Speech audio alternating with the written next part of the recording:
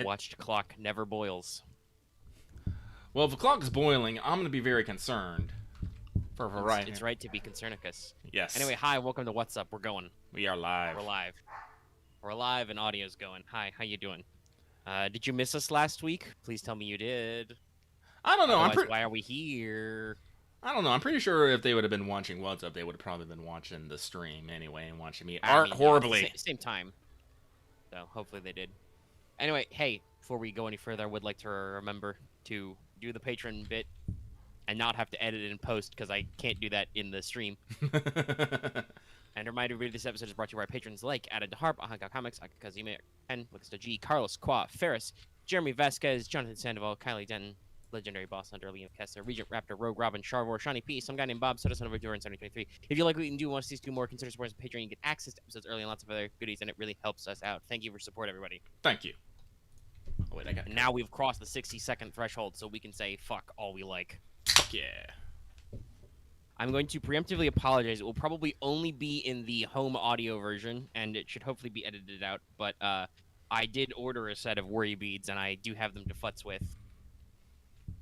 So you may or may not hear me clicking the beads in the background. Well, I kind of heard them Technically, there's a quiet way to do them by like counting them, but it's slow and boring. I much prefer to do the like flipping them around your fingers and clattering them.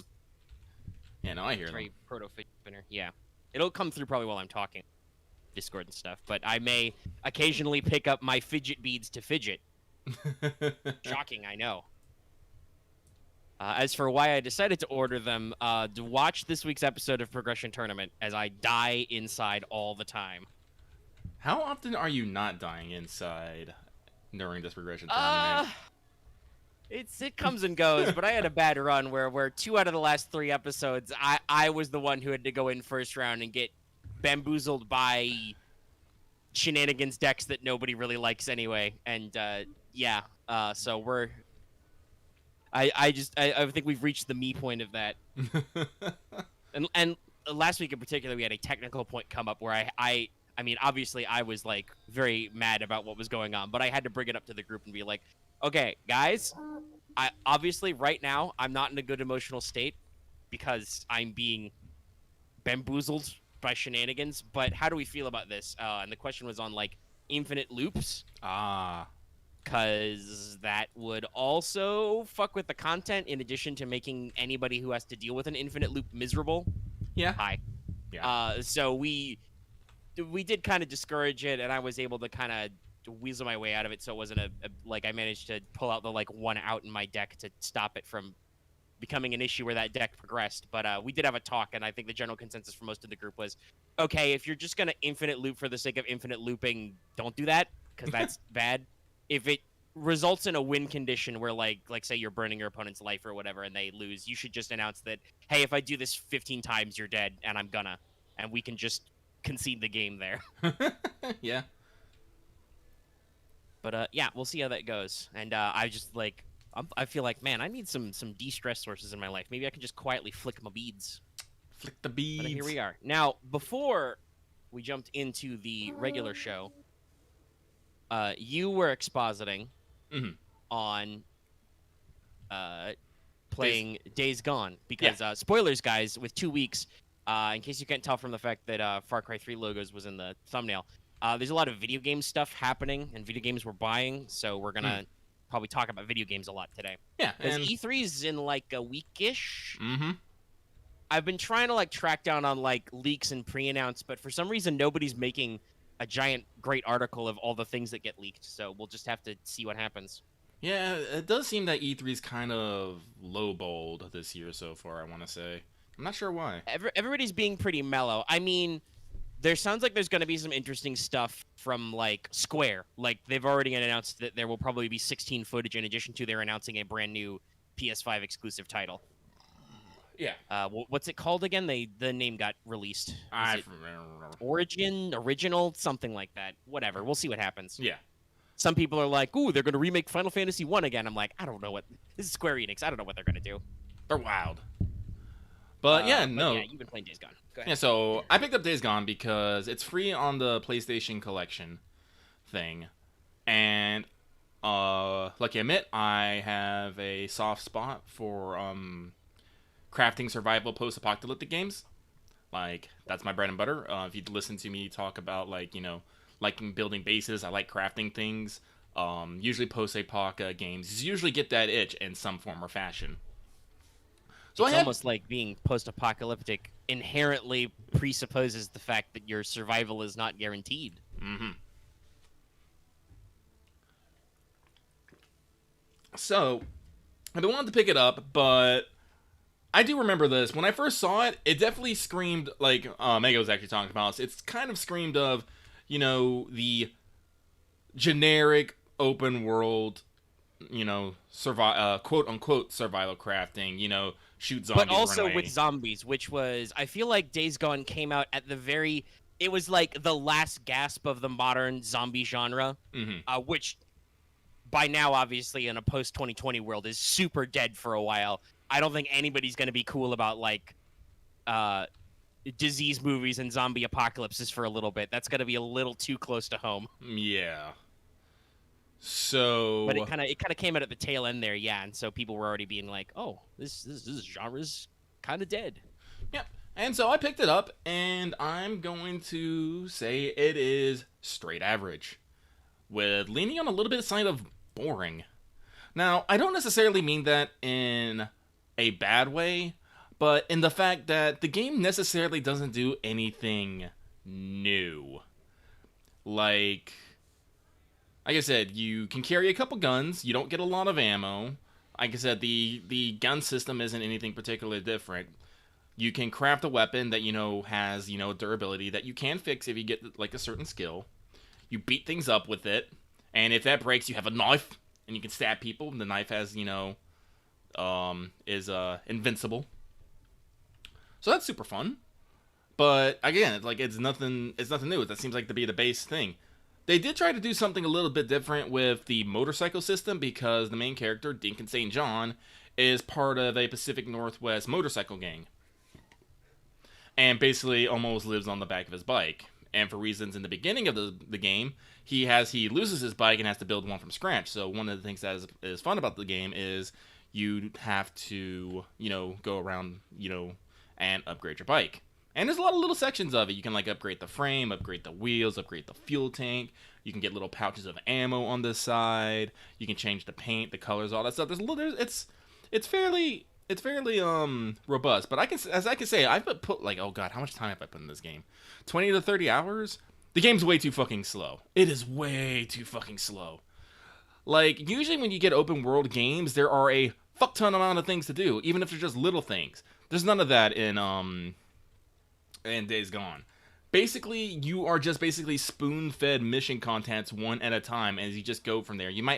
At some points, you might have two open, and then, but they're done, like, pretty quick. There's not much in the way of actual, side activities to do.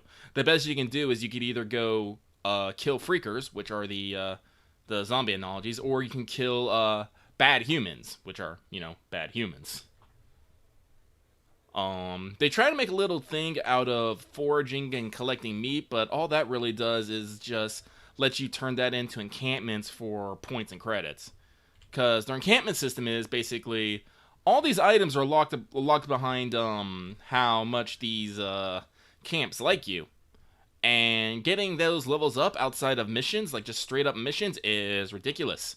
We're talking about I can go, like, collect plants, get less than, like, 50 points, and my next benchmark at level 2, just at level 2, is, like, 12k. I'm just like, this is absolutely useless.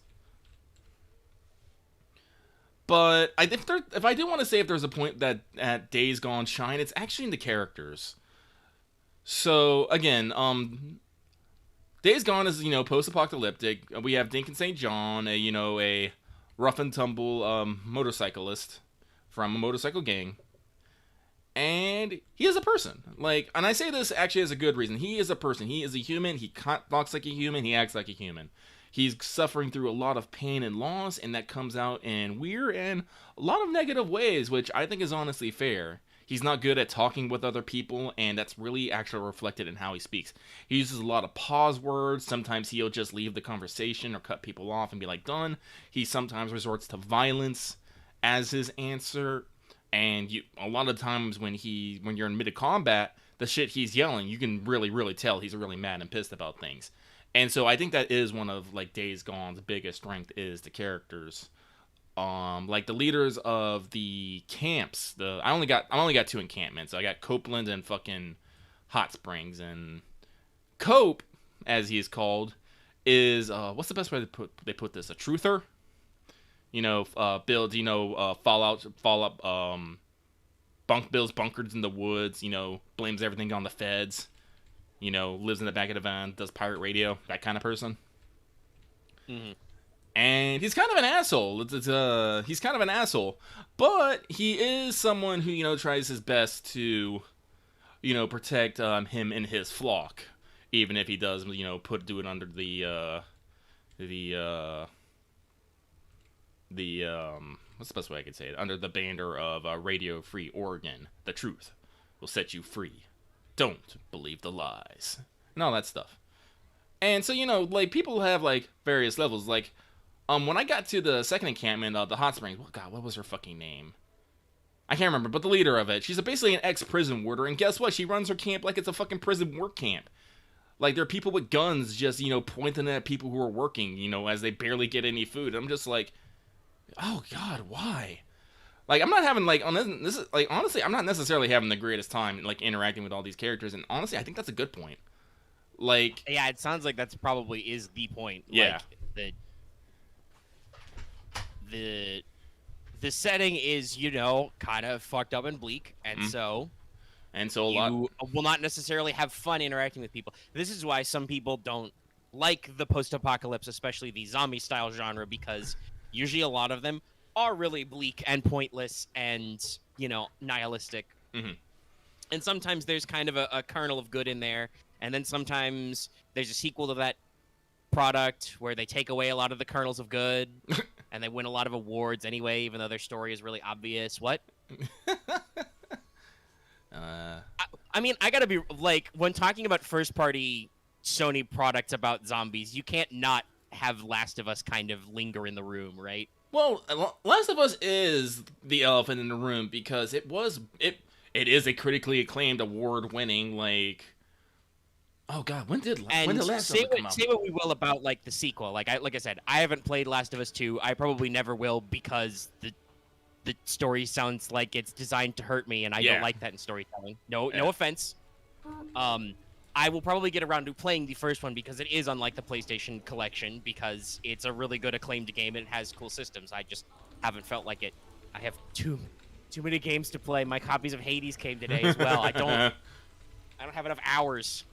I'm halfway through this Lost Belt. I still haven't started Mass Effect Trilogy. The Final Fantasy thing comes out like the 10th as well. I did by the way, shout out, they released an update to make sure you can upload your PS4 data so you can do the PS5 version. I made sure to do that right away. But yeah, like there's too much, there's not enough time for shit. But yeah.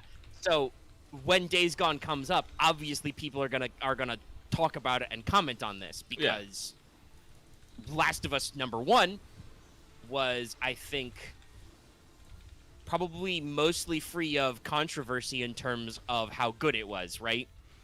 Yeah, no, I don't think, no, like, I think there might have been a little bit of, like, I know there was a little bit of controversy, over the cover, but actually, it was actually, good, because Naughty Dog actually worked for gender equality of putting Ellie on the box art and making sure that they had female, quality assurance testers in there for the game. I remember that was a big deal when Mass Effect 3 came out, because Mass Effect had normally put male Shep on the cover, even though Femme Shep is by far the most popular version of the character. No offense to Mark Vanderloo, male Shep's VA, but love Jen Hale. She's great at her job. Yeah, yep.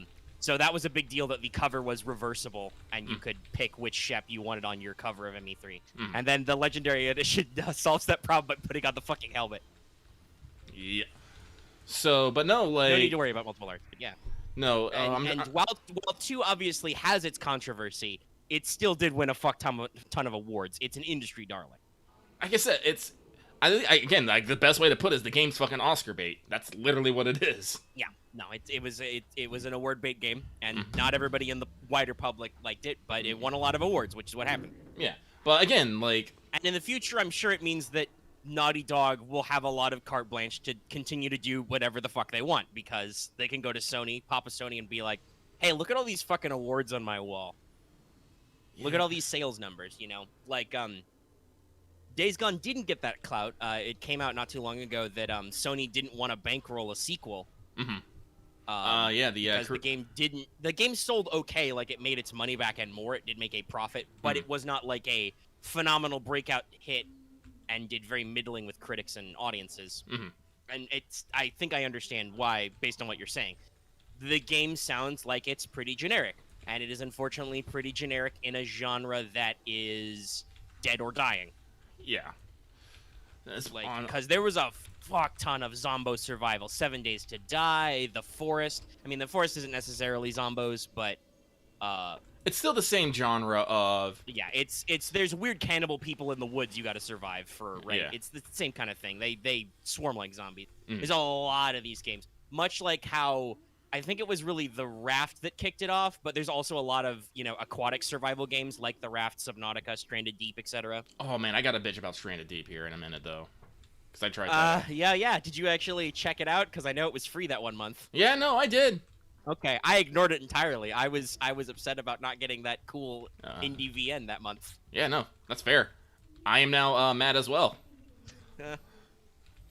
It's a game that on Steam is still in beta. Anyway, so do you have any... We got kind of distracted talking about Days Gone, but you've got your pluses and minuses. Is there anything else you really want to say about it? No, not necessarily. It's like I'm probably gonna slowly make my way through it, but I do need to like start beating some games and knocking them off the list. Because I was actually looking at this, like, aside from Days Gone, I still need to beat Nier Replicant. Once I get done with Nier Replicant, I need to beat Persona Strikers. Once I get done with that, I need to get back to Ryza so I can play Ryza 2. And once I get done with that, I need to go beat Trails of Cold Steel 4 because I still haven't beat that. I'm just like, God damn it, Lucky. And at some point, we both want to pick up Cooking with Emmy, a Family, which is available now digitally. Yeah. They're releasing the DLC and the update to Final Fantasy VII are in there somewhere. It's like shit just keeps happening, guys. It keeps happening. It doesn't stop. I'm like, God damn it. And there's going to be a couple of like stunner announcements in E3, like this game, is going to get a hard and fast date in like August or September. Fuck, isn't Far Cry 3 coming out in September? 6, you mean? Something? 6, yeah, Far Cry. Sorry, I said 3. 6. The new Far Cry is coming soon. Which is not great for my scheduling because Ubisoft did a whole deep dive of the gameplay and the setup and stuff, and it looks pretty sick. I didn't really check out Far Cry 5. I played 4 pretty thoroughly, and I was kind of, I don't know. It's an open world first person shoot 'em game, so I was kind of like, much like how it sounds like you said Days Gone doesn't really go anywhere or do anything new. It's kind of like the gameplay stuff for Far Cry is kind of just the same so far. So I needed to take a break between the two Far Cries. But this new one looks pretty cool. They're doing some different stuff. You have a pet gator. I'm super excited about the gator. It also looks like they're putting an emphasis on crafting new weapons based on actual historical makeshift weapons that guerrillas have made, and other kind of interesting things. I also kind of like the setting. Far Cry seems like the last few games have been kind of made or broken based on their setting, right? 3 had a very, very strong island setup. Now that I got around to playing 3, but I saw bits of it. Yeah, no, Good. I have a bad history with Far Cry's. Usually I start them excited, but then usually by the middle or end, I'm just like, eh. You get a little worn out, yeah. Yeah. Like that happened with 3. That happened with 5. I never played 4. The only one that I've reversed to me. Yeah. I actually got platinum on Primal, but that's because it was so damn weird. It's like I'm a caveman. I have spear. Yeah, honestly, the little short side weird games, I never played Blood Dragon either, but I know a lot of people swear by it. And same with Primal, where it's like, Okay, remember how we released this core numbered Far Cry game? What if we just took that engine and those assets and stuff and did something fucking weird with it? You caveman now. I caveman. What? I unga bungad. Okay, sure. But yeah, 4 had its, Himalayan mountain setting, which was kind of interesting, dealing with like a lot of the verticality and the up and downs. I didn't play 5, but I know 5 was arguably a little bit of a risky move by setting it in the rural U.S. But also, I do kind of feel like it got some criticism for, like, even though they kind of explain it in the story, Oops. kind of like I died. why you stayed isolated in the middle of nowhere, America. Like, I mean, okay, there are parts of America that are truly in the middle of nowhere, but if you have like a cell phone or a sat phone, you can dial a number and call Mr. Scary Government Man. Like, it seemed a little weird, the setup to me, considering it was supposed to be relatively modern. But I believe you've said before playing it played okay for sure. Yeah, it played okay. So 6 seems very, like, obviously it's designed for next gen stuff, so it seems very pretty.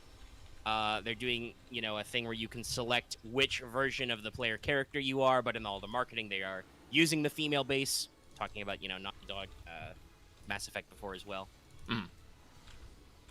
Obviously, they've got Giancarlo Esposito to play their big bad guy, which is a huge deal for Far Cry games. Far Cry is usually sold heavily on how cool the bad guy is. It is very true. Cause it's because you usually meet him for 5 seconds when the game starts, and they've already explained how that'll work with 6. You try to get the fuck out of your middle of nowhere Caribbean island country, and you don't. And bad guy man kills many dudes, but not you. Many people die, but not you, of course. I wonder if it'll have the Far Cry 4 style special ending where you just don't go anywhere and the game ends. Yeah, they did that with 4. They did that with 5. Actually, no, I'm pretty sure they didn't do that with 3. No, I think that was a joke they came up with for 4 because it was... 4 has a very funny setup where, like, technically, yes, the bad guy is, a horrible person or whatever, but you start by going back to the home country just to spread your mother's ashes, and he's like, no, just hold on, I gotta take care of something real quick, I'll be right back.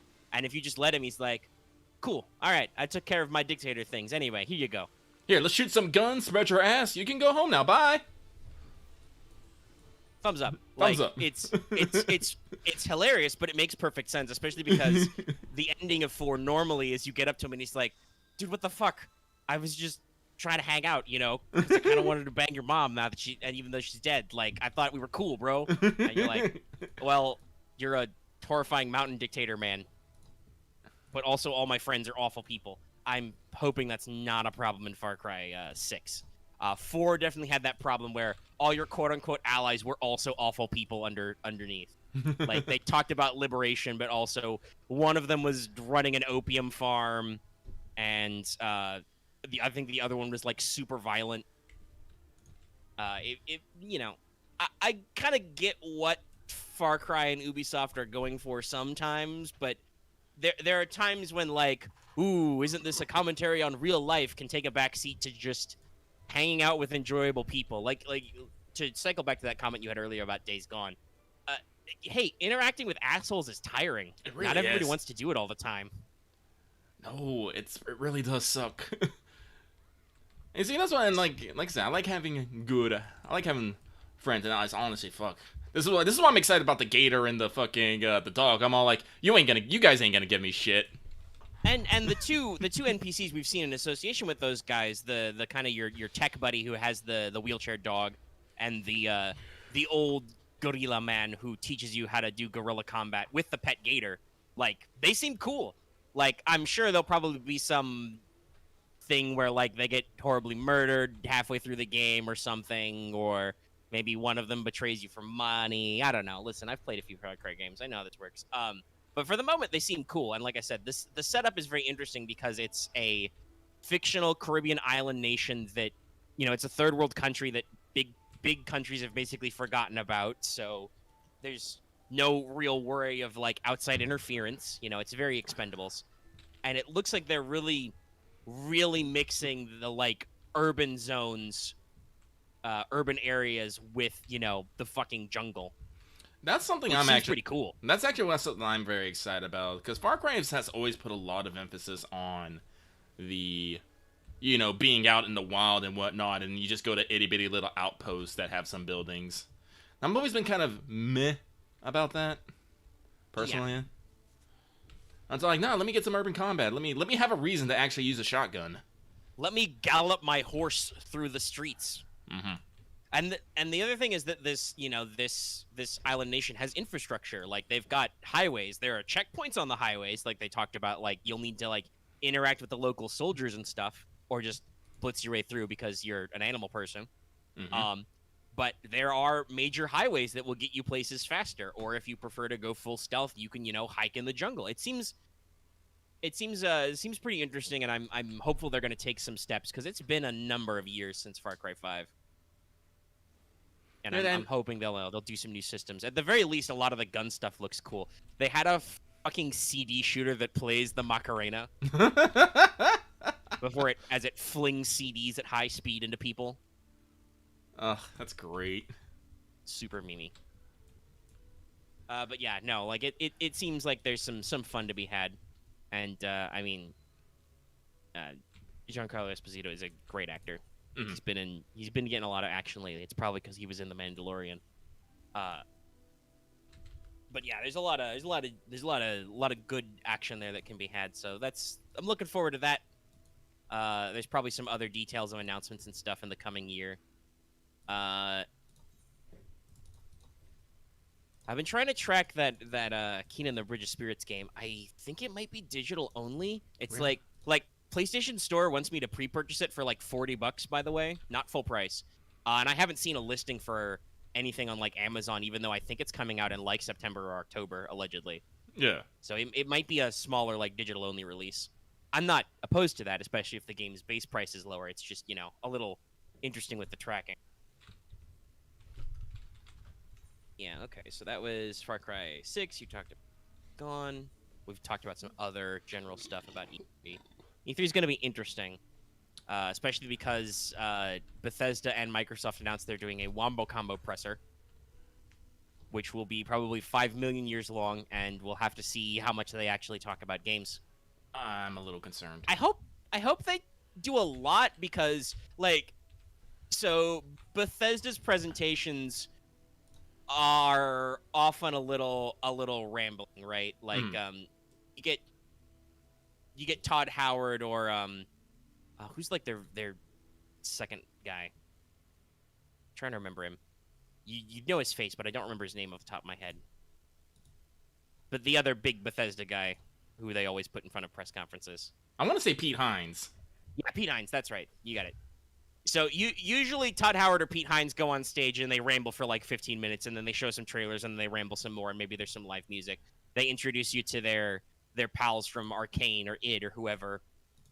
But the last couple of E3s, Xbox has been killing it with just like, gosh, I'm terrible with names right now. I'm forgetting his name too. The Xbox head guy. The internet knows who I'm talking about. You know him. You've seen him in a t-shirt and a blazer. But he usually rolls up on stage and is like, trailer for you. Keanu Reeves showed up for 5 seconds. Trailer.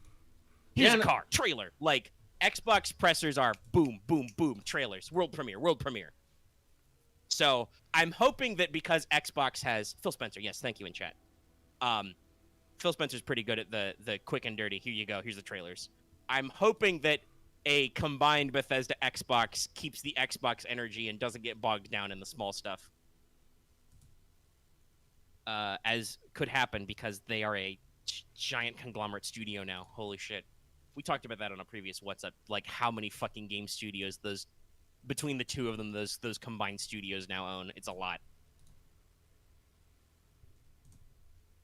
And obviously Square Enix has some announcements. That'll be cool. Some people are holding out hope for like remake number 2 news, but I don't think we're there yet.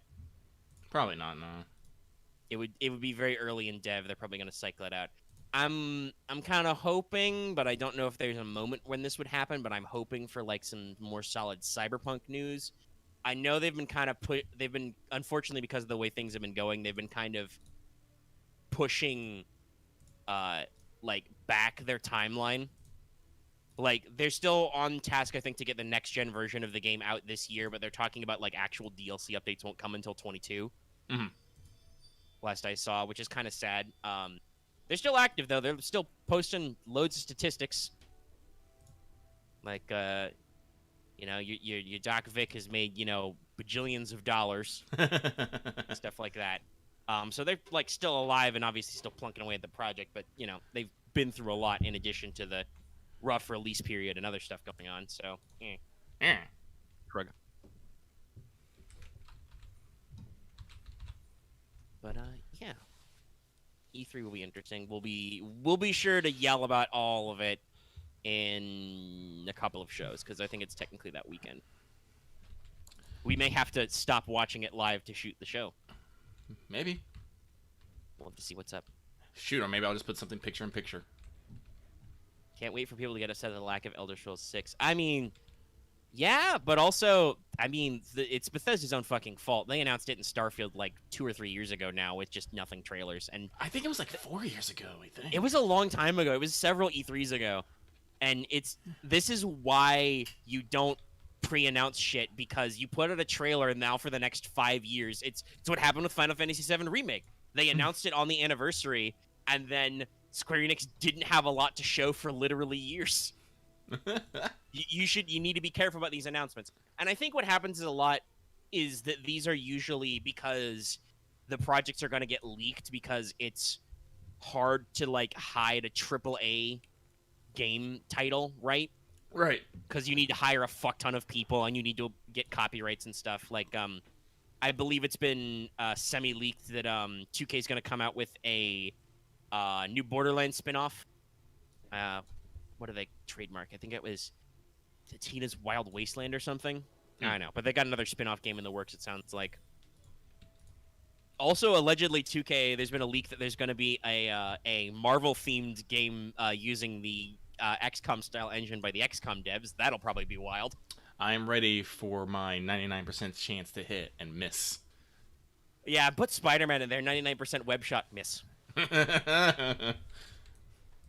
I'm not... Mr. in chat, we are currently, Lucky is currently playing Final Fantasy XIV. Yes. Well, yeah, so Legendary Boss Hunter in the YouTube chat says, it's just as bad to announce the game like a month out. Yes, there is a sweet spot of, I think, a year to 6 months of wiggle room where it's ideal to, like, let people know, hey, in a few months, our game is coming out. Here's our release date. Here's our price point. Here's what you need to know to buy. Announcing it way too far ahead of time is just, like, has people wondering every year, okay, well, where is that fucking game? You announced it. You decided it was cool to announce it this long ago. I'm usually okay if it's like 1 to 2 years in advance, but like the 2-year advance, it has to be a teaser. If it's 1 year in advance, it has to be like actual gameplay. And if it's like 6 months, you got to give me a fucking release date. Yeah, and it's the like the 5 year, the 4 or 5 year cycle where like, hey, we literally just started this project. Here's the title card. I'm like, okay, guys, I could wait for you to have a little more of a concrete idea. And obviously, sometimes that's a sign of a game in distress. Mm-hmm. Anthem, for instance. But there are also a lot of perfectly successful games. I literally just called out the Final Fantasy VII Remake, which is a excellent production, beautiful game all around. Just like great. But boy, howdy, were we asking for literal years. Hey, when is that actually coming out? Now, obviously, some of that was, like, delays because Nomura was super busy also doing Kingdom Hearts 3, another wildly anticipated title. Not that I think they announced Kingdom Hearts 3, like, super far in advance. I think everybody just knew that there had to be a 3 at some point. No, they did. They did actually announce it super far in advance. Because I remember they had, like, gameplay trailers, but then they had the old, it wasn't necessarily changed. No, they did have a few years in advance. Maybe not like a 5 year, but they were definitely slow rolling that. Yeah, they did slow roll. This is what happens when your director's on like 5 projects. Yeah, but that's because at the same time they were doing that, they were working on fucking 15 for the Eternal. I am sure that pre-production on Remake was also ongoing during all those years. Now we know that they're working on 16, obviously, which also involves the director of 14, which is about to have a big expansion drop. Yep. Like, they're busy people. They need to not necessarily find some new talent, but guys, Square, you need to spread your workers out a little bit. You've already got a beautiful money engine in the form of Final Fantasy 14. Yeah, they do. I have seen so many people, by the way, either re-upping or getting back into it. Now, obviously, I see those people in our community, so I don't know how much of it is your fault specifically, Lucky. But I also, like, I think they're doing good. I saw a YouTube thumbnail that was like a graph that, like, WoW is down and Final Fantasy 14 is way up, but I didn't actually watch the video, so I don't know how true that stat was. It was just, oh, hey, I saw a thumbnail for 5 seconds. Might have been a clickbait. Yeah, it could have been a clickbait. That happens a lot. We kind of do that.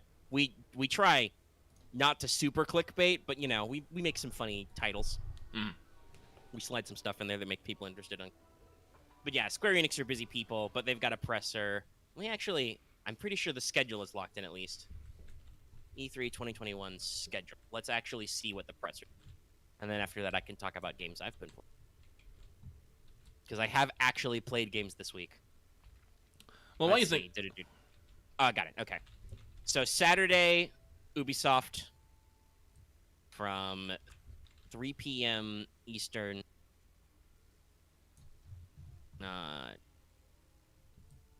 Ooh, no, don't do that, guys. Sorry, they're saying that their main event for Ubisoft will feature the Rainbow Six game, which was previously titled Rainbow Six Quarantine. I'm just like, no, not a great idea. Damn you, Gravity! But at least they'll bring back up Far Cry 6. Oh, do I actually have to jump? Oh, I do. Okay. Gearbox will have a press conference Saturday as well. And then Sunday's the big one. Sunday will be Xbox and Bethesda and Square Enix.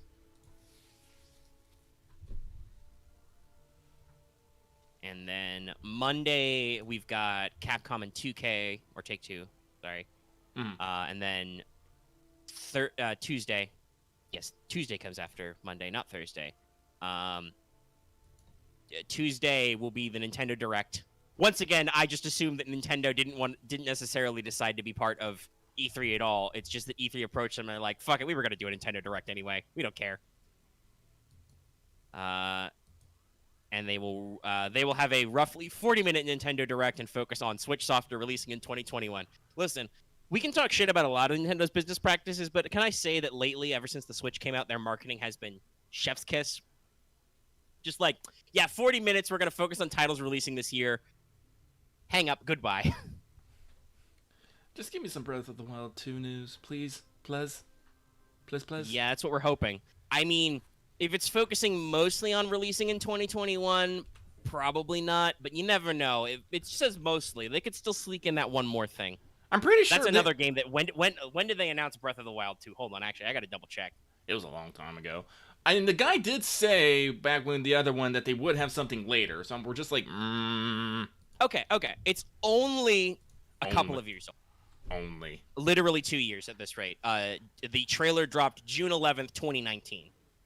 So they had a functioning trailer 2 years ago. So hopefully they have some more concrete. But yes, when the anniversary happened and they announced the Skyward Sword remaster, they did say that they would have more news later this year. And then EA Thursday, not part of E3 at all, but definitely also part of E3 kind of, will have an EA Play on the Thursday following. Nah. Because fuck you, I guess. And then Sony's just like, fuck you, we do what we want. You know, they've had perfectly serviceable directs, you know. Mm-hmm. They recently had one about speaking of games I need to finish, they recently had a direct all about the Horizon sequel. I still have to finish that original game. Yeah, sometime. Mm-hmm. It looks fun. I mean, I enjoyed the first one. I'll probably enjoy the second one. Yeah, the first one was pretty good. I think I just did the thing that usually happens with open worlds, was I got distracted by something else, and it's just like, I'll come back to it later. The problem with open world games is that they're uniquely, I guess I could say, bad about like making you feel like it's urgent to complete stuff, you know? Mm-hmm. Because the whole point is that it's not urgent. You can fuck around and do whatever and climb cliffs and, you know, lasso robot dinosaurs and stuff. You don't have to do any of the normal shit, but that can kill your enjoyment if you get out of it for a little bit. But I will definitely go back and finish it, but I have so many games to work on, so many games. Luckily, Hades will be being a roguelike is pretty easy to just pick up and go and play for a couple hours at night. That's my plan, is to just do runs late at night as I try to sleep. Lately, I've been trying to get into binaural audio, Lucky. I don't think it does anything for me, though. Binaural? What is that? So this is allegedly, and there are actually, I did catch a couple of very small studies, and I did discuss with Dallas, the man who hypothetically knows how brains work, but basically they use 2 overlapping frequencies in different earbuds to like try and like match the frequency of your brainwaves or whatever. I don't know about all that, but there is a certain like rhythmic sound thing that may or may not be relaxing to some people, but also it could just be a placebo. So like I've heard that like somewhere in the 430 hertz range is like good for relaxing. Also, you're fighting a very ugly tree boy. Yeah, no, I'm gonna poop its snoot. So like I've experimented with that because my sleep schedule's been really fucked lately, and I'm not sure what to do about that. Besides load up on more melatonin, but also that doesn't really seem to be having as much punch as it used to. So I don't fucking know. You might need to up your dose. That's the thing. Remember, the thing about medication is the more you take it, usually the more your body builds a tolerance to it. True. I might have to go to I think I have 5 milligrams. I could go to 2 for 10. Yeah. I've tried that a couple of times, though. That's usually a very fast trip to Zombie Town. But if I'm trying not to go to sleep at 7 a.m., which I have done once this week, it's, you know, better than nothing. Mostly I find that, like, listening, though, to, like rain sounds, like, help a little bit. But mostly I find that most, like, relaxing go-to-sleep music doesn't actually relax me because it's so fucking bland that my brain... The parts of my brain that are not interested in being sleepy yet don't do anything. I much prefer to like listen to audiobooks and stuff before bed. But hopefully the strain of escaping the underworld will make me tired. Anyway, Hades is on my list. I may or may not stream it at some point. First of all, I got the Switch version. Lucky, you streamed from Switch before. Did you just plug the HDMI into the capture card and it worked as normal, or did you have to fiddle with anything? Okay, you just plugged it in? Just plug it in, yeah. All right. I could probably do that at some point. We'll see. I'm probably not going to do that right away. I don't want the internet to see my first fresh babyface take on a roguelike. Sorry. Even if it's one as a softball as Hades. It's just not good for my self-esteem. No, man, like, trust me, it's still gonna kill your self-esteem. I remember when, was it Loth or Axe? I can't remember, but said, yeah, no, I totally beat my first fucking run ever. I'm like, how? It's like I just had a really good run. I'm just like, how? I mean, it happens. That is the RNG nature, right? Yeah. And the game has like fun tools and like little Easter eggs for if you actually do that. I suspect I will not be that good, but also it seems fun. It's got a variety of thinguses you can use, and it does have, you know, a mercy mode if you're fucking awful at it, which I don't know if I will be, but we'll see. I always like the option, like when I experimented with the various like advanced controls and control, to be like, okay, this game's kicking my ass. Can we relax it a little bit? Can we relax for a second so I can get that sweet, juicy story? Listen to the sick tunes. But yeah, my primary gaming slaughterhouse, whatever you want to call it, is still Ultimate Ninja Storm. I have completed the original Ninja Storm trilogy. So 1, 2, and 3 are all done. I actually think I yelled about this during an AP because that was that same night. But I did get all the way to like the secret boss of 3, and then I was like, "Fuck you! I know what happens. I'm done here." Because man, Sage Mode Kabuto is an asshole. And also, so to kind of give my review thoughts on 3, I was absolutely correct when I said a couple of weeks ago that when people are saying that, "Oh, this is the best way to see Naruto," they're thinking about 3 and 4, because. Remember how when I talked about in Storm 1, or, well, also Storm 1, but especially Storm 2, right, where I was like, there is no exposition. There is just fight more dudes. So, 3 solves that problem. There is exposition. Boy, howdy is there exposition. I don't know quite why there was so much exposition. I don't really think the game needed an in-engine version of the entire night Naruto was born without fights or anything to break it up. Just the exact shots that were in the anime, but weren't even stills. They were in-engine. But I got it for like 20 minutes with no breaks and no autosaves. So yeah, so in 3 they discovered autosaving, and they did discover fast travel for when you eventually do the open world bits. But they weren't really good about autosaving. They would opt for save prompts or offer you autosaves very infrequently, and sometimes cutscenes are very long. It's like watching the anime. So while you do get a lot more grasp on like the subtleties of the characters and the story, especially considering that I think they did a smart thing. Like certain characters, like Naruto's mom, you can't get any of her stuff out as a fight because that's not how it happens. Not to say that she can't be a fighter, but that's not what her story bits that are important are. She mostly exposits and gets kidnapped that one time, and actually those 2 times, but it's a thing that doesn't work in the arena fighting genre. So it's good that they bake back in the exposition. They add the cutscenes. They have bigger and badder QTEs and stuff. But man, there were times when I was just like, fuck, I only got like an hour. Can I play Naruto right now? I don't think so, because I'm going to have to go through like 2 phases of a boss fight without saving, and then watch a 10-minute cutscene. So it was a little more time-consuming, but I appreciate what they were going for. My other complaint, though, is the inventory system got really micromanagey, and it was just a huge pain in the butt. Yeah, so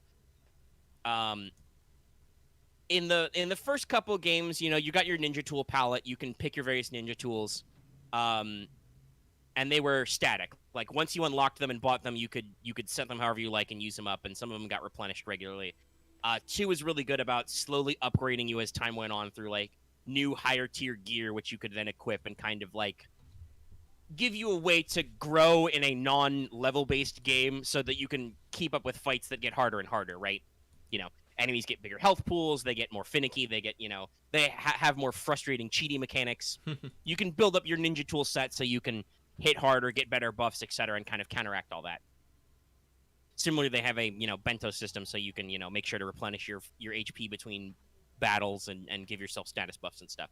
That worked out okay. In 3, you do still keep that, and there are still upgrades, but also you have to buy everything.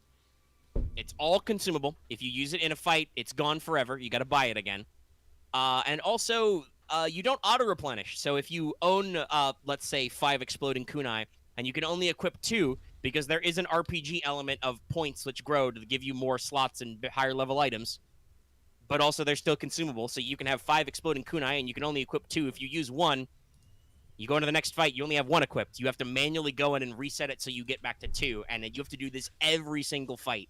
Now, luckily, they let you configure your inventory before every fight, but it was just such a tedious pain in the butt to do literally every fight if I wanted to use the tools. And you want to use the tools because the game does have a difficulty curve, right? Right. It gets harder as it goes on. Like, yes, by the time you get to the end game, you're playing, like, automatically as super mode Naruto and stuff, and you're pretty cool. But you still have to deal with, like, enemies getting bigger and bigger health bars, getting, more and more cheaty, until, like I said, ultimately you arrive at the secret boss fight, Sage Mode Kabuto, where the guy's got like 7 HP bars between 2 phases. He is a QTE boss, so he doesn't have like a normal chakra bar or like substitution bar, right? So he can do techniques and do substitutions, the auto dodge as much as he fucking feels like.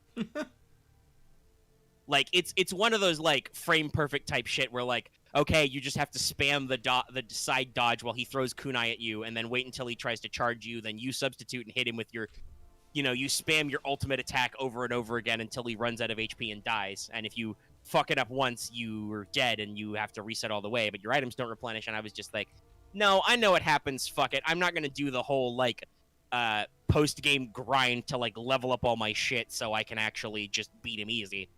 It was a real pain in the butt. But there were a lot of, like, improvements. I don't want to sell the game too harshly. I just think that they made some overcorrections with some systems. But they also brought back a lot of systems, like they added back in basically mob battles. So like instead of having to fight named characters, you can fight generic mooks, which also suits Naruto a lot because there are times when you do in fact do that. And it was overall pretty positive. And now I'm decently into 4, and man, 4 is just, it is a perfection of their craft, right? Right. Which, God, you hope you've gotten 4 games deep in a series. You're good at what you do. But like, I hope so. it starts with a super huge epic fight. You know, the first Hokage versus Uchiha Madara with the assistance of Ninetales, like big boy blowing up mountains shit. Really like high tier caliber start, but also decently softball that you can get used to all the systems. While they do have an unfortunate problem where a lot of their exposition is delivered in the form of stills from the anime with shaky cam added over them, it means that the exposition can kind of speed through the dialogue a little faster, and there's a much more robust like autosave. There's no world map in the default story mode. And they have this lovely little feature, Lucky, where every node in the story says estimated time to complete on it. So, like, it'll let you know, hey, this is one fight. This will take you, like, 5 to 10 minutes. Or, hey, this is going to be, like, 3 cutscenes and 3 fights. This might take you, like, 30 or 40 minutes. And I'm like, thank God. That is powerful. Like, that's a really handy feature after I expect it was related to the complaints people may have had about how you could be sitting down for some very long cutscenes and multiple boss fights in the last game. So, like, it seems pretty cool. Obviously, I knew that because, like I said, we've both watched Team 4-Star play it. No, I'm not playing Ultimate Storm 4 in neutral Spanish. As funny as that is, I also actually want to, follow along the dialogue. So there's some various interesting things. But yeah, hopefully we'll get all through there. And I've got all the DLC too, so we can go through all the stuff. But it'll be nice to finally wrap that up, and then hopefully, for the love of God, finally start Mass Effect. Oh my God, I've had this game for like a month and I haven't put it in. Ugh. I'll get there soon. I'm still debating streaming. Like, some people have come forward to talk about some stuff. I think honestly most people are futzed about maybe ME2, so we'll see where I go when I just have the time. But speaking of streaming, though, this Monday I streamed a new game because it was on sale and I bought it and I really like it. It's called Death and Taxes. So I said this after playing this. Lucky, you gotta check this game out. Oh, I do. Yeah. So it's a pretty simple, indie style game. You're a brand new Grim Reaper, and every day you are given profiles and you are told by your boss, Fate, you need to kill so many humans today. Okay. Do kill humans with this background or don't kill humans with this background, and you've got your little pen marker and you decide who lives and dies. Okay. And you can be very judgy about it. You can be like there are times when I'm like, yes, this man is a horrible con artist and a crooked politician. Well, there's no rules today, so you're dead. You're dead. And obviously there's like an ongoing world state, like you have your phone and a app called Caw, which like lets you know about ongoing story threads throughout the game. It's got a great atmosphere of like music and stuff. But also, I think you would enjoy it because on the weekends there is a bar you can go to with a dark elf bartender person. Yes. The game is very interesting. Everybody is referred to as gender neutral because you were all dead or spirits or stuff. Okay. So they use like they completely universally. I'm like, whatever. It's a choice. Listen. But cute is cute, sexy is sexy. Yes. But the first time you meet the bartender, they ask you a quiz and they assign you a cocktail based on your responses. Like, mine was called like Apocalypse Punch, and it's supposed to taste like 1,000 exploding suns destroying the solar system or something. And I'm like, this is wild. This sounds great. Yeah. So either I should get you to like sit in on a stream, though I don't know because it's on my PC how well that would work with like delay and stuff. Or like you should check it out yourself. It was on sale not too long ago. But it has like New Game Plus and multiple storylines and stuff. So I did a complete run last week. So I think at the very least this week I will do another run with New Game Plus stuff and kind of see it through. Because there are cosmetics and stuff you can unlock. Like you start with a couple of different things. Like my first look was Skull, but Gold Skull with Moneyball eyes, and then Flaming Red Suit business suit. But you can acquire other stuff, like you can be just a dude with a cigarette. You can be somebody feminine with glasses. You can be a Egyptian Anubis head. You can have an eagle head. You can have a plague mask. You can have a pumpkin head, a jack-o'-lantern style head. I also unlocked a Cthulhu face, Mm-hmm. so you can get a tentacly face. Like, there's a lot of weird little niche shit in there, and it's pretty cool. And there's actually some decent plot in there to like seeing how things unravel. In addition to actually, like I said, the kind of funny system of like getting these weird profiles of people and being like, yes, today, I'll kill you, or like, ooh, I don't really want to kill you, but the rules say I'm supposed to have all artist humans today must die. And then sometimes it's like, don't kill any humans who are artists. Interesting. Okay, thanks, boss. Yeah, there's these like, usually you get X number of humans must die. And then one day in like week 2 or 3, you accidentally, there's a mix-up and the plant department is overtaxed, so you get assigned plants to kill instead. It's hilarious. But like it'll be like your first day is like, I think they give you like 2 profiles, and your boss is like, it's your first day, good job. 1 human must die today, and you have to pick between the 2, and then it goes from there. So it's usually like 2 or 3 profiles must be marked for death. And you can cheat the rules a little.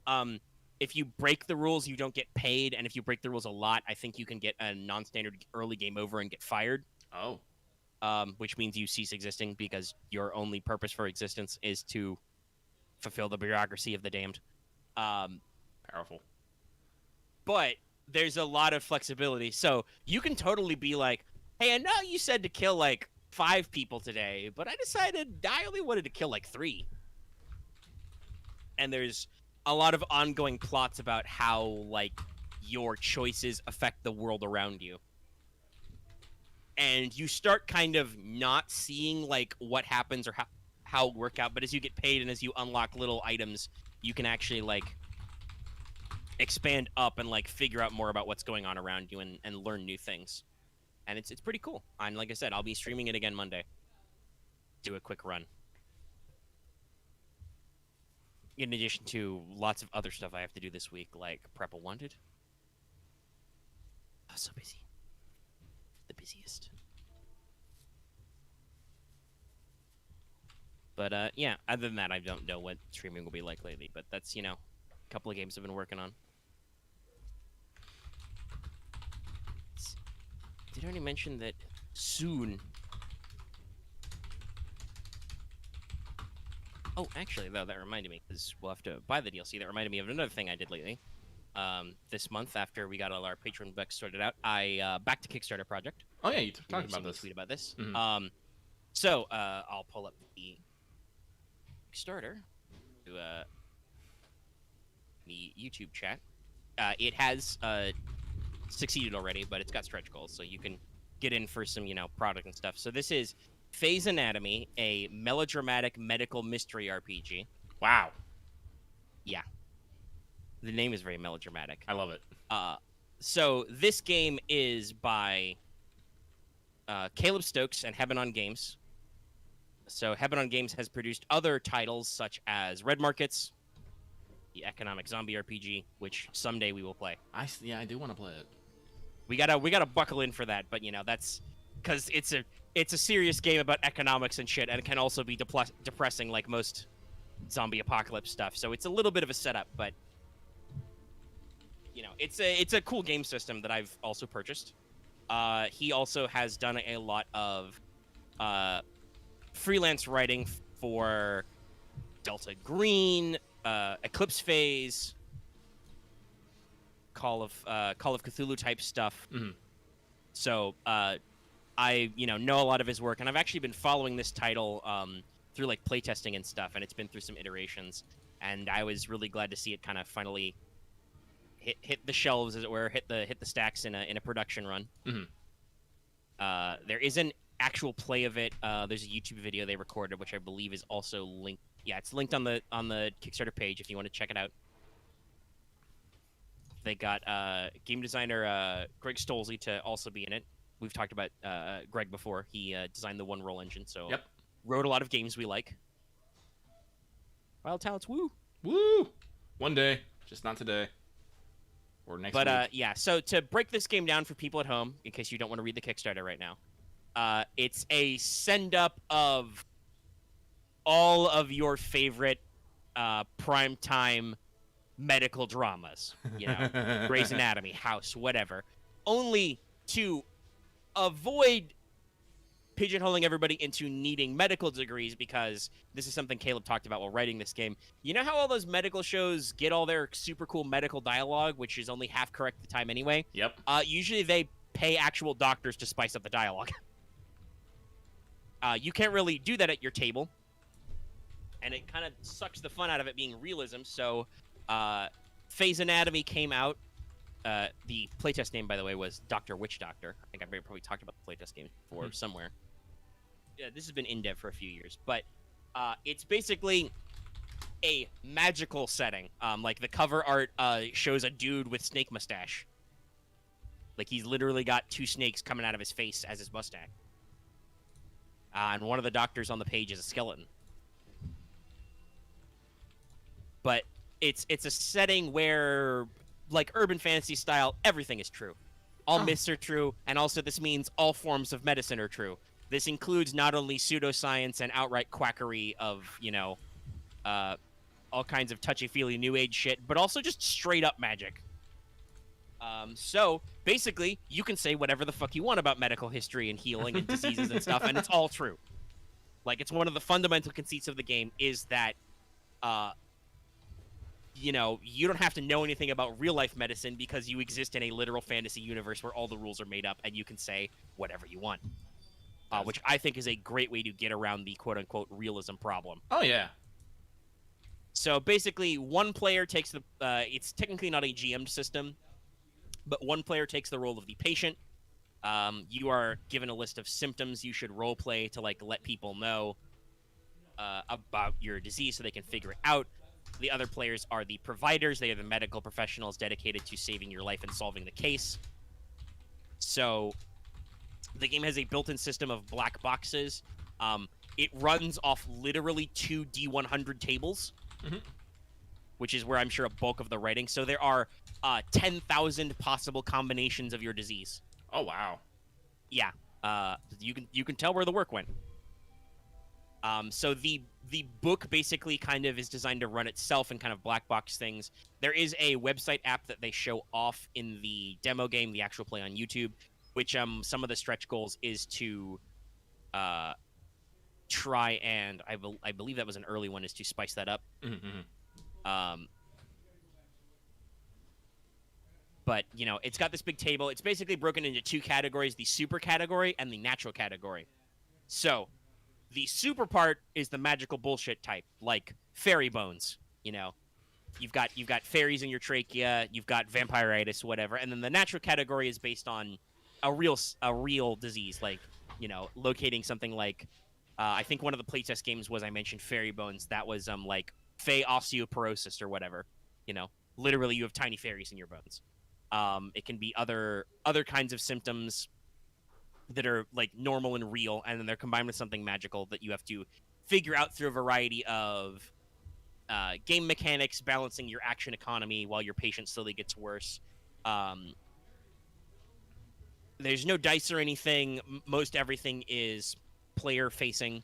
So like, in order to like diagnose a symptom or whatever, you spend your what's called I think it's proficiency. Like you have a little token or whatever. You be like, okay, I'm spending my one for the day. I will do a test to determine get some shit solved. All right, that's gone forever. How do you get those back? You do medical drama scenes, which there's also random generation. So shit like romance on the wards, or you have a run-in with administration, or you find, you know, one of your fellow doctors getting high off gamma radiation. That's a playtest joke, by the way. That was in one of the playtests. Somebody was like addicted to gamma rays out of microwaves or some shit. It's one of those games. Like, it's Caleb deliberately wrote the tone to not be super like stressful and literal and avoid people freaking out. Like, yes, your patient will hypothetically die if you let their track get too low, but you can also like bring them back to life through other ways. So it's like, yes, there is a risk, and you've got to like work through everything else. But it's meant to be lighthearted, and it seems like a fun, short party game. Like both of the playtests I've listened to have ended in like an hour and a half. Okay. Seems pretty cool. And like I said, I know I know and trust that Habanon Games and Caleb Stokes will deliver the product, especially because it's been funded like 150% by now. So it's definitely happening. But I backed at a decent level to get a physical copy of the book because and obviously that includes a PDF, Mm. So you get it's $10 pledge to get the PDF bundled in, and then at higher levels you can get access to other stuff. So I went for the whole thing to get the physical copy, because if you get some of those stretch goals, it sounds like it's going to be a really interesting book, because they're going to add actual like they've already hit these stretch goals to talk about real like endnotes and discuss the actual medical research that went into it. Mm-hmm. And then it's already hit these super footnotes, so including a lot of fake footnotes for all the magic bullshit that's going in. And if it hits 16K, they've got an actual medical illustrator on tap ready if they get the stretch goals to do illustrations and like actual like sketch out some of this weird magical shit. And I'm like, this sounds rad. This sounds like a rad title. Plus, you can use the physical book as a prop. It's described as the what do they call it? It's the DSMMM, which is the Diagnostic and Supernatural Manual of Magical Medicine, volume 666, the DSMMM. So the actual rulebook is like a prop. It is literally what you would flick through to like look for stuff. And obviously, if we were to play it, because we're all digital, I would obviously provide all the players with PDFs. We would probably use the web app function, because they've made a website for it. No one would be able to see it, but I would totally get myself a doctor's coat and stethoscope. But also, it sounds like it's going to be a really fucking rad rulebook that I want to like throw on a shelf. So yeah, Yeah. I backed at the full $30 plus some printing and shipping charges later to get the actual product. Mm. And if you are interested in this, I encourage you to get in now, because you will get discounts on this kind of stuff. Like I think the retail price for a print run should be about a physical print copy should be about $40. Yeah, that sounds about right. The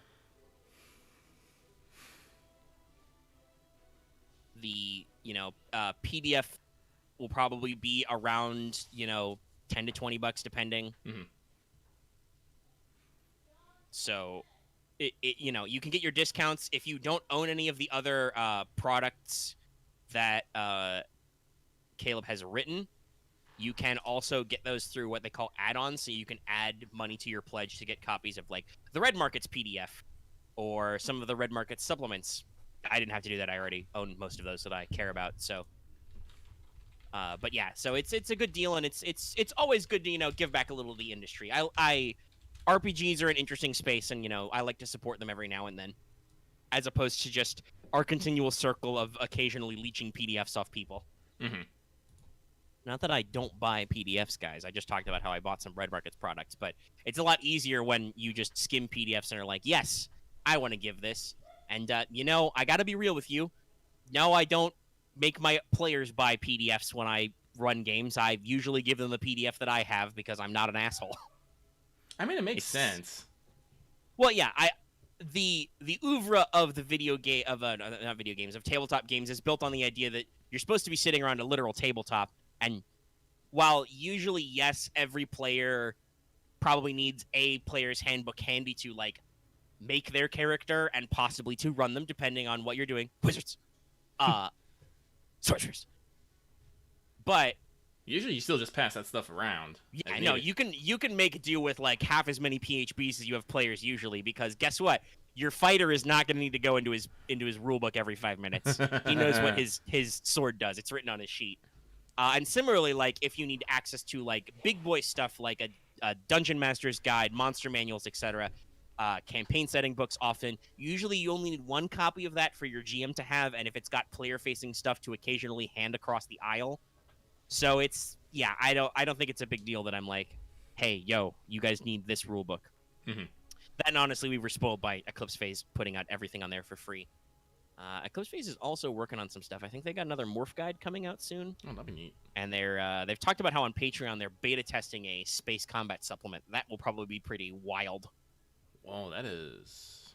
Yeah, no. That's something I know they've been working on for literal years. Like, people voted on possible supplements, and this... Because the rules for space combat in both the first edition and second edition core rulebooks are like, don't. Yeah. And if you do have to, just multiply normal dice. And do stuff. Like, it's not very illustrative. They're mostly like, semi-realistic space combat is very bullshit, so just don't do it. Make it a plot thing.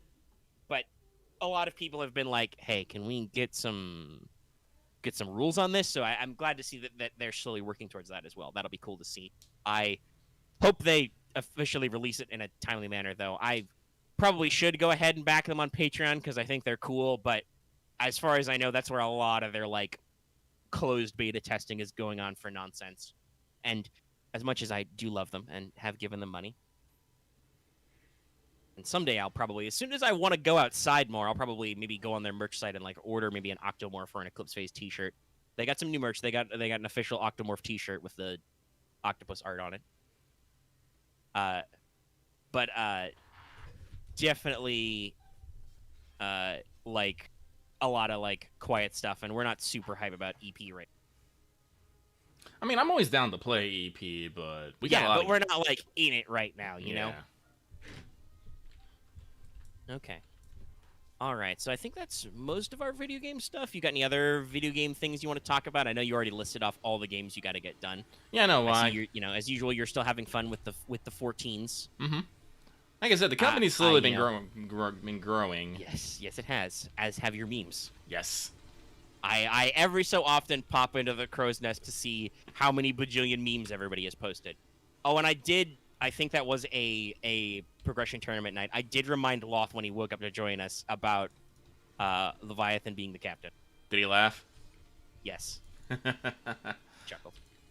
So... the only one I only have left, and I kind of have a video game adjacent topic, but I did want to talk about Stranded Deep a little bit. Ah, yes, that's right. And I'm gonna to do this in a non-linear fashion. I hate this game. To skip to the end. Fuck this shit. Like, on Steam, it has mixed reviews, and I can understand why. Now, like as I said, I love crafting survival games. I genuinely love them. This love of mine bleeds into a lot of my own game design. It bleeds into how I play my tabletop characters, and it usually heavily influences the games I buy. Stranded Deep being free, it came out, Jesus, when did it come out? Like 2015? It's been out a fucking long time. Hang on, let me see here. Let me double check this. Yeah, no, it came out, like, its initial release date was January 23rd, 2015. It's been out for It is still in pre-release. So what are they called? Early access. That's right. And it is so unpolished. Oh my god. Okay.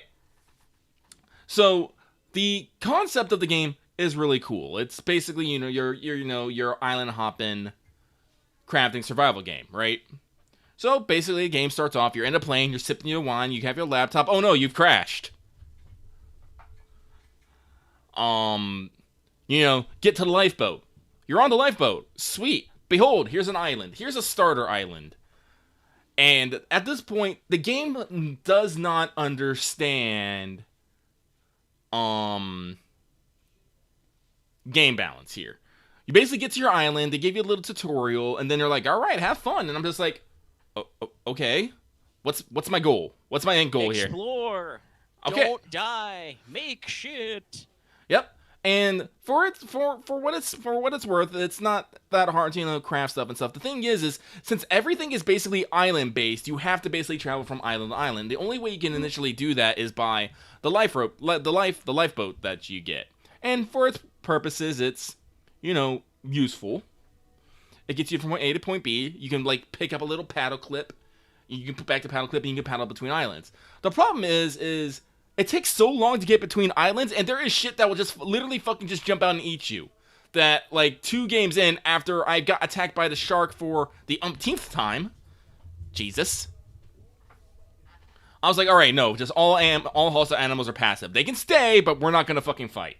We're just not gonna fucking fight. There's way too many things that are just willing to either poison/kill you in this game at the outset, and that you can do nothing about. Like, because here's the thing. On the Snyder Island, you get resources to get started, but you aren't given enough to actually, get what's the word I wanna put it, to get comfortable. You have to start exploring other islands, and the way that the game works is there's not a specific map. It's all random seed generation. So you can yes, the joys of procedural generation. So while you'll have a set number of resources on your first island, it's not enough to, start crafting a house or, doing stuff. You might not have enough stuff to make a water still, which is super fucking important because the game does have a health and hydration system. Which, but they don't give you any necessarily good ways in the game to, get it. You have to either do 2 things. You either have to randomly find a cloth on an island, which might not appear on your island. You might have to go randomly look on another island, which it may or may not be there within, a set amount of days to do it. Or you have to go through this completely convoluted, crafting tree that lets you make a loom so you can make it. This is just for, so you can just do basic survival. And it's like, oh my god, why am I going through so much effort to make this fucking water still? And like I said, resources, they don't, some resources replenish, not all of them. So that means basically as you're going through things, and what you need a lot of to do it, you are just slowly deforesting your island. I'm just all like, okay, this means now I have to go to other islands and bring stuff back.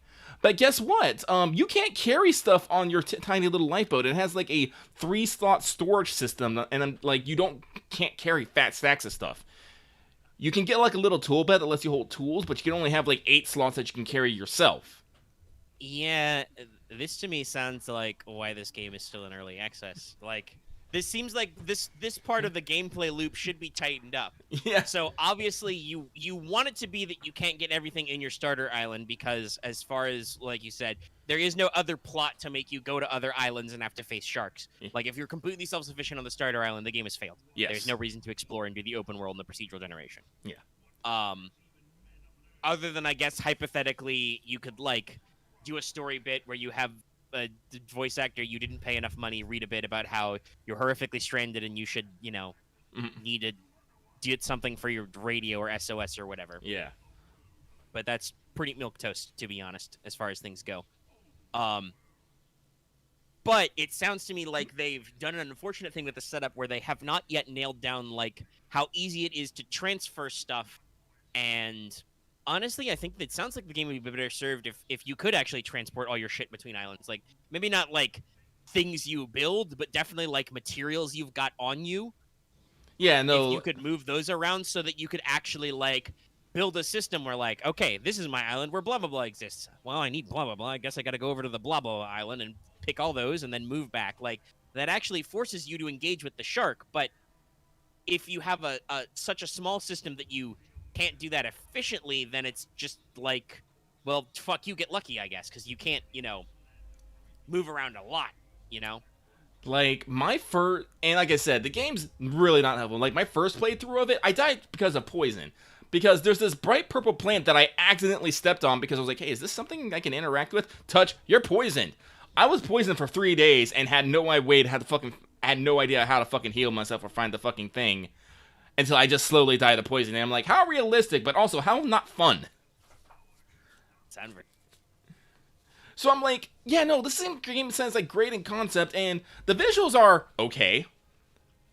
That's the best way I can say it. They're okay. But like it's like they don't like. I feel like this game doesn't understand like. If you want to have a crafting survival game that makes you want to build buildings and build rafts. By the way, building rafts is bullshit. I don't know, like I honestly don't understand why this game wants me to build rafts. Because the Raft, Lucky, a wildly successful game that builds rafts. I'm just gonna go play the fucking raft then. Probably. It's probably what people do. That's a game that I believe is more complete and that more people have played. I gotta be real, guys. I don't see a lot of Stranded Deep Let's Plays from big outlets. I have seen some raft gameplay from several big channels I know of. Like the because like here's the thing, you get a lifeboat and then you have this thing that's like, oh yeah, you can build a raft. It's like, oh cool, I want to build a raft. The raft you build is smaller than the lifeboat, and I'm just like, and there's no way to put storage or attach like a paddle clip or stuff, and the things to make the quote unquote upgrades are so ridiculous. I'm just like, it sounds to me like originally you didn't have the fucking lifeboat, or it's supposed to get eaten by a shark, and then the way the game is currently in its still in early access phase, that doesn't work, so they have to give you like the default life raft as like a system to like not do that basically. Honestly, I don't want to talk shit because I'm sure that they're probably like, I know this is an indie game. They're probably a small studio, God knows there might only be like one guy working on this. But in like 5 years of project, the Stardew Valley guy had a complete game, and he was a complete one-man team, And that game has been ported to everything because everyone loves it. It's massively popular. It's really goo. I'll get it on some platform someday. I just need to figure out what platform is best. Actually, I did. All the platforms. I think I did a 2-year playthrough on this channel. Yes, so. You have a full run, I believe, on our channel. People should go check it out. That's still up. Yeah. But he also played some Shovel Knight on our channel, but that wasn't as popular because that was an old school Nintendo hard game. That was also made by like 4 dudes, by the way, who all quit their jobs to make Shovel Knight. So I don't want to talk too much shade, but it seems like the game developers, that's parentheses S, don't necessarily know what they're doing or how, and are just kind of like they clearly had a thought, right? Like, oh, we can apply this, open world survival shit to the ocean.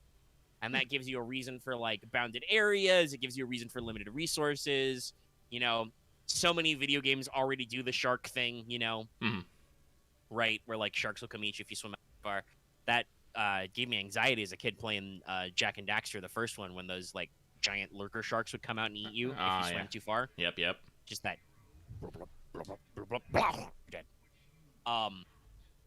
But like, it seems like game development maybe stalled somewhere. Yeah. But also, obviously, it's still like supported and out there enough that like Sony would be like, yeah, sure, we could put this for free on PlayStation Network. Yeah, again, free is the exact right price for this game. There are a lot of games I would only play for. That's how I'm going to play Fallout 4 when I get to it. I'm not going to... No offense if you like Fallout 4. Judging by a lot of the stuff I see, like, it's got some fun systems and a lot of people like some of the characters, but I've played Fallout 3. I know what Bethesda Fallouts are like. And also I played Fallout New Vegas, the better Fallout. I said it. I'll fight you. At no point do I think Lucky or I have not been willing to fight people about New Vegas being the best. No. I'll throw down. It's a really good game, and it's a terrible shame that it seems like Bethesda is slightly nettled that people don't think their Fallout games are as cool as New Vegas. But Bethesda, it's your own fault. You made Fallout 76. Nobody asked you for that game. You did that yourself. That's your problem. It's like I on this whole stranded thing. I'm not trying to sound necessarily elitist, but I love playing crafted survival games. And if they're a little dumb, like I usually don't care as long as it's enjoyable. Well, I think a good comparison here is something else you're famous for having a love of, which we haven't talked about in quite a while. Isekai. You really like the isekai genre. Yeah. You love dumb cliche isekai titles, just because they embrace the genre that you really like. Yeah. You like open world crafting and survival games. That's why you were interested in downloading this game in the first place. But that also means you know a lot about and know what you like in the genre, and if Stranded Deep is not appealing to you, then there's clearly something wrong here. You are exactly the audience for this game, which I am not necessarily, actually, because as much as I think Subnautica is like really cool, I've talked about this. I don't like the ocean super a lot. Like I don't have like heavy thalassophobia or anything, but I just don't like being on the open ocean. I have gotten seasick before a couple of times in heavier surf. Like it's not a big deal, but I'm not best friends with the ocean. So like I am not necessarily the target demographic for an open world survival game about sharks in the water. There's also I have a complex about sharks as well. I know sharks are mostly harmless. I'm sorry, I watched like both Jaws and Deep Blue Sea when I was a kid, and I'm just still not with sharks. So, but for you to be like, nah, I fucking hate this game, I'm like, something has happened here that's wrong. Something has gone amiss in this game design. Yeah, no, like talking about like Isekai, I literally just probably the main reason why I'm not further in my lost spot right now is because I've been reading a light novel on my phone because I don't want to lose my place. and it's seems right. What was it? It's all like I was summoned as a hero, but the world is his peace, which is literally like it's really good writing, but it's literally every girl this man meets becomes part of his harem, and he just solves all his problems effortlessly. I'm like, this is so cliched, and like I don't want to say necessarily smooth brain because the actual writing is really good, but this ain't gonna necessarily this ain't technically doing anything different with the harem isekai genre. I'm just like, but no, it's just got good. Sounds like it's just got good, solid technical writing, and hey, sometimes authors need to take breaks too. Yeah. You just need to take some break, get some author candy. Yeah. So. Yeah. No. So like I will never say I'm like an expert or elitist on the subject, but I've played enough of things and I consider myself to have a high tolerance for game bullshit. I think I can say that. Like. Yeah. We have definitely talked about this before. You have been more comfortable with some games than I have, just because you really get in there and understand the systems a lot more intuitively sometimes. Hey, not all humans are the same. We appreciate different titles. We've talked about this before. I actually like my tolerance for stuff comes different. Like I can tolerate like online multiplayer shooters a lot better than you can. I've played a lot more of those online, and I don't give a fuck. I don't know where that bone in me comes from, but I'm like, oh yeah, I got murdered for the 5th time, but I murdered like 5 dudes, so I guess I'm fine, Yeah. But so just like Stranded Deep, but so like there's somewhere there's a good game. They just they need to balance their resource to transportation mechanic. I think that's the best way I can say it. Like how to move around and how to get stuff to do stuff. By the way, speaking of PlayStation Plus, I want to throw out this that this month Star Wars Squadrons is free. You should pick that up. I probably will. It's a good game. It's good. I like it a lot. Speaking of streams, by the way, I streamed all of the story on that, and those videos are super demonetized for the most part because Disney. I should play it. Like I said, I'm not against like flight games. I'm not that great at them. I mean, story-wise, like for once again, for the price of free to just play the story missions. Yeah. Other than I think I talked about how the penultimate mission is a little dumb because it like forces a boss fight thing. Like on stream, I had to tack it down to easy rather than medium because it was just like one of those things where I'm like, okay, game, I don't know what you want me to do. But for the most part, like it's not super complex and it's mapped to controller pretty well. So I'll probably pick that up. But the other games I think is one of was like Project Tango, which I think is like it sounds like a VR co-op game. It sounds. And the other is Virtua Fighter, which it's cool for people who like that, but I'm not that big on that. Like I said, I'm very specific in the fighting games I like. Same. I do like some fighting games. They're very particular. Yeah. It's not a genre that I have embraced wholeheartedly. So, a little bit other game news. Shout out to one Yokotaro-san. Technically, it is the 6th of June over in Japan, and it is his birthday. So, happy birthday. Stay wild.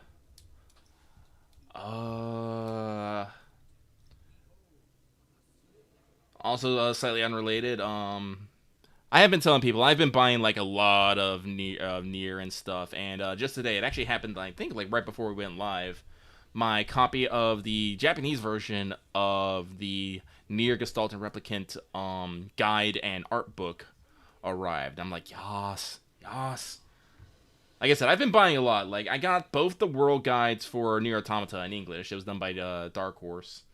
I got the Nier Gestalt and Replicant book. I picked up Long Story Short and Short Story Long, and I picked up most of the Nier games and Drakengard games. I just don't have Drakengard 2. I know some people say that Drakengard 2 does not count, but it's still Drakengard. Yokotaro, well, he was a video editor on it, so technically he was involved on a technical level. So I'm still looking for that. But devastation. So let me scratch that off. I'm actually doing something smart. When I think of a topic I want to actually talk about, I'm writing it down. It's good. Yeah. I probably should have done it this week, but I think I had a good idea of what stuff I wanted to talk about. Skipped a couple weeks. So, all right, well, we've been going for about an hour and a half, so I think it might be good to take a brief break. I'm going to pause the audio and get up and walk around. Lucky can continue to punch bosses, or not. I'll sneeze. Free world. So I'll be right back with everybody. He shall return. I hope everyone's been enjoying fucking movie night in Final Fantasy XIV. I do not have the scorebook.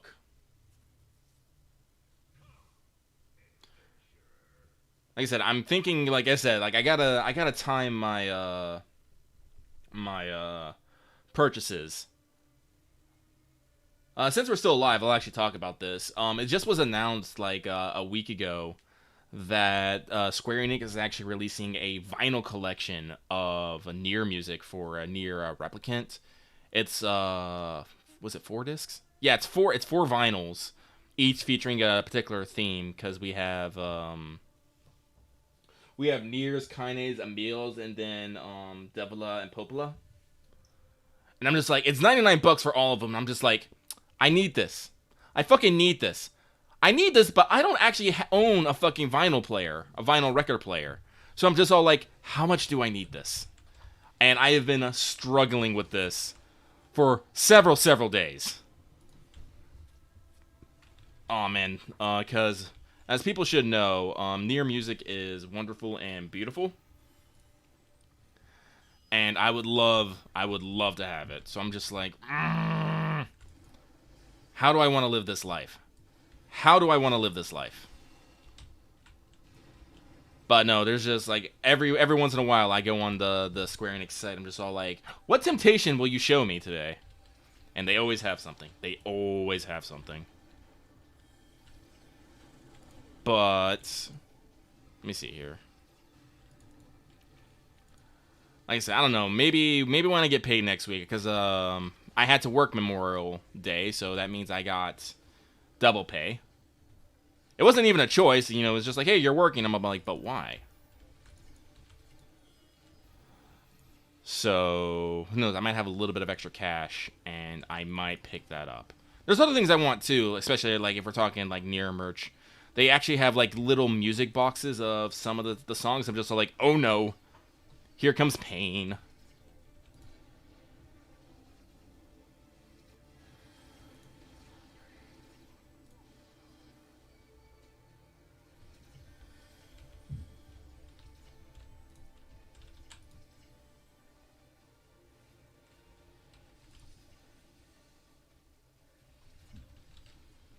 Okay, we did it. So, sorry, I forgot. I'm actually healing. That means I actually need to be paying attention to people's health. Streaming and healing is probably not the best thing. Probably not. But they have the music boxes. I definitely want those. I want the record set, the vinyl record set. Yeah, no, Suna, like, here's the thing, Suna, I have no other classes to level besides my White Mage. I would have to go unlock another class, or work on my crafters, because I reached Samurai level 80.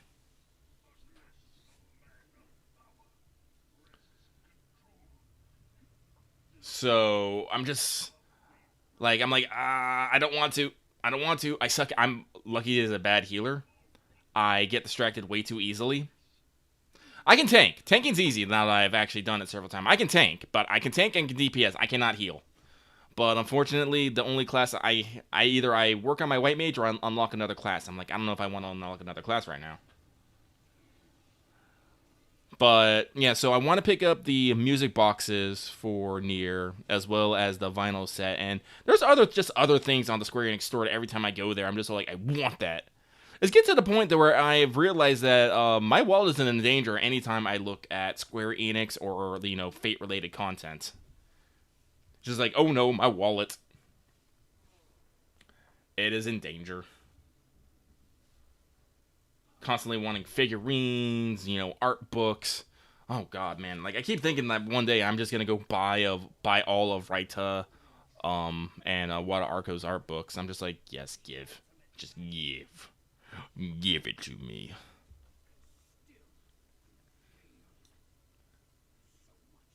My list of LNs and manga and anime I just want to keep buying wants to grow too. I'm very materialistic, I have realized. And that's where the recording comes back, because I'm back. Welcome back. You've been talking to the people I see while I'm gone. Yes. We'll speak back. I don't know, there's 12 of you. People better be speaking back. But... Okay. No, I was just talking about how much I want to buy stuff, like merch, and how Square... Yeah, well, can't complain about that. I, have been feeding my various hobbies these past couple of weeks as well. Yes, Carlos. I slammed my pre-order super fucking hard for Heaven's Feel 3 the day that it was announced. That one was a non-contestable. I guess is the best way to put it. Yeah, that's probably the best way. Yeah. Because there are, there are just some things that we've talked about this before, I'm pretty sure. There are just some things that you're like, no, I want to buy this right away when it comes out. And then there are other titles where you're like, eh. Like, we're both pretty hype about today's menu with Emiya Family, but because it is a digital-only release right now, there's, like, no urgency. The price point's not going to go anywhere. It's not like it's going to go out of stock. It's just on digital. We can pick it up when we have time. Yeah. Whereas if it was physical, it would probably be a limited print run, and we probably would have wanted to maybe lock in some pre-orders or something. Mm-hmm. Maybe, if we were going to play them in a timely fashion. And definitely, like, working out time for stuff. Like, yes, I haven't had a chance to play it, and I could have bought it later, but I did pre-order Mass Effect Collection because I'm like, I know I'm going to play these fucking games. I will get there someday. Someday. And, it's the kind of thing where I'm like, I don't want it to run out of fucking stock and have to, not buy it on Amazon or, go through and pay maybe, full price on the whole thing because you got to... I mean, PlayStation's better about sales. I think there's one going on right now. I haven't seen any, like, crazy deals, but they're out there. But, yeah, the Days of Play sale, I believe.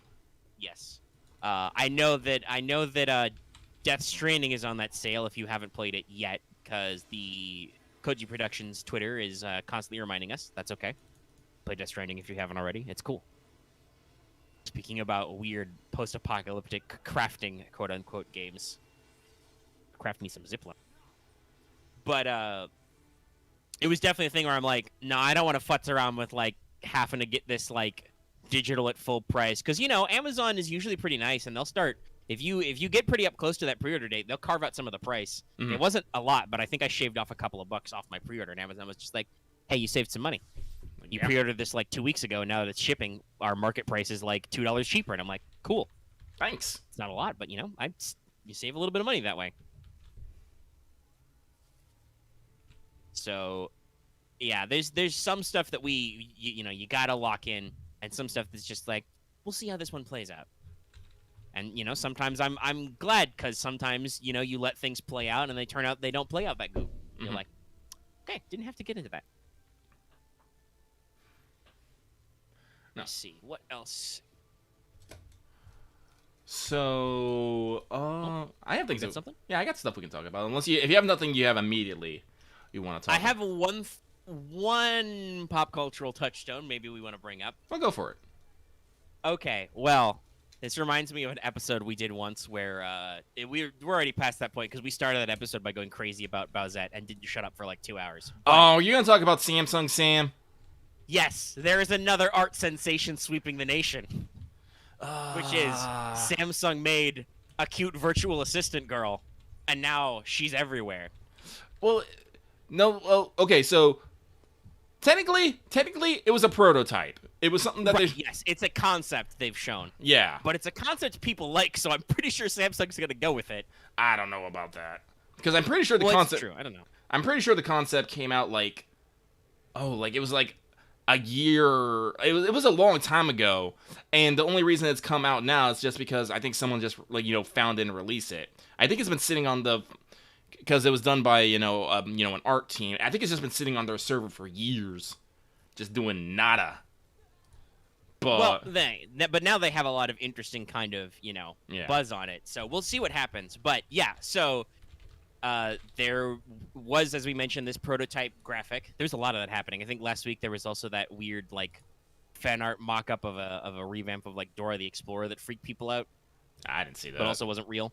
But, like, it really popped for obvious reasons in that it was a, it's a well, first of all, high quality render, right? Right.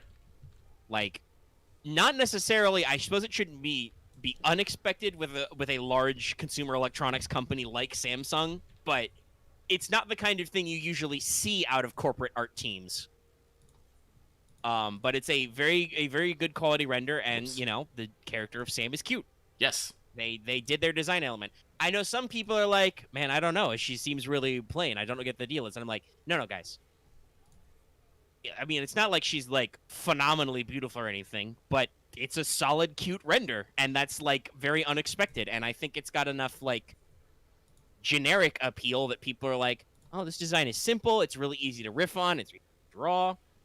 Easy to lewd.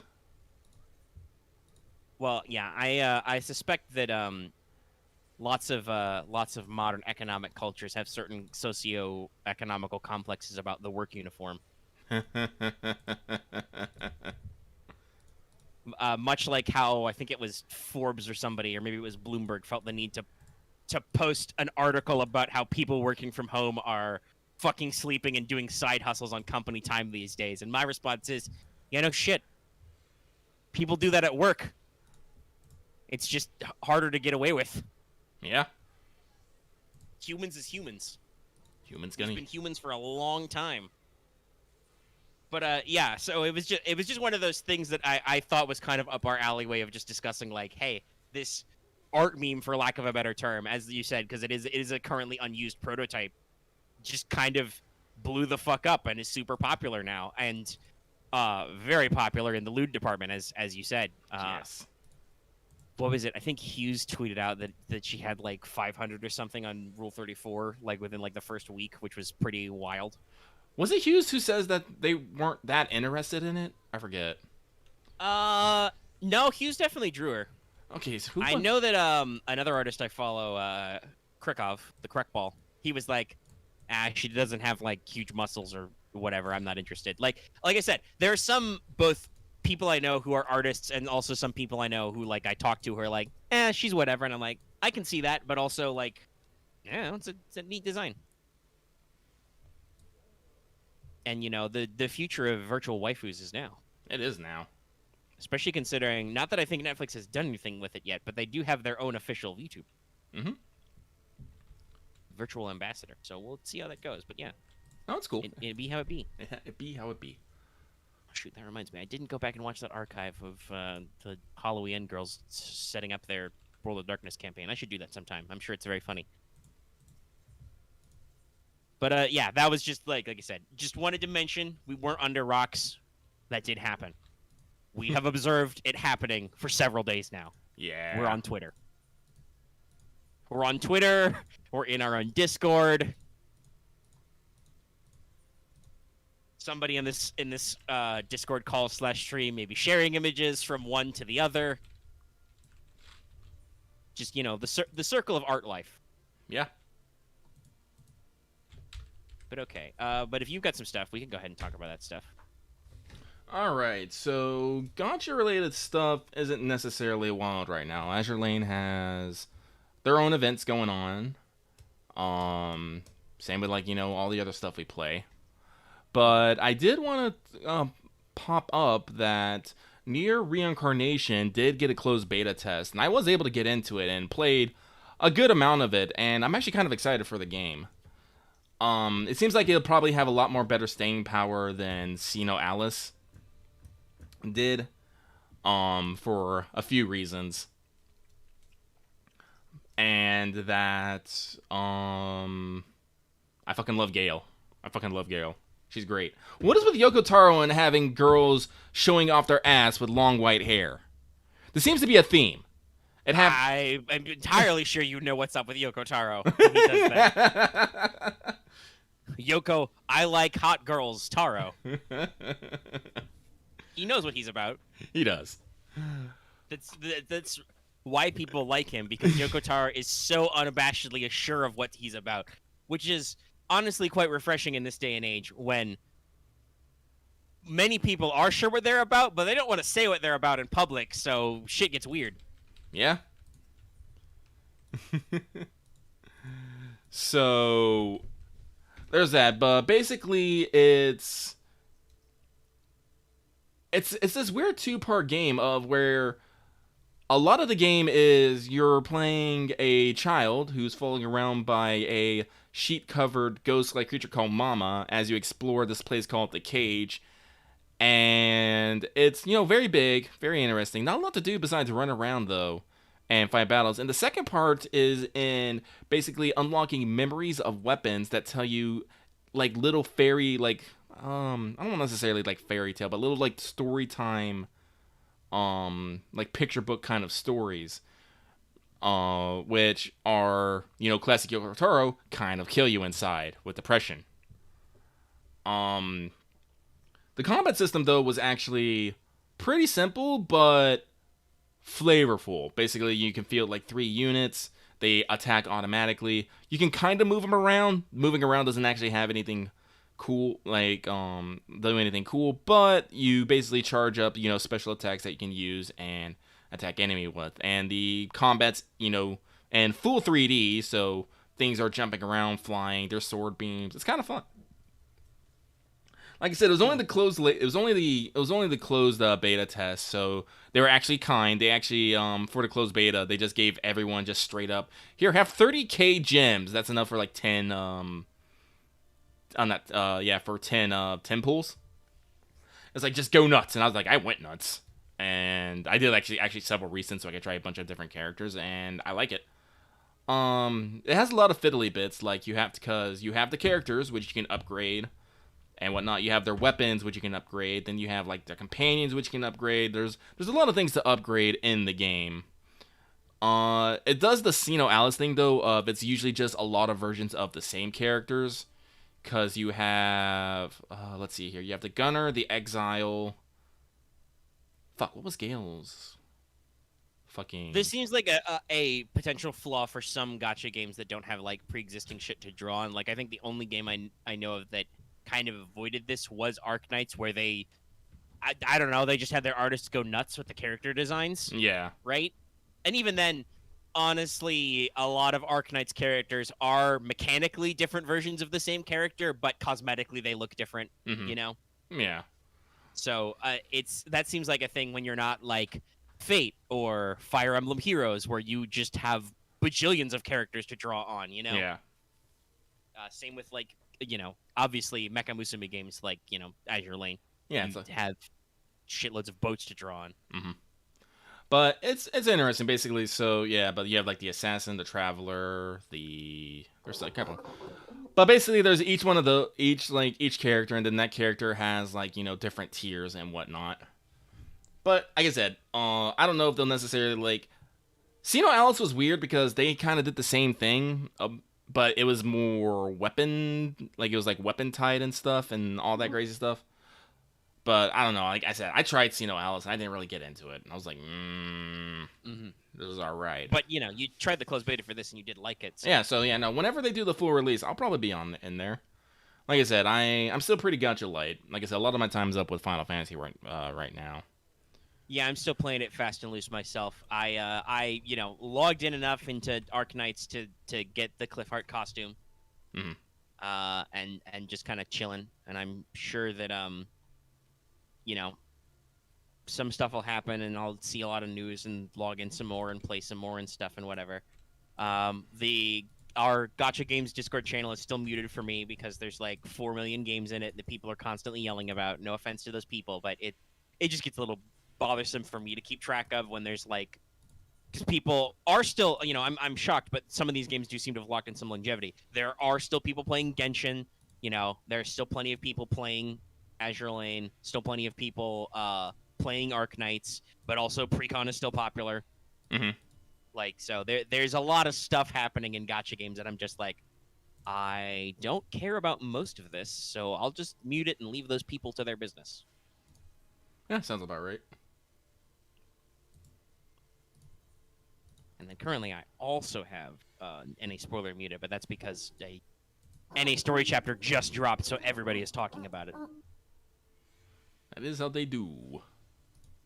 Don't mind, just, I don't want to see the alerts every 5 minutes.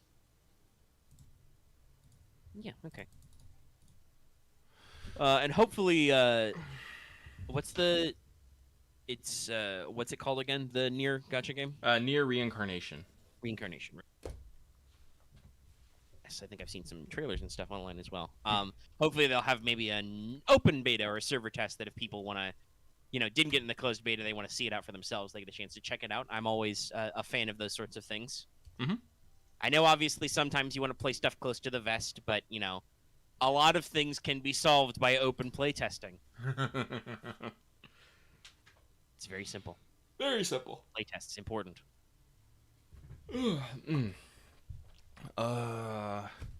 So moving on from gacha stuff, we can talk a little bit about anime, I suppose, or just anime events, because we have had a few of the digital conventions announced. The most important in my Uber right now is that we have Anime Expo Light happening the 4th of July weekend, and the Aniplex Online Fest, which I am shortening to AniFest, happening around the same time. The AniFest is particularly of note of me because just today they announced that they are actually having a bunch of music guests. They have confirmed that Eimer, Rayona, Claris, Lisa, and Sawano Hiroyuki will be doing performances, and that has me super fucking hyped because I love all those names. That's all probably in relation to, Aniplex IPs like Sword Art Online, Demon Slayer. Oh shit, that's actually something I wanted to talk about. I actually forgot about that. So, Pin and Anime Talk, we're going back to games for a second. Because, Omega, you've been talking about playing about a lot of Ninja, Ultimate Ninja Storm. And that's done by CyberConnect too, right? Yep, that's CC2. Yeah. I know where you're going with this now. Yes, we did because we didn't talk about this last week. Yeah. Yeah. We didn't necessarily, there hasn't been necessarily like a lot of news about it, but I did recently find out that CyberConnect 2 is actually doing a Demon Slayer game. And I was watching some of the trailers and the previews, and I'm all like, this shit is beautiful. I love it. I don't necessarily understand where this game is going to go, what they're going to do, but if the combat's like this, I think I'm going to get it. I think it's like it's a fast lock on for me. Unfortunately, there hasn't been any news on a Western release. Shoot, I don't even think they have a Japanese release date either. I could be wrong. But they're working on it. They're working on it. And yeah, no, CC2 does good work. I have my footnote that I need to watch Demon Slayer sometime, but it's in the many footnotes of the many things I need to watch sometime. Yeah. I am juggling so much media. Like, I'm playing video games. Critical Role just wrapped up their second campaign that I'm like 50 out of 150 episodes into, and I'm like, well, there's no better time to watch the rest of it, buddy. Now that they're done. you can catch the fuck up. So like, yeah, it's I've got that. I keep getting into this horrible thing where I go on like TV tropes for 5 seconds once again, and then I find out about a new like novel series I want to fucking read, and I'm like, no, don't do that. You have literal piles of books in your bedside table you haven't read. Because I haven't sat down to read either. But, you know, it's just... Man, there's a lot of media out there, guys. There is. So, like, I'm excited about that, and I hope there's going to be more news on it. Mm-hmm. But... Yeah, CC2 does good work. I bet the game would be pretty rad. I know that because it was animated by Ufotable, that the anime has some pretty sick visuals, and... having been playing Ninja Storm, the CC2 are definitely the guys to like bring that feeling to life on a console or PC or something. Mm-hmm.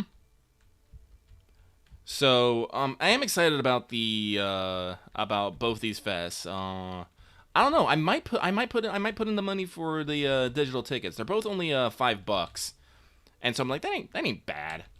It's like you gotta make money somehow, like because I do want to say this. With the whole Backstreet Boys reunion tour, a lot of companies have been trying, still reach, their target audiences and whatnot. And these digital stream events have been wild. Like the Final Fantasy Digital Fan Fest was stupidly wild and popular. There was many, like, we have memes for days about it. People talking about all the news and love. It was, from where I stand, it was a huge and glorious success. And so I don't see any reason why, like, other things can't do the same thing. Maybe last year things were a little weird and bumpy because maybe people didn't actually fully understand what they were going to try and do. But now that they've had a year to, look back, perfect their craft, Well, and honestly, we saw that first, I think, because FGO's 5th anniversary was right in that zone, right? Like, they had to cancel the fact that they'd rented out the fucking, like... Tokyo Dome. Was it the Tokyo Dome? It was the Tokyo Dome. It was the actual real Tokyo Dome. It's been like a year. I'm trying to remember. And just boil it down to a streamed event, which was still pretty big. They brought out a lot of their guests, and stacked them all up in chairs, and they still had a lot of their music showing, Mm-hmm. And yeah, a lot of other people I know have been doing that process, and I'm kind of glad because this has always been a thing that has slightly annoyed me about people because obviously because of the way we work, because we've always been, in 2 separate states, literally opposite ends of the country. We have to work out how to do a lot of shit by remote. Yep. And you can do a lot of stuff by remote, but I feel like until everybody had to learn to do stuff by remote, doing remote stuff was almost like being a second-class citizen in some ways. Yeah, I understand that. There were a lot of, like, video games or board games and stuff that weren't necessarily set up to, like, handle this kind of stuff. Tabletop RPG, like, PDFs have been a thing for forever, but I feel like people weren't necessarily taking virtual tabletopping for real until everybody had to do it. Yeah. At which point I was out there being like, no, guys, Discord is great. It's a really great service, and it does what you want it to do. And so it's cool to see a lot of this stuff get, like, built back up and everybody embrace it. And I hope we continue to embrace it because on the one hand, while, yes, you can't replace, like, an actual live in-person experience, obviously. Oh, yeah. You do not necessarily need to make everything an exclusive in-person experience. You can still generate a shitload of hype and a shitload of marketing and success by doing stuff virtually and remotely. Yeah, no, like... This is a thing that bothered me a lot in years past where a lot of things were like, oh, yeah, so we'll have a thing, but we don't want to bother setting up to stream it, You got to be there to see it. And I'm like, come on, there are people in the middle of nowhere streaming on their phones. You guys are like big marketing companies. You can't spend 5 seconds to figure this out. Well, guess what? Everybody had to figure out those 5 seconds to figure shit out because of the Backstreet Boys reunion tour. So hopefully, I don't want to replace, like, in-person events. As much as I do have social anxiety and do not like large crowds, I get that other people don't have that problem, and it is a kind of a neat thing when you can go out and explore places. Oh, yeah, Even if the places I like to explore are nerdy things that are not filled with people, like museums. Like, I fully planned on whenever SoccerCon, goes back, I want to do physical, like, appearances there, go around, get my wallet drained by merch. But, like, I would definitely like to be able to, spend 5 tickets and, go check out a bunch of all the Anime Expo fucking... Yeah, because it's not it's not really feasible to travel to every convention or whatever. Yeah. So I'd like to, to still support it and, partake of it and, maybe go browse their online store for stuff and merch and stuff because, I can still, because I'm not against that. So that's why I'm excited. So I'm like, yeah, no, like it seems that we're really like streamlining the digital experience. And I'm hoping that this streamline is maintained once we actually get out of this funk we are in. Yeah. But I will lament that my wallet will always, forever be in danger now, eternally. I mean, that'd be how it be. Mm-hmm. I mean, your wallet was always in danger. It's just a question of by how much, because we've railed against the scalpers, but they do exist. If you do exclusive physical deals, there will be assholes who show up to buy up all your stock and then just sell it on fucking eBay. Yeah, no, this is the thing I'm terrified about. This wasn't on the audio recording, so I'll repeat it. But right now on the Square Enix store, there is a collection of Nier music that's on vinyls, which is going to be a limited run, which I haven't pre-ordered because it's $99. I'm like, it's kind of expensive. Yeah. But I'm a little scared that when I do get the money for it, it's going to be gone, and I'm going to go on eBay, and it's going to be like 3 times as much, and I'm just be like, why do you do this? Why? Ugh. Mm-hmm. I have that concern, Kiss. Yeah, that'd be how it be. It is how it be. Now, Annoying, but that's the truth. That is the truth. That's why, like, when the Heavens Feel 3 pre-order was like, I was like, I don't care now, just slap it. Yeah, solid. Yeah. Hell, that's what it's been a while since I talked about it, but I did pre-order that new Millennium puzzle set that they're releasing, like the actual like miniature you have to assemble yourself. I'm like, yeah, no, this isn't coming out for a couple months, but I'll fucking lock in a pre-order now. I'll have the cash in a little bit. It'll be okay. Mm-hmm. And it's gonna be one of those things where I'm gonna be sad if I missed it and I'm not gonna be able to fucking find it anywhere because it's gonna go out of stock because trading cards and nostalgia merch are wild right now. To change it a little bit, Lucky, I read to talk about, like, our new world, I read a digital magazine article, as in it was an article that was in a real magazine that was perfectly digitized. Thank God they did that. Magazines, guys. God, what year is it? But it was with some, I think they were actually in the European division, but they were Yu-Gi-Oh! TCG execs who were talking about how their marketing has been. And, like, on the one hand, yes, they haven't been able to do, like, in-person stuff, and they had to, like, pivot their model to, like, account for remote events and stuff. But also, they've been talking about how people have had, cash to spend on hobbies lately, and a lot of people have been getting back into stuff because of streaming video.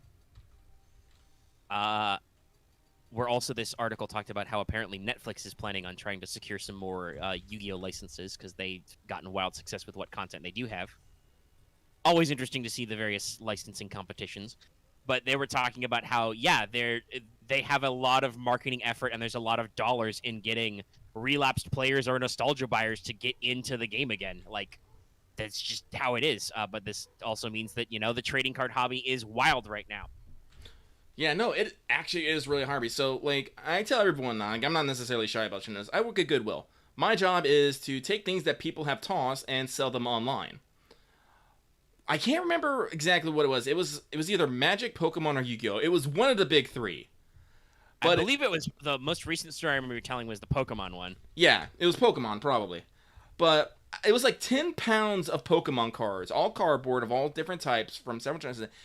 It sold for over $1,000. It was the highest selling item that week. Because I'm sure that a lot of people just got in there. Hell, I don't know if you would have noticed this, but because obviously because of progression, I have a circle, a brain trust of people that we talk about card game stuff. Mm-hmm. I talked about with them. eBay apparently changed their policy for like, and this is different from the porn thing. They changed their policy about like trading card bids, so that now if you win the bid, you're like locked into the price, and you have to contact the seller to cancel. So. To avoid people running up the price for no reason, kind of a thing. Oh, wow. Because that's happening a lot with trading cards. Like, cardboard crack is back, and people are going wild for it. And unfortunately, different people are going wild for it. Hey, I admit I'm a buyer for my own personal collection and enjoyment. I just posted some tweets today. I got a booster box of Yu-Gi-Oh stuff early. I was expecting it next week, but I got it today. I didn't want to leave it sitting around unopened, so I opened it up and I took pictures of the results. I just don't have time to shoot the video right now. It's not the extra effort because I have like 4 things to do. Probably more than that. I don't got a lot of super free time right now to sit down and shoot a video for 30 minutes, guys. And then upload and whatever. But I posted the images. We'll get back to the normally scheduled programming when I'm a little more free. But like I buy those to like personally collect, add to my collection, get some fun stuff, get some rare cards that maybe I wouldn't buy on my own otherwise, just have some fun, open some packs, and re-engage with the thing I remember from my childhood. Because like I talked about before, that used to be a regular thing for me. When you're young and you can't stay home by yourself, you get dragged out with your parents to go shopping. You go to a Walmart or a Target or whatever. You go by the aisle to check out. There's literally an aisle right there for trading cards. You grab a pack of Yu-Gi-Oh cards. You spend half your allowance. You go home. Yeah. Open them up. It's great. I remember those days. Did that for literal years before I dropped off of the hobby. So that's like, God, I couldn't afford the like $50 or $60 to buy a whole box of booster packs back in the day. That's new video game money. That's months of saving. So like, yeah, I enjoy buying packs and opening them. I don't have the fucking money to buy like shitloads of packs. People order what are called cases. They're really just cardboard boxes that are factory sealed, but that's like the distributor level of product, right? Yeah, I used to buy those occasionally. Yeah. So like I don't have that kind of cash. Because these days that can be quite expensive depending on the market. But like I buy a little for my self enjoyment. If I don't get what I wanted to opening boosters, I'll order singles, for collection or actual theoretical deck building. Because I don't know. We're talking about moving again soon, somewhere else. So maybe I'll get closer to a friendly local gaming store. Or if not, eventually I'll move somewhere else. I'll get into the local scene, but for now it's not a big deal, so I don't have to worry about playing against people physically. But collection, hypothetical building for stuff. But there are people out there who are buying the cardboard crack, as I said earlier, who are using it as a weird investment market thing, or so. Not the one who's gonna get punched. The other one, the other dumb one, the Suicide Forest one, Jake Paul. Whichever one of the idiot dumb Paul brothers it was. He started the whole thing about opening the packs and whatever, and kind of brought this craze back to Pokemon, people hunting for super rare cards. He's also filthy rich because for some reason people didn't stop watching him after he was a horrible garbage person publicly, and YouTube didn't really do anything to stop that. Anyway, but like that also kind of keyed into people that there was market value in this. We've talked about like the cardboard shortage. We've talked about I've personally experienced shortage in what they call top loaders. Those hard plastic cases for trading cards. Like I'll order singles, and some stores don't have top loaders. They're like taping 2 pieces of flat cardboard together to send me the card. I've gotten cards that are like in soft cover sleeves that have fucking like commons or like MTG lands taped to the outside to prevent the actual real card of value from being bent, right? Like we're in a wild time right now.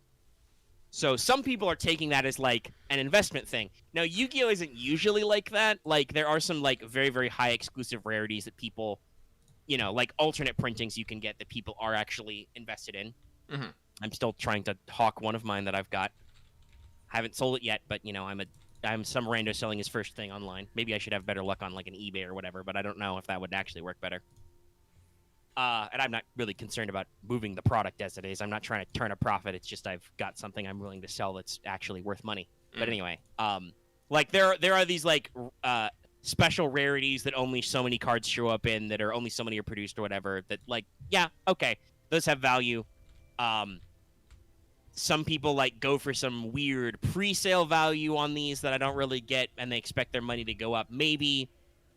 But ultimately, like the way the Yu-Gi-Oh trading card game is run, Konami reprints everything eventually, unless the card was awful, in which case they may not reprint it. But even then, They've recently announced they're reprinting Hidden Arsenal, which was a side set series. They're going to reprint that later this year. Spoilers for Lucky and for everybody else at home. Most of the cards on the first 4 volumes of Hidden Arsenal that they were releasing were bad. They didn't know what they were doing with those card designs yet and those archetypes, so a lot of them suck butts. But they're going to reprint them, because some of them don't. But, you know, so, like, Konami reprints everything eventually. So there's no, like, purpose in, like, hoarding a card exclusively for the sake of having that card. So most people buy rare cards to play them. And if they're really, really good meta cards, they pay a lot of money to play them right now rather than wait for a reprint. Like I said, Lucky will eventually buy the entire Dragon Maid set just because he wants Dragon Maids. Yep. And that'll be an investment that, honestly, as you wait longer, Lucky, it will get cheaper. I've already seen it. You know, I bought a pack of the original boosters, and filling out my roster back then was expensive because there was some alleged short printing going on, and some of those were in higher rarity that were hard to get. And those versions of those cards are still super expensive. But late last year, there was a reprint set. They reprinted a lot of them, and they're literal sub-dollar prices on some of these cards I've ordered. Like, I have to order like 5 of them at once so I can not have to pay more than shipping than I do for the cardboard, you know? Yeah. Actually. Like, that is usually how Yu-Gi-Oh! Do. Eventually, shit gets reprinted. I don't really know much about Pokemon or Magic. I know that Magic does kind of constantly reprint stuff because they've got set rotation, but also that's different because that also means that, you know, products are not necessarily evergreen, you know? Mm-hmm. Like, there's no guarantee that if you're playing the usual standard rotation, you will be able to play this certain card in 2 years or whatever. That's right. I gotta go find that site you linked me again so I can make sure I have it. Fuck. I'll go find Stick it. Dragon, bro. Yep. But, you know, it's a thing where, like, I don't actually see a lot of sense in investing, but people are thinking about investing. They're thinking about alternate currencies. They're thinking about NFTs, which I've heard are crashing, which is good. Yep. Because NFTs are dumb. They're dumb, and apparently they produce a lot of carbon doing the resources or whatever to track them, and it's kind of bullshit. So weird. It's something that I didn't really understand, and then I learned about it, and I'm just like, this is just another way that rich people can hide their money. Cool. Listen, I'm not always eat the rich, but when I am, occasionally we should think about eating the rich. Just to make them think about what they do with their lives, you know? Yeah. Like, you don't have to actually eat any rich people. Just mutter it to yourself quietly in the vicinity of a rich person and make them think about their life choices. But yeah, that's another funny, like, investment thing that's I hear is mostly going down. Crypto's really weird. Crypto started as, like, the ultimate free man's currency, and now it's, like, another way for rich people to, like, hide their money. Well, every once in a while, I think I feel like I should get myself a crypto miner. I'm like, nah. Yeah, I don't know about that. What we should probably do is, like, shave off, like, $10 in a month and, like, find a middling cryptocurrency that we can actually buy a little bit of, and then if it, like, triples or quadruples in price or whatever the fuck, you know, you can make 3 or 4 digits back and just be like, nah, okay, cool, cash out. Then that's really how you should handle crypto. Like, crypto is something you should not spend any more money than you're willing to lose forever on. Yep. And you should be ready to sell at a moment's notice unless you just love the feeling of seeing the value go up and down. I remember I watched a news YouTuber, Philip DeFranco. Quality stuff. The man has been in this business for many, many years. And he's come a long way. I think somebody joked about in a recent comment, he's gone from starting his show with Megan Fox Watch, because remember when that was a meme, Megan Fox? To literally getting a phone interview with the Secretary of Transportation. Positive growth. I hoped we can be half as successful as that motherfucker someday. Someday. But he talked about, like, in one of his bouts of depressing news, was like, yeah, so if I'd cashed out my crypto when it was the highest last year, I would have made, like, $500 million. And now it's not worth that. So that's cool. You needed to know that. And I'm like, well, Phil, you just constantly teach me lessons about investing. When I get around to doing some investing, which I'm sure I will be very careful with it and considerate of how much I invest in stuff. But yeah, that's how that's our unsolicited financial advice. Don't invest any. It's like, treat investing like spending your money. Treat it like your money is fucking gone forever, and you have a potential that it will come back as more money, aka more enjoyment. Would you spend that amount of money on like something ephemeral, like entertainment products? Would you spend that much money on like some nice food? Like yeah, I know the goal is to turn it into more money, but think about if you lose that money. Mm-hmm. It's very important. Do I care that it cost me $40 or whatever to buy a physical copy of Hades on the Switch? No, because it comes with a tiny art book. Tiny little art book that's very cool, full body arts. But yeah, so we were kind of talking about anime and stuff in there. I know that there are some announcements I've seen that you've also been retweeting that I'm very excited about myself as well. If we want to mention those. Yeah. So, well, one I'm probably most excited for is we definitely got Miss Kobayashi's Maid Dragon Season 2 coming next month. If you guys want something to whet the appetite, this season they are doing basically what they're calling mini dragons, which are like little like minute shorts, which are super cute and adorable. Like again, I talk about this, but Japan has a way of just condensing a bunch of information into like as little time as possible, and it's kind of great. They definitely certain anime studios, but in general, the anime industry has perfected the art of like the micro short. Yeah, like you saw that with the original Agretsuko shit. Yeah, and like, yeah, there are a lot of like fun anime shorts that they are baller at producing. So again, that's holding on. Oh, actually, what else was I? Well, I also the one I was thinking of was we've got dates for the. Not a new season, with the original animation for more Ancient Magus Bride. Yes. They are doing another, what do they call it, OAD? Yeah. Which I'm not sure what the D stands for. Let's see, probably original animation disc? I don't know. Yeah, I guess if it's on a disc, that would count. But this gives me hope that they'll finally start adapting a season 2. Because again, they gave me like a small animation promo for more manga. That was a low blow. That was a low blow, y'all. That hurt a lot. That hurt us both very personally. It was basically the fucking teaser they did for like Strange Fake back on one of the anniversaries on the New Year streams for FGO. We're just like, why'd you do this? But, yeah, that also hurt a lot of people. Guys, Strange Fake isn't even done. Why are you're making an anime trailer for more of the light novel? What the fuck? Killing me, Smalls. But let's see here.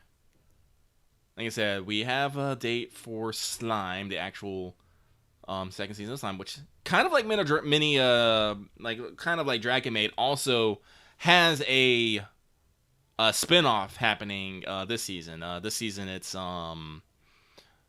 Slime Diaries, which is just, while as laid back as Tensura is, Slime Diaries just takes that to the extreme, where there's nothing really serious ever fucking happening, and it's entertaining in that. So there's that. What else have I seen recently? We've had announcements, but they're things that are like way off, so I'm not really necessarily going to go off. No, Vivia is something that's happening now, and I have watched it. I have watched several episodes of it. I'm only in the second arc right now, because this little robot bear is a fucker. I'm telling you right now, I just want to smash it. Like, how dare? How actual dare? Let's see here. I'm trying to think of things that were announced that might be fun to talk about. The Princess Principal movie was announced. Mega, I tried to get you into that. Did you actually watch any of it, or did you not finish it? I watched a few episodes, but then I got distracted by other stuff. Yeah. I could go back. It was a good series, but it also was kind of like, much like open world games, it didn't seem super like gripping to me. Like, I must see what happens next. I'm like, this is neat. I like this. These are good vibes. Yeah. Actually, let me go in the anime. There's a movie I'm sure I could go back and dive in. Hopefully Amazon remembers what episodes I've watched already. Let's see here.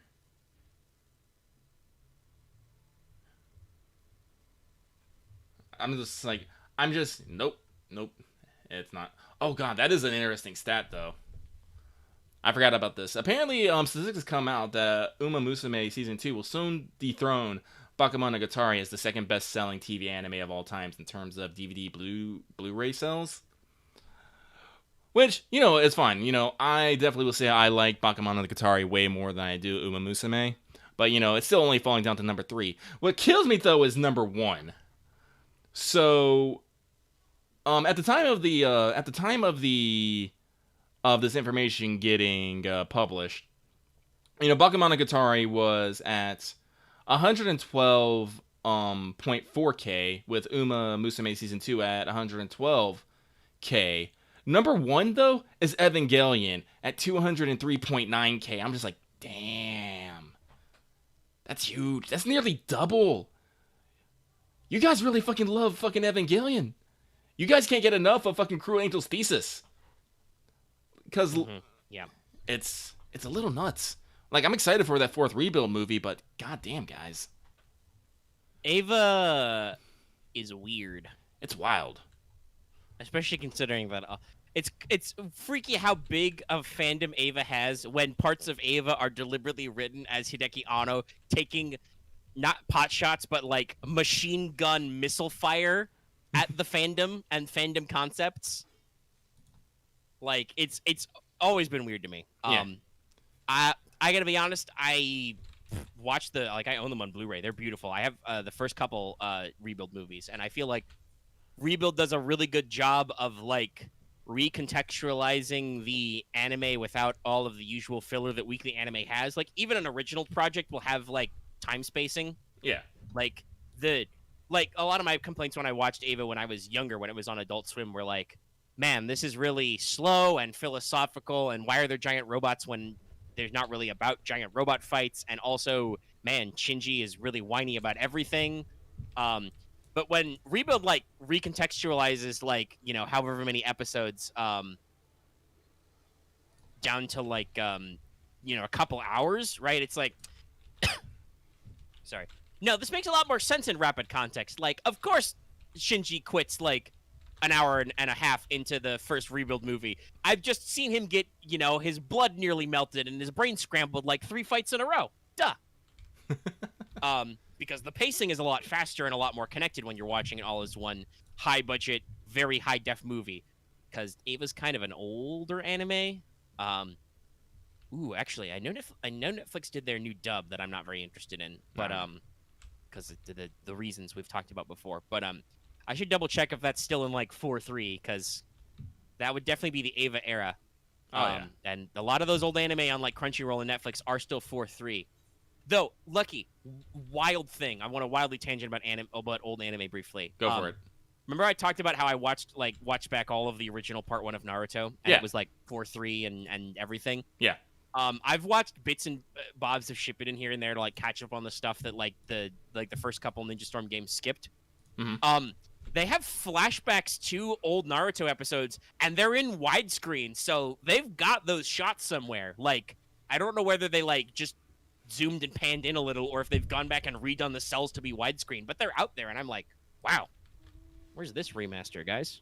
That is a little You've wild. got the assets for some of this shit, because it's Naruto, and you're constantly flashing back. But at some point, Shippuden switched to widescreen HD, and when they flash back to the first parts, they've got the assets, and I'm like, wild. But yeah, so Ava also wasn't super high tech visually, and yeah, I don't know, like if I would go so far as to somebody in our I don't know why they didn't want to say it in YouTube chat, but somebody a patron set called a Jackass, and I'm like, I don't know if I agree with that 100%, though I know he's definitely said some Jackass things. I also know that he's struggled a lot with depression and mental health, struggling in the super hardcore workplace of Japan. But also that means that I will also totally admit that the first version of Ava was absolutely written by a guy who was off his antidepressants and feeling weird about life. Yeah. And you can fucking tell. And much like talking about how like post-APOC stuff can be really depressing, right? And you're dealing with assholes. Ava's got a similar vibe. It is also technically post-apocalyptic. Mm-hmm. Where like sometimes it's just tiring, you know? Yeah. No, listen, So like people are over it. I will throw no stones. Yeah. Like personally, like I'm not over it. Like I said, I love the reboot movies. I just can't follow the actual fucking like you. I can't follow the actual fucking series. I'm like, what is Yeah. happening? Why do we need several endings? What? But no, We need like several endings because we ran out of money, and so we had to cut the production short. But then we got more money, so we got to make a movie that has the real ending that Anna wanted. But he was also way more depressed making the movie, and the studio, everybody in the studio nearly died. So the movie ending is also really fucked up. So let's just make it again, like 10 years later. Oh, wait, the production has gone horribly over time and budget again. Oh, it's just, God, Ava's just such a production clusterfuck. I think it may be cursed. It may be. That's why I said. That's why Those I like. guys may be straight up cursed. Well, I know they're not cursed because after that they made Fooly Cooley. Well, yeah, Fooly Cooley was their palate cleanser. They were like, we are all fucking dead after working on Evangelion, and we hate ourselves. Let's just make a short nonsense series that's kind of about stuff, but not really about stuff. And we'll just get the Pillows to write some fucking sick music, and let's just go home, guys. Like, that's Fooly Cooley's story. It's The guys were like boiled out of their brains after making like it was either the Evangelion series or it may have actually been straight up after End of Evangelion, and they were like, it's the same studio and it's mostly the same guys, and they're just like, fuck, dude, I'm dead. What do we do? I don't know. Let's make like a 6-episode thing that's like really low energy. And it was amazing.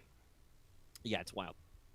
Still need to watch the sequel series sometime just to see what they're like. I watched one of them. It doesn't. It's. And at the risk of, a nostalgia goggles, it's not quite the same. But I mean, I gotta be real. I would expect them to not be quite the same because times are different. Like, especially because, okay, so I think that the Pillows will probably always be good music, but they are a music from a time period, right? Right. Like, I've watched a few like music documentaries and stuff. Recently thinking about things. This is actually a major problem in popular music, right? Like unexpected genre shifts and shit. And some artists are not cut out for genres, but like the context of the sound and the plot and the feel of Fooly Cooley cannot be recaptured.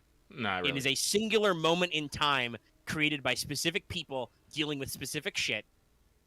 That speaks to people at a specific point in their lives. Oh yeah. Being in your late preteens, early teens period, basically. Mm-hmm. Maybe just starting your high school years is primo zone for some Fooly Cooley, because then you really emphasize with this character who feels like he's the only fucking sane person in the world. I myself had that expression a lot as a kid, and I knew a lot of kids who had that thought, because grown-ups are weird, guys. As officially am now a weird grown-up. Grown-ups are weird. Real life shit is weird. But yeah, and I think that kind of moment can't be recaptured. Like, well, first of all, they made it like 10, 15 years later? I don't know what the actual gap is. Oh yeah. It's a literal generational gap. Hey, the people who were in your prime target demo for the first Fooly Cooley are not those people anymore. And I would hope that that's kind of the point, and it seemed like maybe that was what they were doing with some of the series stuff, because they did make 2 series, to like speak to those people who are now adults. But yeah, it has to have a different vibe because it's a vibe you can't recapture. Mm-hmm. And that's just how media is sometimes. Yeah. Now, on the other hand, Ava is a vibe that people are constantly trying to recapture and often failing. I'll say it. There's a lot of cheap Ava clones out there. A lot of people were like, "Oh shit, giant robots can be deep and philosophical and have out of place religious overtones?" And then you get turned in topic or in login. Yeah. Which is not to say that TTGL didn't take its own inspiration from Ava and other like deconstructions. There's a very dark period in the middle of the second season of Tengen Toppa, but that was the point. Yeah. It was written as a deliberate pastiche of all the eras of mecha anime. And it's really fucking good. And it's been a while since I've watched it, but I bet it's still good now because the things it speaks to, like it's making a deliberate callback to stuff that's happened in the past. Those decades of mecha anime and those years of the genre will always exist and will always be those years. Yep. So it's probably still solid. But yeah, this has been your deep thoughts about anime with What's Up. But I do watch Dragon Maids. Yeah, watch Dragon Maids are deep, guys. Listen, I'm literally only buying this Yu-Gi-Oh! Dragon Maid set because I love fucking Mrs. Kobayashi's Maid Dragon. And I like Dragon Maid. Oh, well, yeah. And, I mean, it's not subtle that that's a reference. I think they literally asked the artist permission, and he explicitly endorsed, or she, I don't actually know. No, Kyuko is a guy, trust me. Okay, fair enough. I can make assumptions, but sometimes, Lucky. But sometimes. That's true. Listen, Kyuko is one of those guys who is not necessarily shy about what he likes and what he wants in life. But yeah, no, he explicitly endorsed the art style and the archetype, and here we are. Yep. I gotta.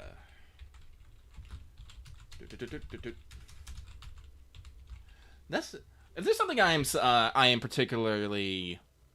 I think this is points about a lot of things we talked about recently. But I'm glad we're a point in our media in some areas. Some places are very still conservative, where you can in the same what I want to say IP project media, you can have completely horny on main characters and whatnot, designs and all that stuff, but still have on the exact same side, deep conversations about story, philosophy, and all that stuff. Yeah, we're definitely reaching a modern point. As much as, for some reason, big corporations are getting more and more conservative, we need not be subtle. Our own Discord fights with Clyde a lot, the Discord bot who auto-censors things because to be a higher level server on Discord, you got to turn on your filtering. Clyde doesn't know what the fuck sexiness is.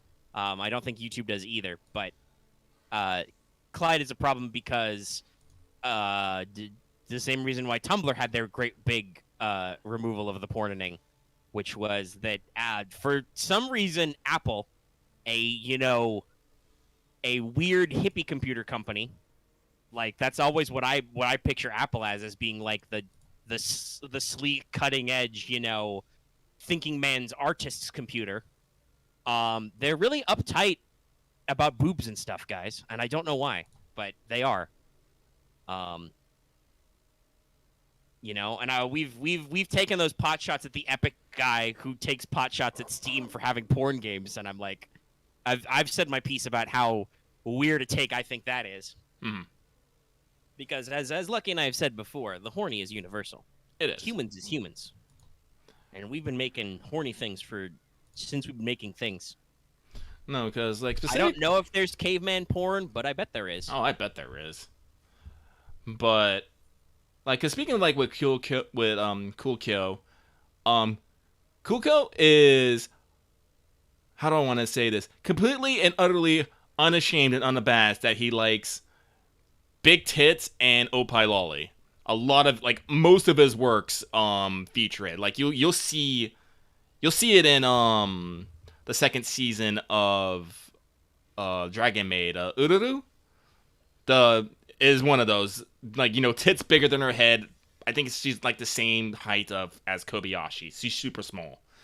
But Kukyo also has this thing about usually writing really deep character stories and arcs about things while still maintaining we're just gonna have rampant sexuality here, and I'm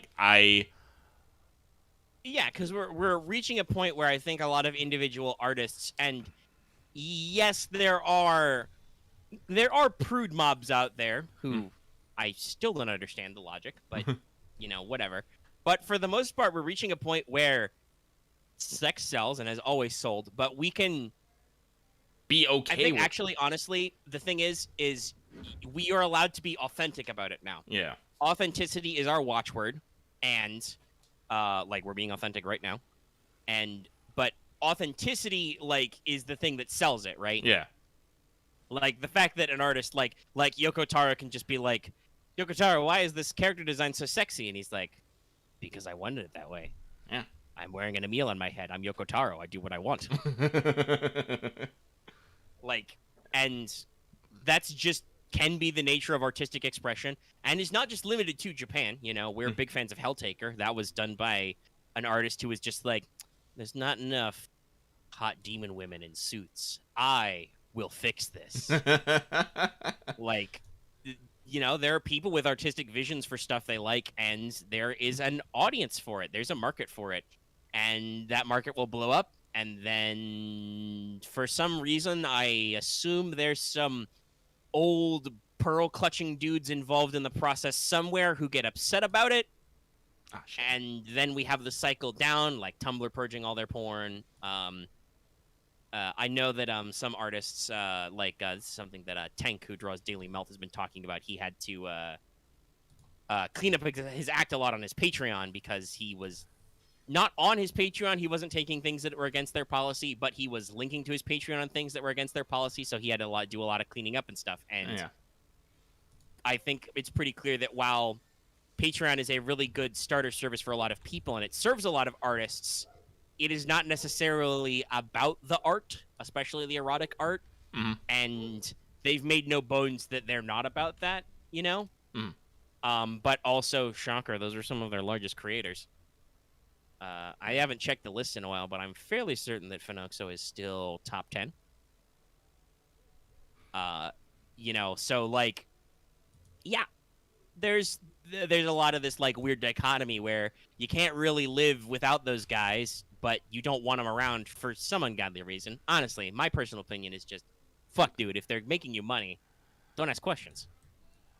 Are real people in danger? Like, you know, if you were running a Patreon for, like, you know, snuff porn or Daredevil stunts, you know, support my Patreon so I can jump the Grand Canyon in a motorcycle or something. Like, okay, people are in danger, but if people are not in danger, why do you give a fuck? We have too many people in general in this life who give too many fucks about things that go on involving other people in closed doors. It's very ironic because usually you think that's one side of the political spectrum, but it's actually both. And I've come to the conclusion, Lucky, over these years, that some people are just natural busybodies who are way too concerned with what other people are doing, often to cover the fact that they're concerned about what other people will think about what they're doing. Yeah, no, like I said, Lucky's has never been shy about flying his freak flag, but I always go with the mantra that's like, you do you, as long as you're not hurting yourself or someone else without their permission. Like I said, there's some kinks out there. No shame. That's like, do the fuck whatever. It's like, A, you know, and B... Oh, wait, what was B? Fuck. I had B, and I lost it. Give me a second. He's thinking. I'm thinking. Meanwhile, I'd like to say, Happy Pride Month, everybody. Happy Pride Month. If you are a various rainbow flag, you know, you're seen and appreciated. On the other hand, I think both of us have talked about how branding for the sake of branding is really shallow and fake. Yeah. Because I don't know how rainbow either of us are. I mean, I like girls with dicks, but... It's fairly rainbow. Yeah, it's fairly rainbow. But... Oh, yeah, I remember, too. And B, make sure you can distinguish between fantasy and reality. Yeah. Also, you know, it's entirely possible that heterosexuality is actually a myth, because if you look at historical cultures... The Greeks and the Romans were very along the lines of, if it's cute, you can fuck it. I like to call myself... Humans are humans, and they're weird. I like to call myself non-traditional heterosexual. Oh, you're not gonna go with the obvious one, hetero-flexible? Nah. No, because I still like girls, but whatever, like... And I like girls, but... If that girl has a dick, I'm like, that's fine, too. I mean, yeah. Like you said, he's not shy about flying his freak flag. I guess, I don't know if shy would be the right word. I just don't like to talk about myself about a lot of stuff. That's just not how I am, you know? Yeah, no, that's fair. But I'm also not shy about admitting stuff either most of the time. Mm-hmm. Like, no, I'm attracted to feminine things. Yeah. I don't really make too much fuss about the details there, though. Like, you know, attractive is attractive. Cute is cute. That's how, the brain work how the brain work, and I don't really give a shit. Like I'm 28 I've lived a long enough life to be secure in that sexuality and not really give a fuck about labels because guys, labels are bullshit. Labels are bullshit. Boxes are dumb. Don't necessarily put yourself in boxes, and don't let other people force you into boxes either. You are a unique and beautiful snowflake. Well, this is why I came up with. But like I said, happy Pride. You are seen if you want to be seen. Some people don't want to be seen. Yeah. That's an expression I'm still not 100% sure what people mean when they say it. Feeling seen right now. Is that, like, some people say it like an anxiety thing, but other people are like, man, I feel like I'm witnessed right now. Witness me! I'm not sure I want to feel seen. Oh, but that's definitely my social anxiety thing. Do not perceive me. Merely listen to me talk into the internet against the screen of Lucky running around in this town with their birthday balloons now. I think that's new. Don't remember seeing that before. Oh no, it's their fates, spelled F-A-T-E. It's a big party.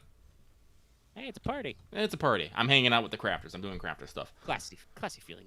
But just listen to our voice over and over again as we slowly make ad revenue. Yeah, like I said, I don't think I'm necessarily. Lucky can buy more stuff. I'm totally gonna buy more stuff. Like on the subject of being seen, like I said, like I necessarily don't care. Like I guess like. But also, I usually don't really talk about it necessarily because, again, if you start talking about it, people start putting you in boxes. Yes. And people get a little pushy. They're like, like they might be, oh, Lucky, you don't mind a person of some variety of non-binary intersex. You're clearly some sort of bisexual. And you can be like, nah, I don't think that. No. And there's... the Kinsey scale and the spectrum and stuff, like, I think it's pretty clear that, to me, in my experience with people, that sexuality is a spectra. That's, like, pretty obviously observed by what people do and the fact that I have my own tastes and not tastes. But some people are into, there's a person who's into everything, even the weird, gross stuff. Yeah.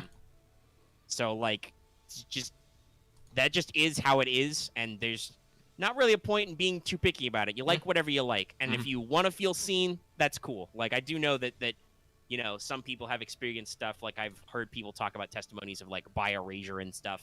And, like, if you don't conform to the weird societal norms that were invented by probably Catholics. Probably.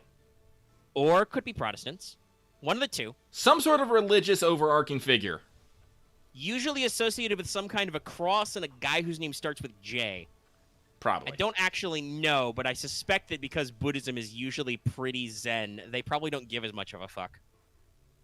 Like, I know that technically some orders, in order to perfect your nirvana, you're supposed to forego earthly pleasures and stuff, but I think in general it's mostly just, dealing with shit as it comes. And like I said, this is an interesting thing that I have followed through, like, OSP and other mythological histories. Hey, guess what? Ancient societies were way more on the ball about this stuff than medieval to, like, modern Western societies were. Man, I miss temple prostitutes. Well, not just that, but also just, like, acknowledging the concepts of different sexual attractions and intersexed peoples and all kinds of other nonsense. Yeah. Like, there's just that wacky and wild world out there was plain to see to ancient cultures who, like, barely had, writing systems that we could read and, were working out of, like, simple machines and shit, right? Right. And here we are out here making computers, and some people don't understand how humans can be whatever the fuck they want to be. It's wild. It's wacky, it's wild, it's crazy, kids. But I suspect that my early indoctrination into transhumanism is to blame. Thanks, Eclipse Phase. No, transhumanism... Your effort to remain what you are is what limits you. I do think that's actually very fun. Like, I am very pro-transhumanism. I want to... It's all, like... I don't know. I wonder if that's actually because of my love of, like, sci-fi and anime, of just seeing it. Probably, but also I think, honestly, just... It's a thing that for some people... And obviously... Much like everything else, some people took the transhumanism thing in, like, the early 2010s or late 2000s way too far. Well, the singularity's gonna happen. The robot rapture.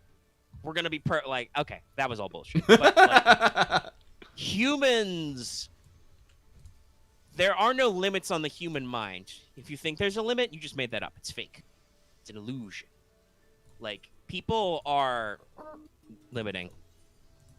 Also, I mean, we're looking at the YouTube chat. If you're gonna pop in the patron chat, I don't know about that. The YouTube chat's super slow. Unless it's just not updating for me. That happens sometimes, but no, I think it's fine.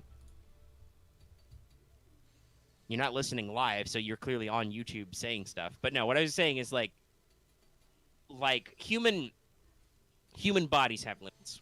Mm-hmm. And, you know, human experiences have limits, but the breadth of the human mind is not inherently limited. There are people out there thinking all kinds of shit, feeling all kinds of things, exploring all kinds of ideas. And someday I think that technology will allow us to get closer and closer to this ideal of just doing, being, thinking, feeling, whatever the fuck you want. Yeah.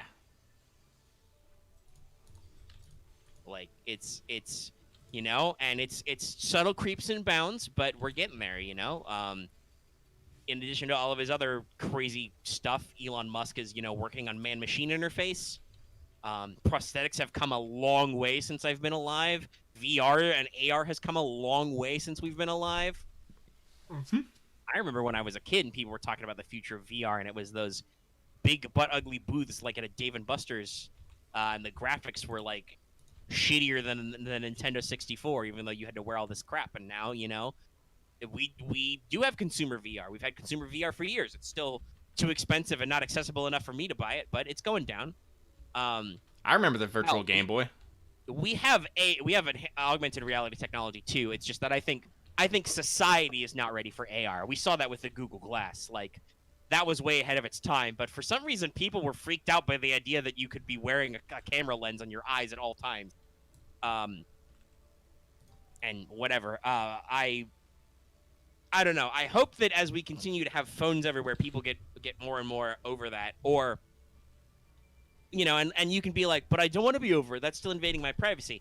Okay, but then I'll phrase this to you another way. What if you accept that when you're outside in public, your privacy is already an illusion? You just think you're safe, you're not. Have you guys ever been to London? It's been years. It's been probably like a decade or more. But even the last time I was in London, I was still the closed circuit capital of the world. I'm sure it's not any better now. Same thing. Like, cameras are fucking everywhere. Microphones are everywhere. There's a reason why they call it public. Outside public. No, I mean, hell, even in my own home. I don't know if I want to say her name, just in case she hears me. But we've got several of the Amazon lady in this house. Several of her. One of which I purchased for my father as a Father's Day present. But yeah, no, like, you know, microphones are everywhere, cameras are everywhere, and people be out here stealing that shit. And like, I never personally understood what the disconnect of, like, oh yeah, living in an arguable surveillance state where, you know, the NSA is stealing all your phone calls and emails anyway. They do. That's you know, fine, or at the very least, well, that's unconscionable and horrific. We're not going to actually do anything about it. Because, spoilers, I don't think we actually, as a people, did anything about it. I don't think there was any rioting in the streets or anything over that. Nope. And so I'm sure that while they probably are very careful about how they do it, I'm sure they still do it. Hi, NSA. That's okay. This is a public live stream. We don't need to hide shit from shit. No, as long as we don't start saying any weird sort of buzzwords, they leave us alone. But, like, the idea that, like, but a private individual has a camera bolted to his face so he can, like, browse Google on his eyeballs, that's freaky. Like, that's just something that always seemed weird to me. And I'm very sad that I missed out on the Google Glass project. But yeah, no, AR is, I think, the tech is probably there. It's just a social constraint. Because there are a lot of good augmented reality apps on your phone. Like, I know Google's doing a lot with, like, live camera translation. Like, take a picture of a sign and Google will figure out the best translation of the text immediately, kind of shit. Yeah, that's great. Like, that's the kind of stuff that augmented reality glasses is good for. Like, do you want to hold your phone up to a sign like an asshole, or would you much prefer to have a lens over your face, just be like, I see the sign is in Chinese. Let me just translate for you. Yes, this is hotel this way. Horrible oppression, death camp that way. Let's not go there. What? As I've gotten I've gotten older, I've definitely gotten more willing to just take pot shots about countries that I'm annoyed about. China annoys me. They bother me. I'm bothered by my own country a lot. It's not exclusively a China thing, but at the very least, I can say that my current American government is not actively malevolent. My current one. Um, we all have thoughts and feelings about stuff that happened earlier this year. Yeah. But man, the Chinas, not okay with that. And I mean, I don't want to sound like a conspiracy theorist because I usually hate those things, but it is an unfortunate side effect of the Backstreet Boys reunion tour that there was also a lot of political shenaniganery in Hong Kong that mostly is forgotten about because of the other thing that happened in the Chinese neighborhood. But it's still ongoing, by the way. Still passing laws, still doing bad things to those people in that place. Well, I still would not say that a lot of America is actively malicious. Because remember, never attribute to malice what you can attribute to stupidity. I think that a lot of American systems of government are really, really lazy and don't actually want to pick up and help people.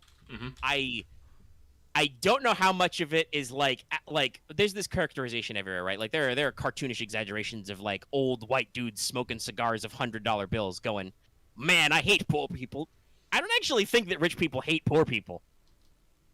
Like, some of them probably do. Some of them are probably fucked in the head and have weird complexes.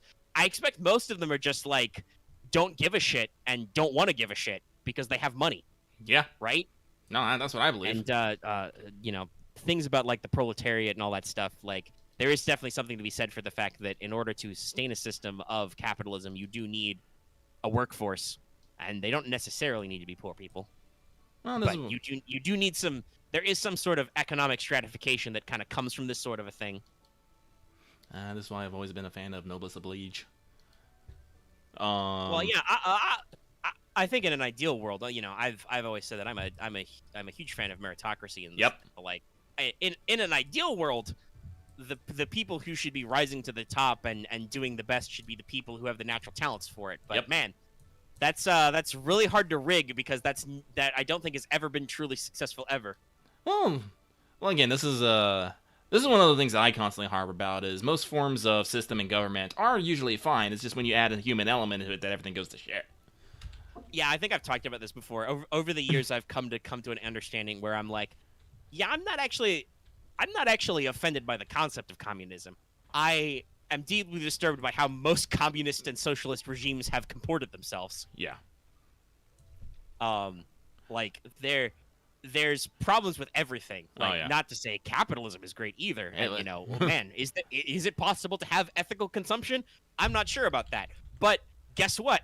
There's not a lot I can do about it. I'm not going to embrace anarcho-primitivism and go live in the woods because that is also a huge pain in the ass and will not solve other people's problems. That just would make me feel better about stuff, only it wouldn't because I'd be living in the woods. Yeah, I love the internet, guys. Internet's cool. Now, if at some point I could get rich enough to run me some gigabit internet and go retire to, like, the middle of nowhere, like, Montana, and just get everything fucking Amazon drone shipped to me, who gives a shit? I don't need people. I mean, I talk to people online. That's good enough human contact for me most of the time. That's my plan. But... You know? So long as we can keep making the podcast so we can keep making money. Or we just have a Fallout bunker full of gold, Lucky. I mean... Gold will never go out of style. Well, we don't actually need to bond. We can just go buy a fucking abandoned missile silo and get that renovated. It's true. Let's hope that it's actually abandoned. That sounds. That's a good like comedy story right there. I wanted to buy a missile silo, and it turns out it's occupied. That's a good comedy skit or short story. I was about to say that also might make a good just like fucking like game scenario. Just in general. We don't use abandoned missile silos for like any sort of like horror or whatnot. Yeah, I know that there's some like like bunker or shelter based games out there. Like there's like I think like 60 Seconds to the End or something, and there's some other stuff like that. There's obviously Fallout Shelter, which is its own thing. Yeah. But there's a lot of stuff like that out there. yeah, fun stuff. Story writing. Let's see. How are we going? I'm going for about 3 hours. Oh, I checked over Patreon. Jonathan, if you think it's become malicious, then do something about it.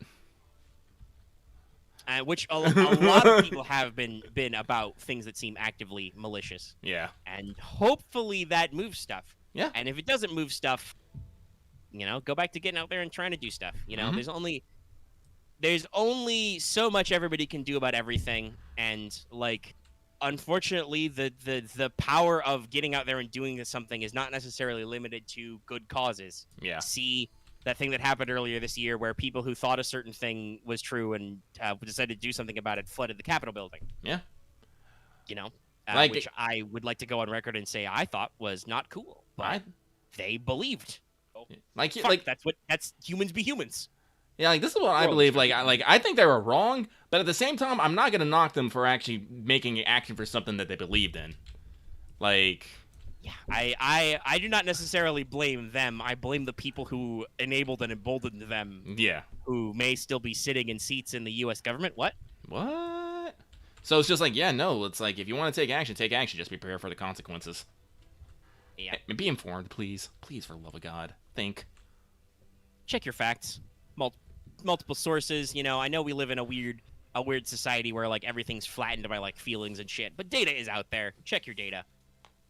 Like I brought this up earlier about something completely unrelated. Like I was talking about the binaural audio frequencies and like, does that actually relax you? I was like, I Googled like sleep music or something on YouTube, and I saw this shit with all the hertzes and frequencies, and I'm like, okay, clearly when I get up in the morning, I gotta look this up to see if this is real or if this is like when I looked up worry stones on the internet, and they're like, chakra, Reiki, worry, healing, anti-anxiety rocks. And I'm like, okay, is this just search engine optimization, or is this a thing here that I missed? And no, technically there's a thing here I missed that might actually be true, or might not, because some of the sample sizes seem small. Oh, hey, I recognize that guy you're fighting.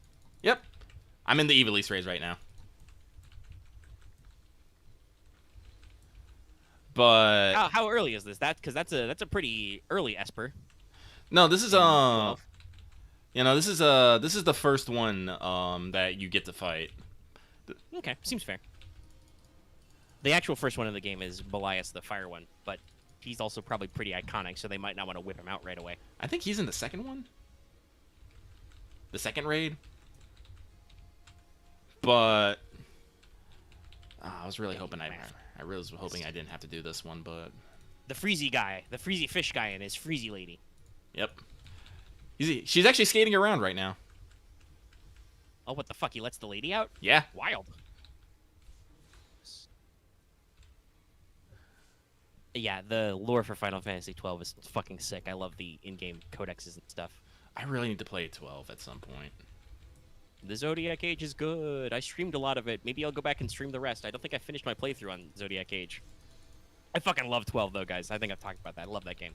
But yeah, no, like I said earlier, just go out and do research. Like, I did that myself. I was like, okay, am I being snake-oiled right now, or is this real? And I'm like, oh shit, there are actual studies about this? Well, okay. I'll see if it works. But yeah, but to round it all of our serious talk at the end there, I do kind of want to mention, because I have still been working on the Gen Sakai. Oh yeah! How far did you get? Well, because we skipped a week, I can actually say that I have finished writing the lore for the human section.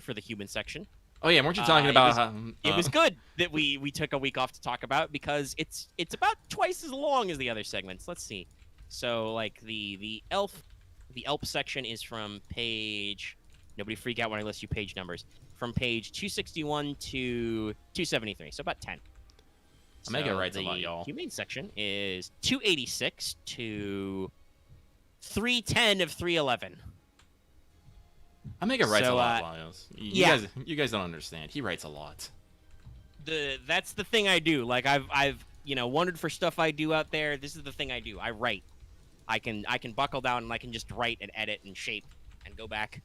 But yeah, so the section on the humans of Gen Sakai is twice as long as everybody else, because boy howdy, world builder Omega shot writer Omega in the foot there a lot. Because as I was writing this, this often comes up in your classical fantasy literature. It's like, what are humans? What's humans' deal in this fantasy world? Usually it's that, like, in very trite cliche fantasy, it's that there are several human cultures that are all different, and then there's like a monoculture of like dwarves and orcs and elves and stuff. This is not entirely true. It is actually like noted in the backstory, right? Like, yes, because of the way dwarfs are made, they were formed out of like hard stuff, rock, stone, metal, gems, etc. They deliberately try to make their culture very rigid and strict. But elves are tied to nature, so they can be wildly different based on where they're from and what sort of terrain they're supposed to synergize with. But because they're limited by terrain, my world building writing is not necessarily as wild and detailed as it needs to be. Okay, there are elves in the forest, they're forest elves.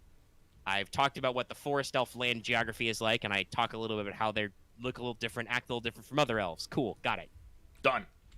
But for humans, for humane, which comes from the, I think it's the old French root of the word human, which is the same place that like our actual modern word human comes from. But it's not quite like Latin humanus or whatever.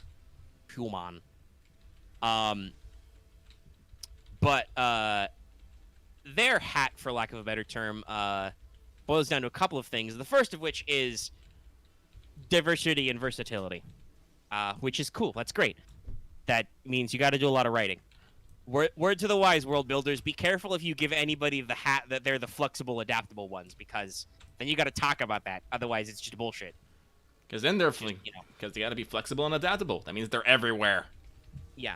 And that kind of naturally fits, like, the biology of humans as established. Humans mature quickly, but they die sooner. The average human lifespan in this setting is 80 to 100 years. And some people can live, like, a really long time if maybe they have some non-human ancestry or if they're, particularly blessed or whatever. But, most of them are, like, you reach physical and mental maturity somewhere between 15 and 20. You die at somewhere between 80 and 100. As opposed to dwarves, which live literally hundreds of years, and elves, which will hypothetically live forever, assuming they don't get stabbed or something. So this kind of ties into, like, what humans are about. In the setting, humans are thought of as fast. Like, both elves and dwarves literally call them fast people, The elvish word for human means fast, quick-footed, and in dwarfish they call them fast learners. Like, that's humans' things. They're going through life on a faster clock than everybody else, so they grow up sooner. They learn faster. They experience, they're quicker to their emotions than other races. They're fast to marry, fast to reproduce, and so humans are fucking everywhere because they're all about fast.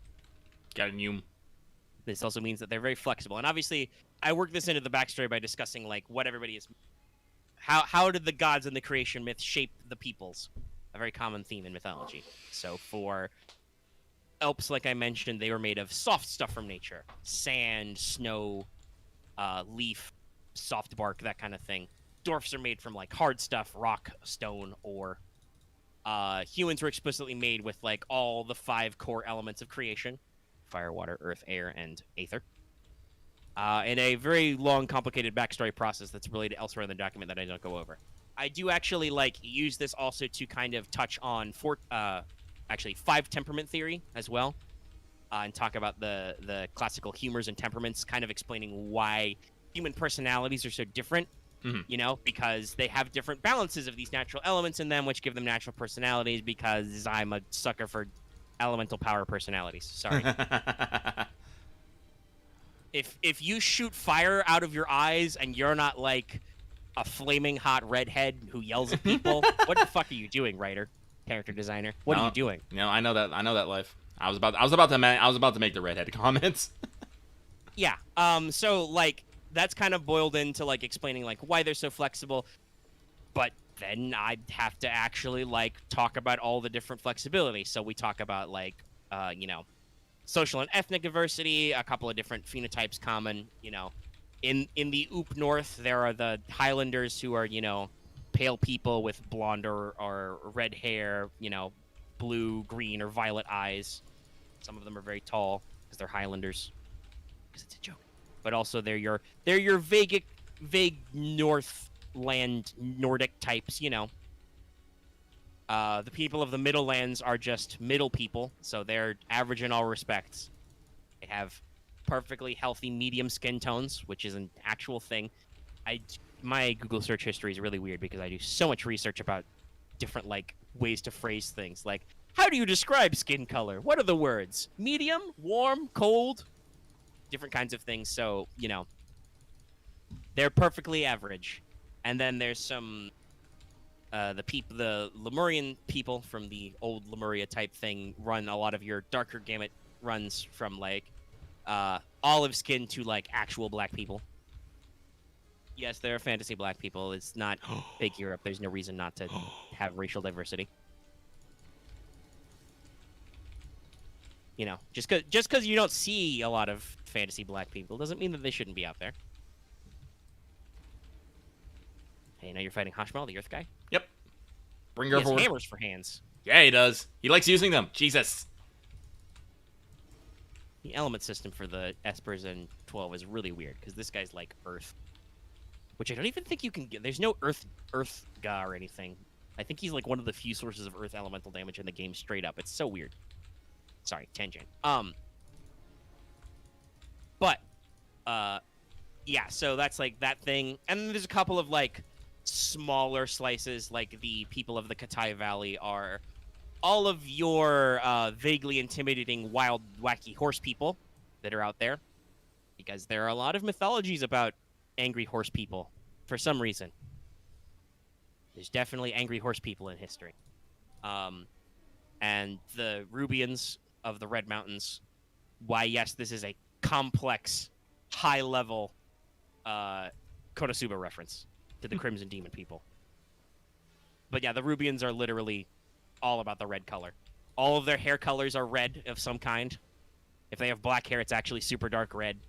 Crimson eyes, ruddy skin tones. It's great. All the jokes. And so that's kind of like defining the culture and stuff. But then also I talk about the other big capital letter to humans is the concept of nobility. Because it's a fantasy setting, we gotta talk about this. This is a thing in. I don't want to necessarily have anybody interpret this like too weirdly modernly on me. I talked before about like meritocracy and stuff. I do actually think that in a certain sense, not all humans are created equal. We do all have different personalities, virtues, vices, aptitudes, etc. Yeah. I don't want to. I like to say it that way. I don't think that any human life has less value than anybody else because of that. But we're not all really cut from the same cloth. People are different. Yeah. No, I agree with that. So, just like in real life, humans in this fantasy setting have lots of different aptitudes, talents, skills, qualifications, personalities, etc.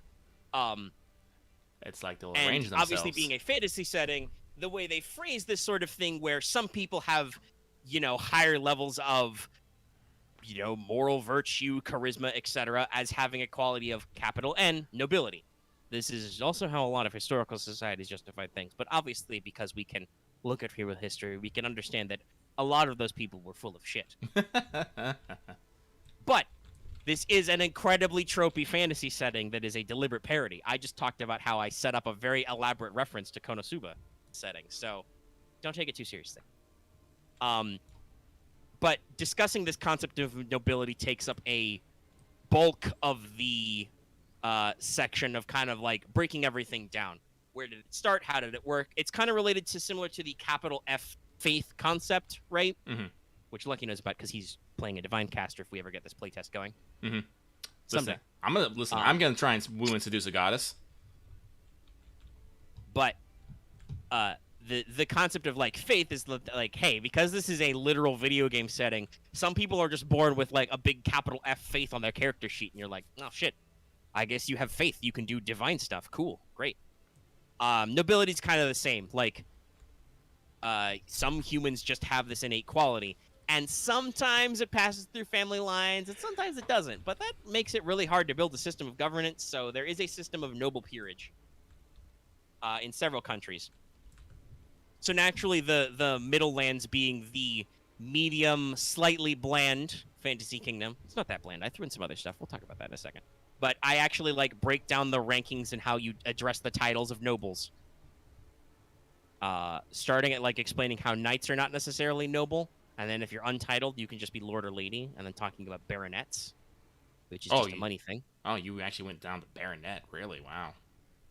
Like, I mean, I think the actual history of baronet is actually pretty interesting to the concept. So I'm like, well, yeah, yeah. no, I can include this. Yeah. If you don't know, actually, by the way, the history of the title of baronet, which is basically like abbreviated baron, is during the Age of Discovery Renaissance type period, the English crown needed money and dudes, mostly to punch Ireland, but also to punch other people. So the king set up a system of like you could buy a noble title. Yep. And basically, by either delivering 30 fighting men or by paying enough yearly to pay for 30 men to fight on behalf of the crown, as kind of a fund/force-raising measure. And so, baronets are not styled in the proper ranks of peerage because they don't have any land holdings or proper formal titles, and are actually still referred to as sir or dame, like a knight, but are ranked above a knighthood. So I'm like, no, this is perfect because this could absolutely be a plot point for adventurers to be like, hey, I don't have the noble subclass or whatever, but I could buy a baronet. I could buy a baronetancy, or however we say that, you know.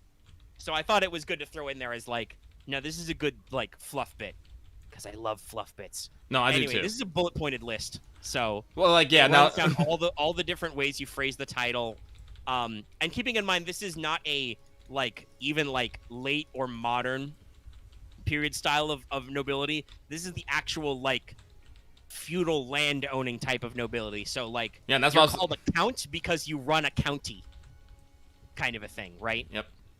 So like that is the system that the peerage in the Midlands is built on. Like all these people were peers of the first king, and there's a whole backstory thing. The first king, Saint Basil, climbed the holy mountain, and he received divine revelation, and clearly was cut out for kingship. Awesome. As I have a literal scion who part of his portfolio is the concept of kingship, yes, there's a lot of divine right of king stuff. Which, you know, mandate of heaven and divine right of kings is usually an ex post facto justification for why dynasties fall in and out of rule. Now it's not an ex post facto, it's just facto. Capital N. You know? Some families just, they, you know, like I said, the passing on of the inherent quality of capital N nobility is not guaranteed. So at some point, your noble house may stop being so noble, and if they don't put in an effort to be noble, they may go into decline and lose their titles and lands and stuff. It's fine. Everything's fine. We'll get new people. But yeah, so I have a bulleted list that breaks down all the titles and where they rule. I also talk about some like kind of special qualifiers. I then talk about kind of the concept of like social divide. So like people who are not noble are usually referred to as either commoners or peasants, and actually explain how the term peasant came from. Like the actual real life etymology is about people who have to basically pay for labor. Like you don't own land, so you have to like pay to get access to it with your work and your product. Plebeians. Yeah, that's the actual etymology. Peasant just means wage slave. Sounds about right. Like I said, I had to do research for this. It was fun. So it explains like how, you know, the peasants, the common class, don't usually have the socioeconomic standing to own their own and run their own land. And, you know, in a magical medieval fantasy type society, this is actually true. Like, infrastructure is weird right now. So they, you know, rent land from the noble houses by paying taxes, etc. And then there's a great explanation about how taxes are supposed to work, but then also comment that taxes don't always work that way. I believe the way I phrase it is, tax money is used to fund public works for the betterment of all citizens, the improvement of the realm and common lands, and empower the Church of the Scions, and lastly, the personal wealth of nobles, though some nobles may rearrange these priorities. Sounds about right. You know, humans is humans. Humans are humans. That's very clue in this writing, and I'm writing about fantasy humans, so I tried not to make humans too weird and fantasy-y, because that's not how this should be, right? Like, I should talk about how humans are distinct in this setting, but ultimately, humans are probably the race that should be the most approachable to most people. Yeah, and if I also remember correctly, you designed this so this isn't necessarily in some sort of dark and edgy fantasy, so... No. like, yeah, there's those usual dark lore bits. Like, I talk a lot about how, because I have to hit my elf tropes. Yeah, there are some of the sub races of elves are, denied their ancient homeland by right of things being spookum. But ultimately, the theme of the Gensekai setting of Saphira is stasis. The forces of darkness and the forces of good will never actually boop each other's snoot because they're both cheating. They've fucked up the metaphysical thermodynamics of their setting by inviting people from other dimensions. So, yes, the idea is that by default, the cycle will never break. Society will continue to get a little more advanced, but then shit'll get blown up, and then we'll go back a little bit, and then we'll advance, and, horrible armies of mobs will invade for a little bit, but then they'll get beaten back, and then they'll invade again. It's just a cycle, right? Because it feeds the beast of adventuring. Forward and back and forward and back. Yeah, basically, because I'm building a world that is designed to adventure in on multiple levels. So, you explain these things. So, yeah, it's not supposed to be, like, super dark and fucked up most of the time. And then I talk a little bit about how, the middle class formed, because there are people who have, money-worthy skills who grew up. And then there's some bit about history, talking about the backdrop of the actual Middlelands. Then there's my second bulleted list, which explains a lot of, just more lore bits explaining regions in the Middlelands where you might go. Some of these are just, interesting, fun places that might be, worth exploring. Places to set adventures because, like I said, I love lore bits. Hypothetically, this project will be shown to people who are not me and run by people who are not me. I want to give other GMs the bits they need to do stuff. Mm-hmm. But also it gives me an excuse to tuck my references in. Like, up north near the borders of the Highlands and the Ghostwoods, there's the March of Sylvania, a wooded valley where people speak in funny Germanic accents and call their ruling family Margraves. And their ruling family are the von Schonerbergs. And they have to deal with wandering mobs and, ghosts and ghoulies because they're close to the Ghostwoods and stuff. And their sigil is a thorny whip. By the way, guys, in case you don't get it, it's a Castlevania reference. It's called Sylvania. And the family Schonerberg, that's in German the same thing that Belmont is in French. Yeah, so, if you want spooky Castlevania times, I have a thing for that. There's a county called Arcane County with a K. Yeah. Like the game studio, where they were invaded by guild ones, and they have a port town of Queensmouth that's kind of run down, and they have a spooky Countess Whately who's never there. What? Lovecraft Country? What? Just little things you can throw in. And some of them are just like, one of them is called Hart County. It contains the Kingswood, where there's a forest where they keep, where royal game is kept, because that's a thing that happens. So adventurers are hired to, capture rare mobs and throw them in the woods, or to keep out poachers. That's just adventure seeds, Yeah. So we run through all that for the Middlelands, then we talk about the Highlands, and I talk about how things are slightly different there, because I get to make all my fun Celtic references. For instance, they don't call counts counts, they call counties shires. Mm-hmm. This is actual real-life English etymology. Yes. And shires are ruled by jarls or earls, because that's the dialectic origin of that, yes. And also because they're so cool and fancy, they don't have just a king, they have a high king, because he's the king of kings. He's super cool, guys. But also, there is no high king right now, because of course there's not. He got into a war with some frost giants, and now all his magical shiny high king shit is lost, so we can't have a new high king until we find the shit that makes you the high king. It's fine. Everything's fine. In the Highlands, they also have sheriffs, because I talk about the concept of the Viscount, which in real history, the Viscount is literally vice count, literally assistant to a count. You have a noble title, but you don't necessarily have lands. You work for a count to assist them because their land is huge, kind of a thing. Mm-hmm. Well, so a lot of those legal details are taken by elected or appointed officials, sheriffs. And we talk more about history and stuff about how that happens, and then I break down a lot of the different shires and holds in the Highlands. Once again, full of fun little geography and plot hooks. Name-dropping NPCs. Actually, I should have talked about this back when I talked about the Middleland stuff. I tucked in a lovely, funny, haha barony. There's the Rouge barony in the borderlands of the Middle Kingdom, called the front line of the Adventurers Guild because it's close to places where mobs are from. Some call it the Bloody Barony because it's cool.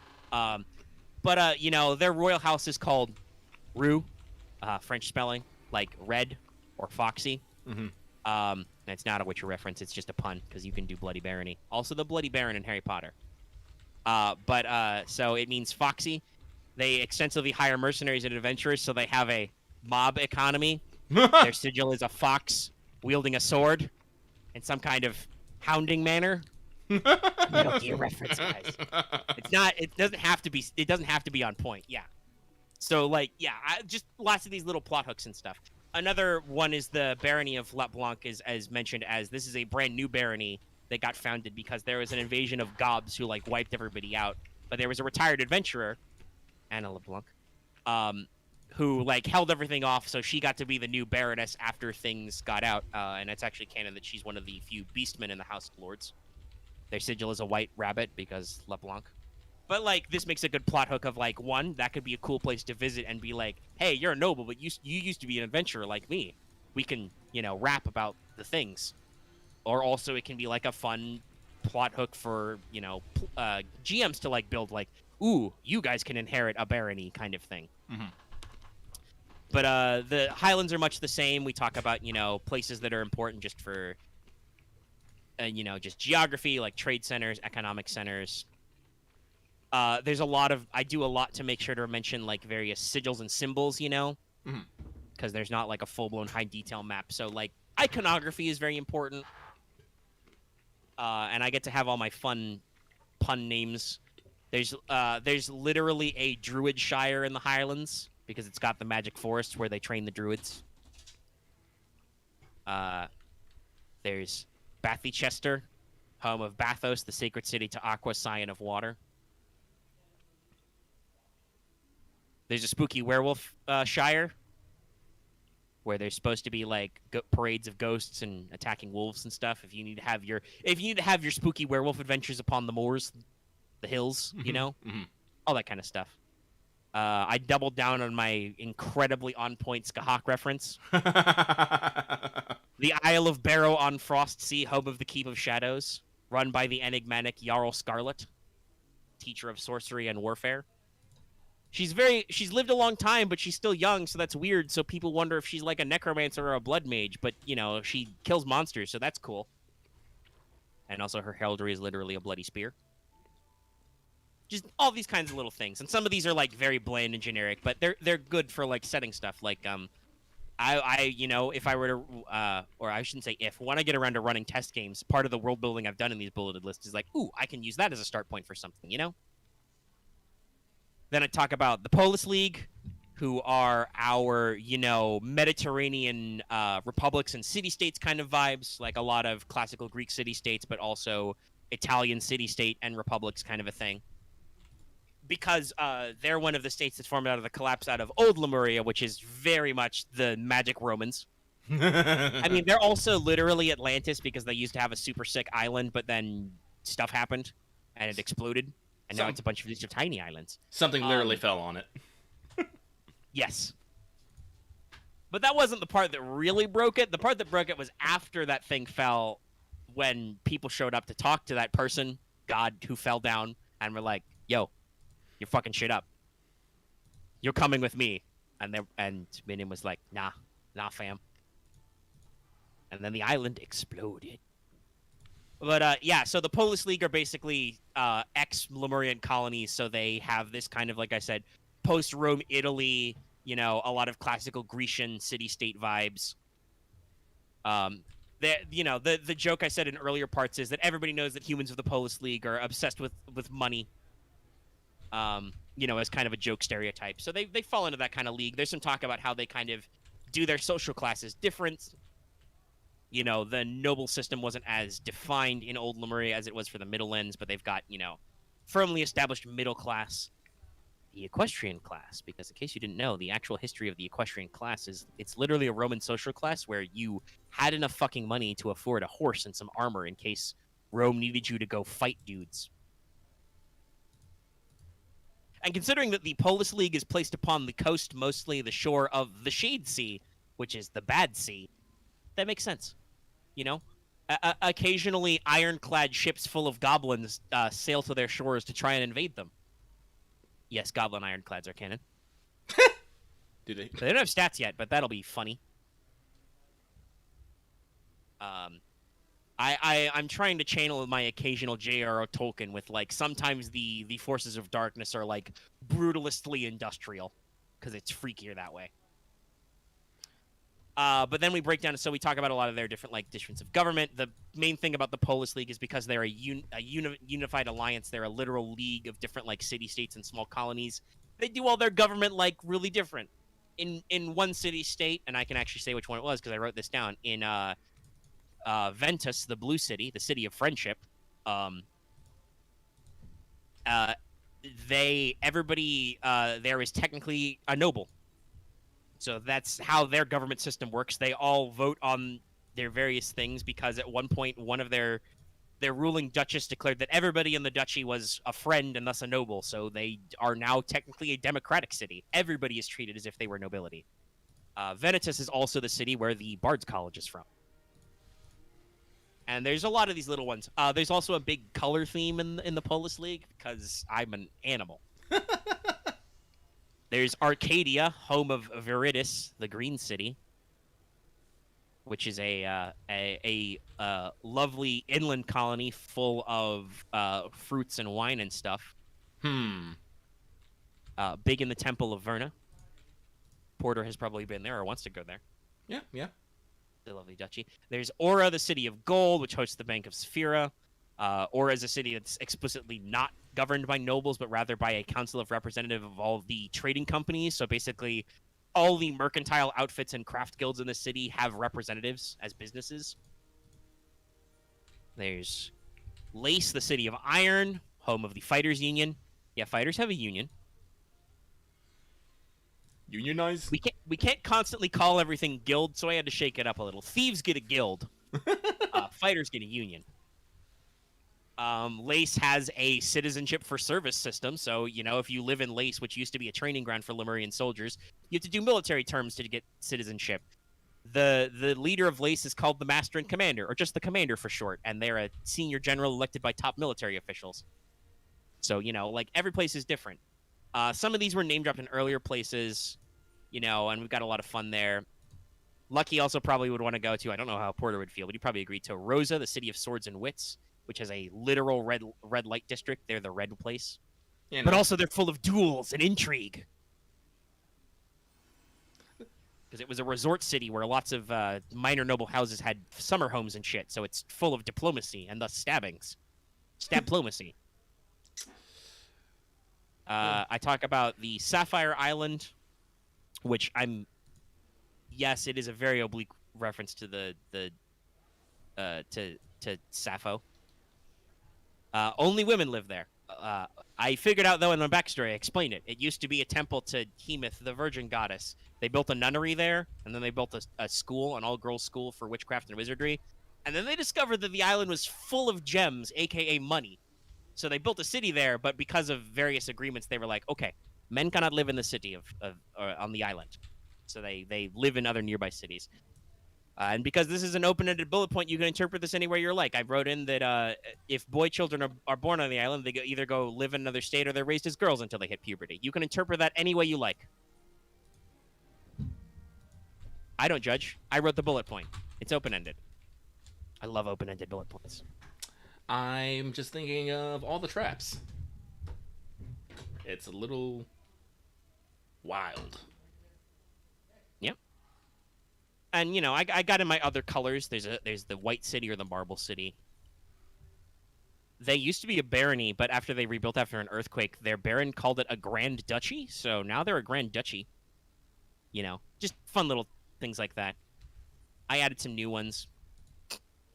Like to reference the color orange, I made Te, literally T-E, the city of spice.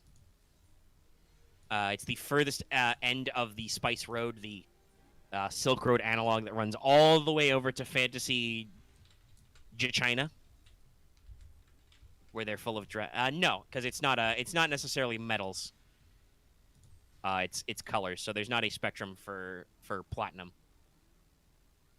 Also, as you know, Axe, we don't talk about platinum pieces. Well, actually, we don't talk about Electrum pieces, but the currency system in D&D going to platinum is also weird. But yeah, so that's a yeah. I solved this, by the way. Axe and I are discussing a long going joke in our D&D game about how money's fucking wild in D&D these days.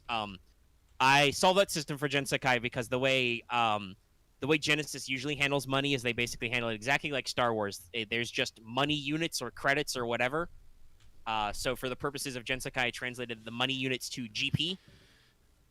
Hold on, I have the full name somewhere. Let me scroll up and find it. Yeah, didn't you call it like gold points or something? Oh, it has a ludicrous name. Yeah. Yes, the Alliance of Free Races Universal Gold Points System. Yeah. GP for short. Yeah. So GP is the universal currency. It is mentioned that Old Lemuria used to have a system of coinage that was bronze, silver, gold, but they exploded, so we don't do that money system anymore. I mentioned that earlier when talking about. Well, I don't know when you got here, Axe, but we're at 3 hours and 29 minutes on the stream, so you've missed some stuff. We talked about a lot of things. We did. Now Omega's talking about Gensekai, so we might be here for a little bit longer. Yeah, listen, guys, I'd spent 2 weeks writing this. I'd like to unpack it so I know somebody is listening. Now that obviously, like, Lucky doesn't read my notes, but I do have to let him know I've written notes. Yeah. I'm so busy. I'll go read them now, but it's just like, oh yeah, now they're done. Listen, there's nothing more angry of reading something and then ending at a "the" and you're like, fuck. Yeah, realizing that Omega had to leave halfway through a paragraph. Yeah. It's not done. Yeah. But yeah, so there's some new ones mentioned. Like I had to come up with a city to represent the color black. So there's Ombre, the city of shadows, which used to be a necropolis city on the south side where the spooky lands are. But now there's still people in it. So, you know, big deal with the churchhood of Dio and, you know, their sigil is a literal headstone. But, you know, if you need to get your undead booping on, that can be a good source of adventure. One of my favorite cities, though, other than... I just love the way I read about Rosa because it's like... It's not explicitly like a city of love, but it's kind of that, but it's also a city of swords. Like, it's just a fun time city. It's a city of romance. Yes. Their sigil is a bloody rose. They're a principality, so there's a prince or princess of Rosa. It's great. There's dueling in the streets. I love dueling in the streets. Such a great trope. So easy to sucker player characters into, too. I already talked about Venitas, the city of friendship, the blue city. But my other fun one is Violetto, which is obviously purple, but it's called the city of spring in public. No, I already got my ready joke in X. You missed it. That was earlier when I was talking about Rubians. But behind closed doors, Violetto is known as the city of thieves because guess where? It's where the Thieves Guild is based. The other guild, as the Adventurers Guild call them. So yeah, I think there's two major guilds listed, but one of them is the Adventurers Guild and the other is the Thieves Guild. So the Adventurers Guild calls the Thieves Guild the other guild. And it is actually, like, in my backstory notes, that the Thieves Guild, like the international crime ring, it's a trope and a cliche, so obviously they exist, right? That's the point of this setting. But it is actually kind of mostly a human thing. Like, elves and dwarves don't really need organized international crime.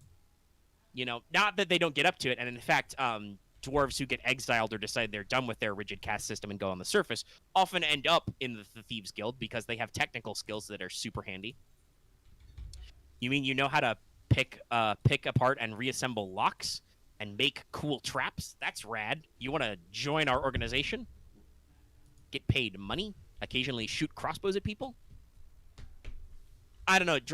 Not only did Dragon Age sell me on dwarfs as like a rigid caste-based structure, but they also sold me a lot on dwarves as rogues. Usually dwarves are like, you know, dudes in swaddled in plate mail with giant axes, but Varric's cool. I love him. Varric's great. But yeah, so Violetto's where they're based, and, you know, they basically run the city. There is technically a, let's see. I'm trying to think, what was the rank of it? Oh, it is a principality, yeah. So there's a prince there. But yeah, the guildmaster of the Thieves Guild who really runs the city. And in public, the city's a resort town. There's hot springs, there's casinos, there's fine dining, all kinds of stuff. And then after dark, there's thieves.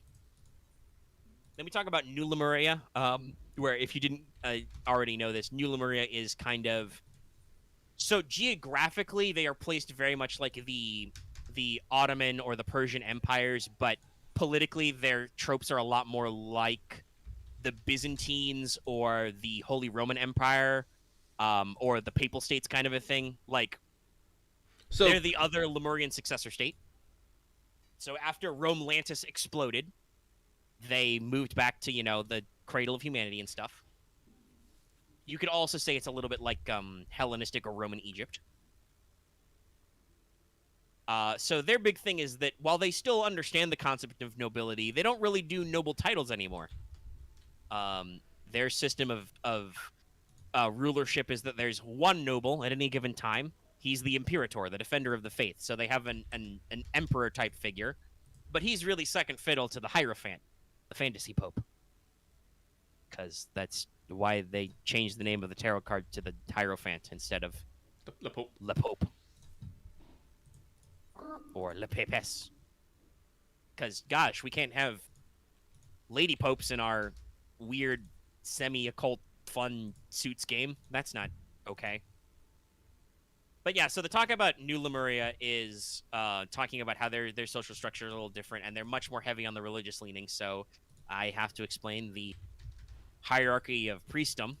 That was also fun research. I bet. So there's cardinals, then there's archbishops, then there's bishops, and then there's priests, and then below priests are deacons. And I don't really understand what the fuck a deacon is for. I don't Roman either. Catholic Church. I don't. I think the idea is that a deacon is like authorized to like do scripture and stuff, but is not a properly ordained priest.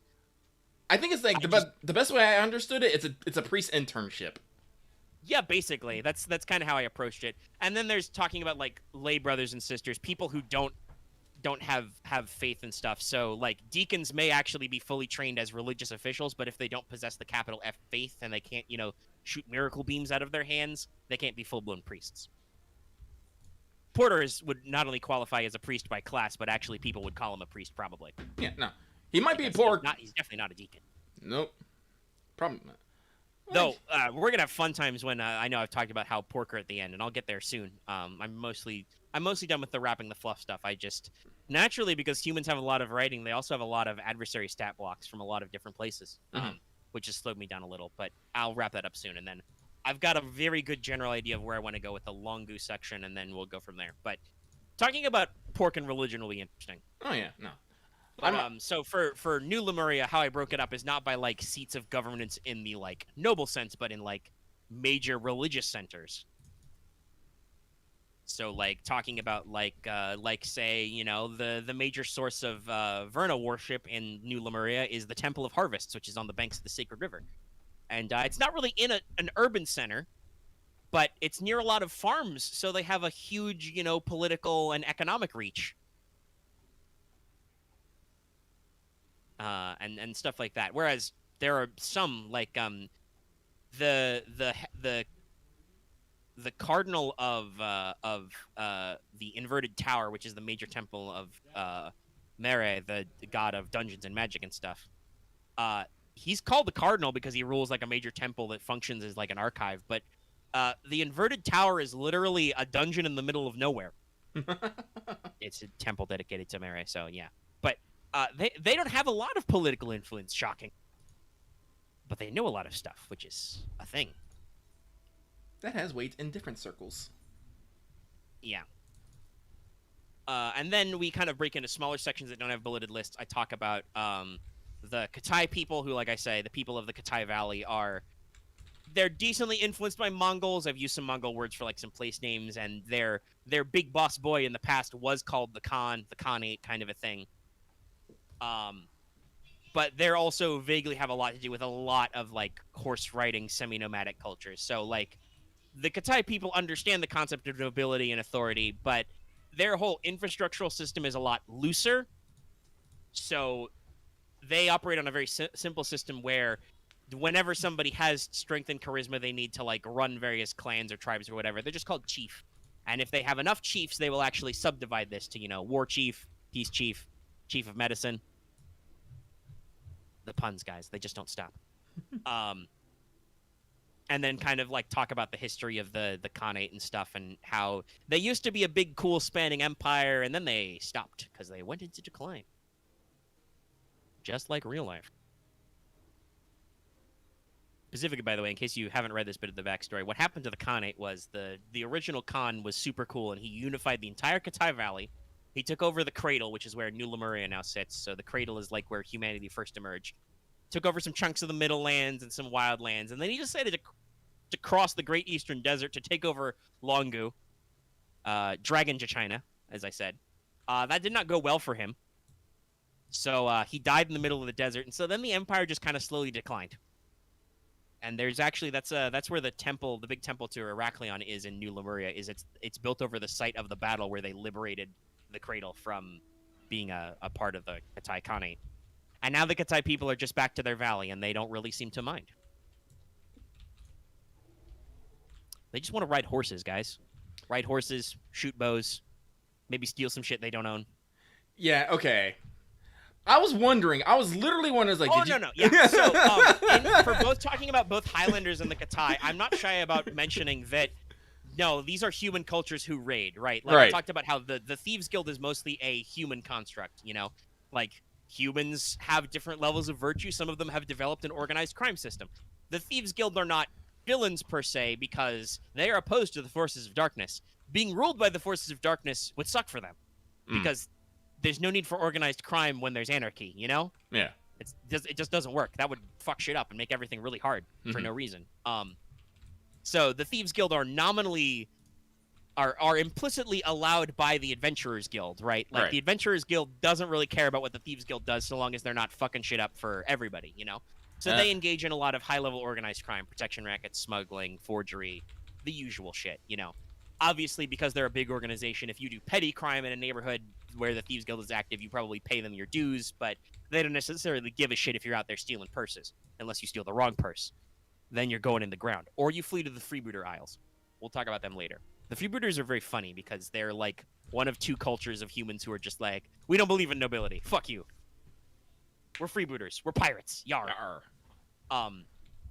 But yeah, so I'm not like hiding the fact that, yeah, no, in countries like the Highlands and Katai, if they don't have enough of something, they are perfectly willing to go to their neighbors and beat them up to take it. Okay.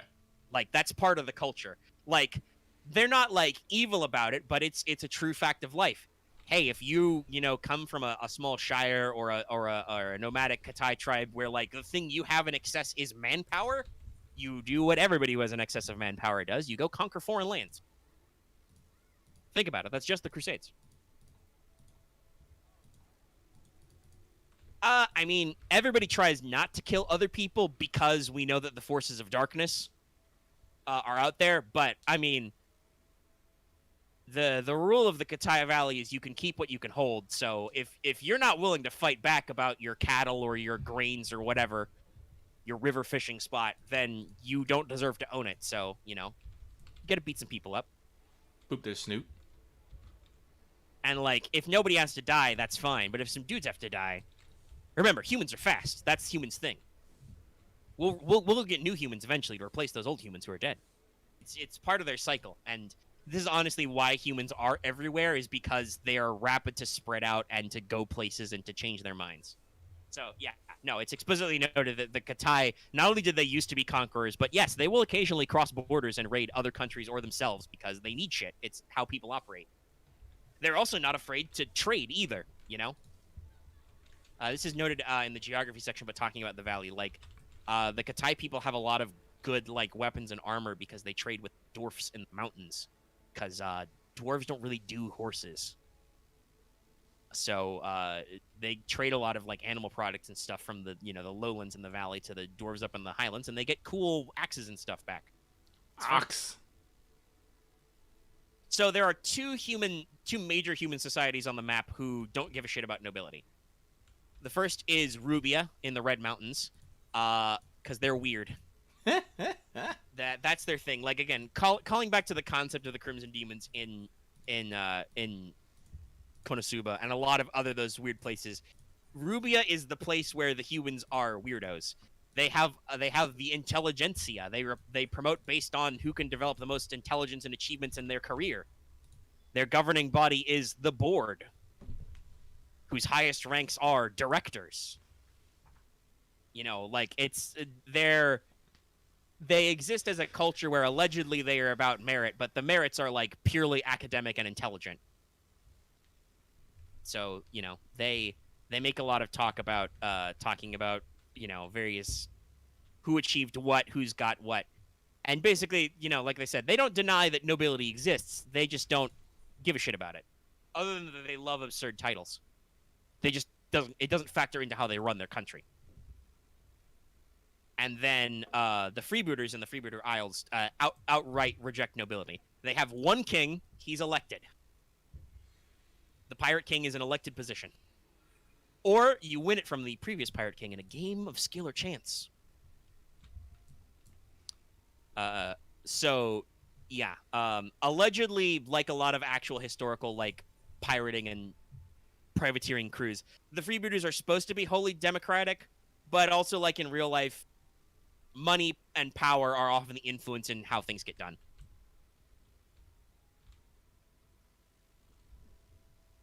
And then we talk about, like, smaller cultures. There's some smaller situations of people out there. There are some destroyed human civilizations. A lot of, like, the little notes and things that, like, you can use for, like, backstory or fun, cool character building stuff, either as a GM and whatnot. We talk a lot about languages, because, of course, humans have, like, a bajillion languages.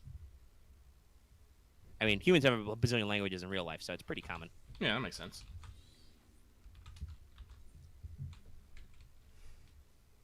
And then we talk about names, so I had to do a whole breakdown of a history of human names.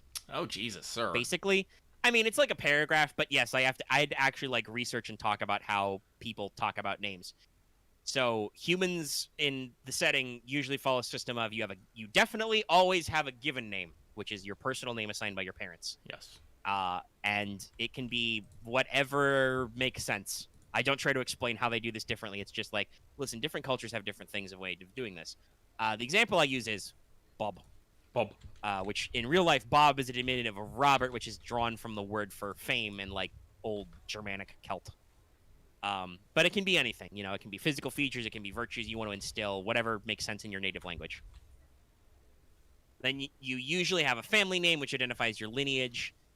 Some surnames it's mentioned are from noble houses. So, for instance, Basil of the House Midgar has been shortened to Basil Midgar. But as records get more complex, because this is what's true in real life, you need to distinguish between, you know, Bob living in the town of Chester and Bob living in the town of, you know, Bobbington or whatever. And so you're like, we're writing your name down. We need a surname to identify which Bob you are. And then it goes from, you know, talking about associated with surnames for commoners, talking about family professions, Bob Smith, or locations, Bob Green, and then just talk about all of it. In some cases, there are, you know, patronymic or matronymic names which attribute to your parent. Like in the Highlands, they may actually, you know, use kind of Nordic kind of, you know, blah, blah, blah, son of blah, blah, blah names. Blah, blah, blah, son. Yes. Talking about, like, language constructions to, like, to specifically identify your firm place with particle words to, like, give you that, like I said, that Mediterranean flair. So, instance, in the Polis League, one might say that I am Gregory de Lace to say I'm Gregory from Lace. I talk a little about Roman names, which are really annoying. Romans have too many names. It's a pain in the butt. Lucky knows what I'm talking about. He's read Codex Alera. Yeah, I have. Which does actually lead me to the next section when I talk about virtue names, because that's another thing that are common in a lot of societies. But yes, it's actually, you know, kind of part of the thing. So, like, the example I give is that Saint Brava, founder of the Adventurers Guild and super cool lady, she stabbed Satan once, don't you know? But before she was sanctified as a saint, which I'll cycle back to later because that turned out to be mostly a human thing. She was called, you know, Brava of the Blinding Blade. And, you know, nobles and kings might have appendages: the Great, the Brave, the Lionheart, the mostly okay. the all right. Yeah. You know, talk about other things like, for instance, adventurers might pick up names for famous deeds they've done, like being called Dragon's Rider or Giant Slayer, the Dovahkiin, whatever, stuff like that. Some notes about how, like, for instance, members of the Fighters Union might be allowed to style themselves so-and-so ex-gladiator, because X means from. Known members of the Thief Guilds might be called, so-and-so ex-Raptor. If you run into a guy calling himself Bob X-Raptor, be careful. He's probably out for your wallet. Protect the wallet. And then also I talk about how, some nicknames are not actually that virtuous, because there are plenty of people who are appended the terrible, the lame, the cruel, etc. And so on and so forth. We talk about human food. Yeah. Human food is all over the place. Generally, people eat cereals or breads derived from grains because they store well. Well, okay, so Longu is a different text altogether. They have a different language system, but that would probably work because they're, like I said, they're Dragon to China, so you could say that Skystride, Axe is talking about his theoretical character name, you could say that Skystride is technically a translation of your surname that is something in the original Longu language, which is also the dragon language, which I can be dead certain that dragons would have names like Skystride. Skystride, Flame Breath. Listen, I'm gonna, because the section on Longu also talks about actual, like, real big boy dragons. I'm gonna have a bulleted list of, like, famous ancient dragons. One of them is just gonna be called Smog, not Smaug, Smog. Just because puns. Puns. So, yeah, no, like, that can work as a very different thing, and that's definitely something that happens where you can change your name to fit the times. But yeah, so we talk about foods. There's a mixture of fresh and preserved meats, vegetables, fruits, etc. You might supplement this with other things, fish, dairy, eggs, etc. But everything wildly bases on, the local cultures. Breads, meat, and greens are everywhere, but that means they go a lot of different ways. If you live in the Middlelands or Katai, they love the steak of the bovine. Steak. In the Highlands, they produce high-quality mutton and bacon. But you will never find a finer fillet of fish. Yes, I wrote that way with the alliteration. Then in the Polis League, and they customized foods all kinds of ways, talking about spices, sweeteners, sauces, etc.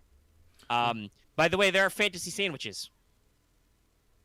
I stole the British slang term sarnie for sandwich, because the actual term sandwich doesn't make any fucking sense because it's actually named after a guy. Mm-hmm.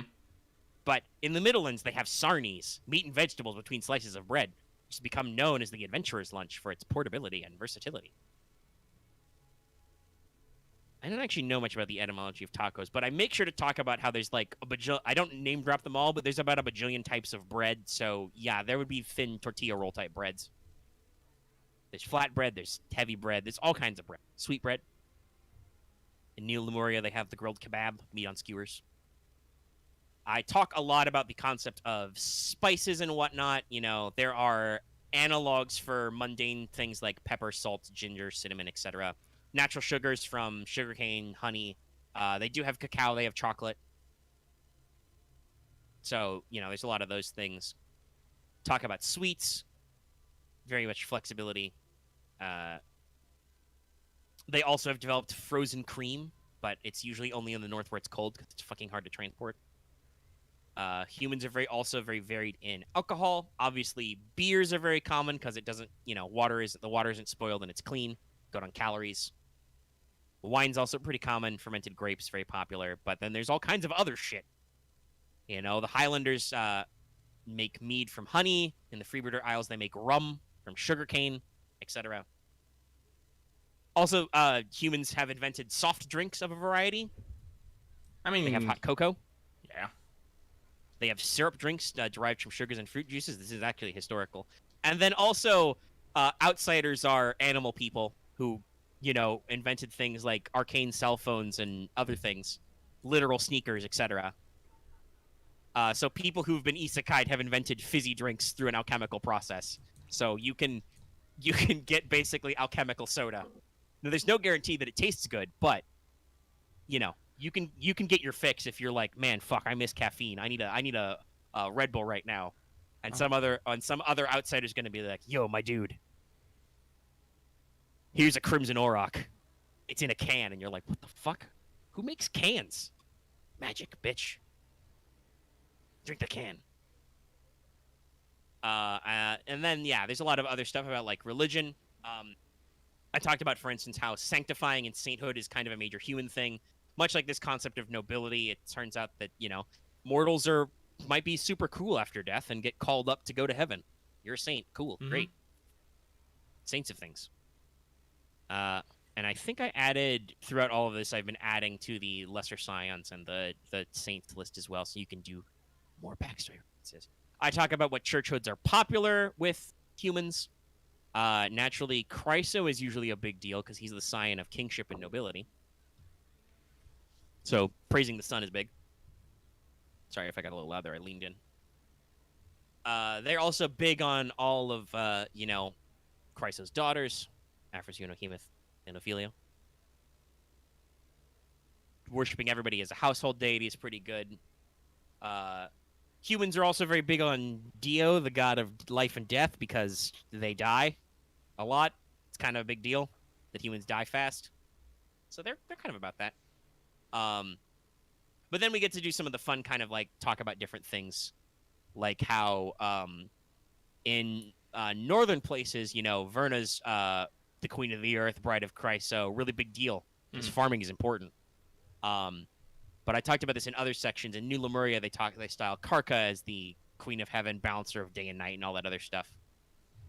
So, like, the even human versatility extends to religion, what epithets and purposes they worship people.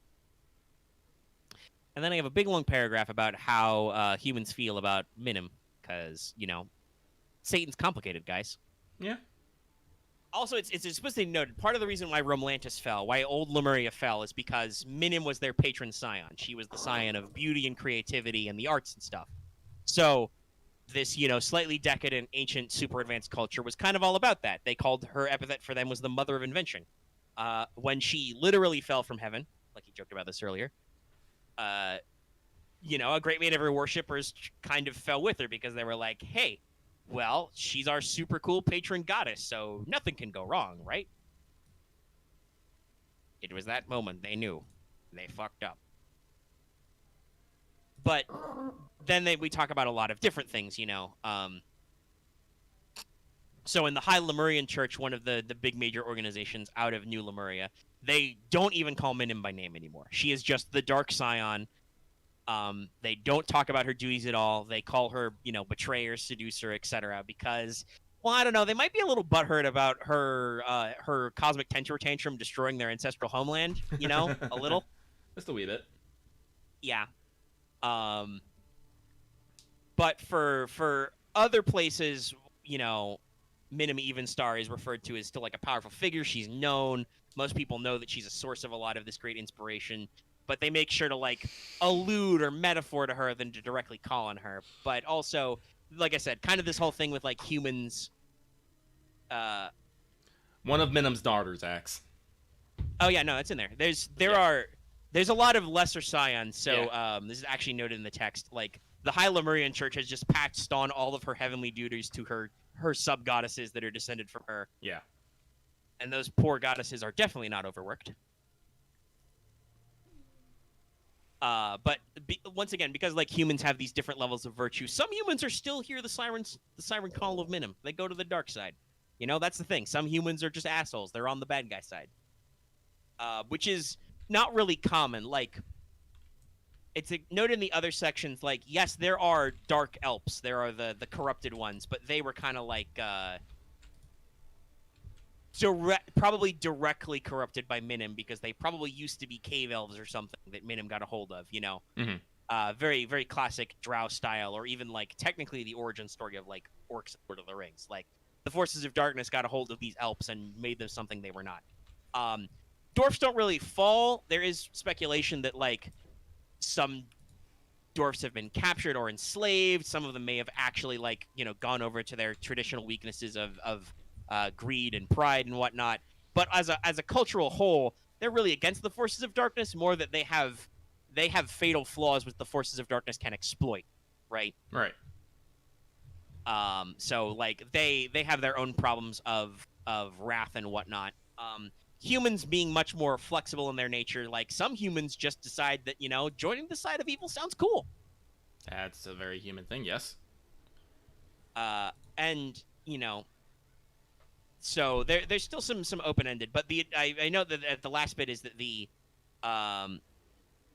yeah, no, we don't have any kind of psionic stuff, actually. Unless you interpret some of the weird monk shit very loosely. But also, monk shit could just be life force stuff. That key, yo. Or chi. Because we live in a magical fantasy setting where there are rules, literal rules, capital R. So stuff happens. But I note that the Adventurers Guild calls Minim the Great Adversary. Very Satan-inspired. I mean, she's a literal fallen goddess, so it kind of works out.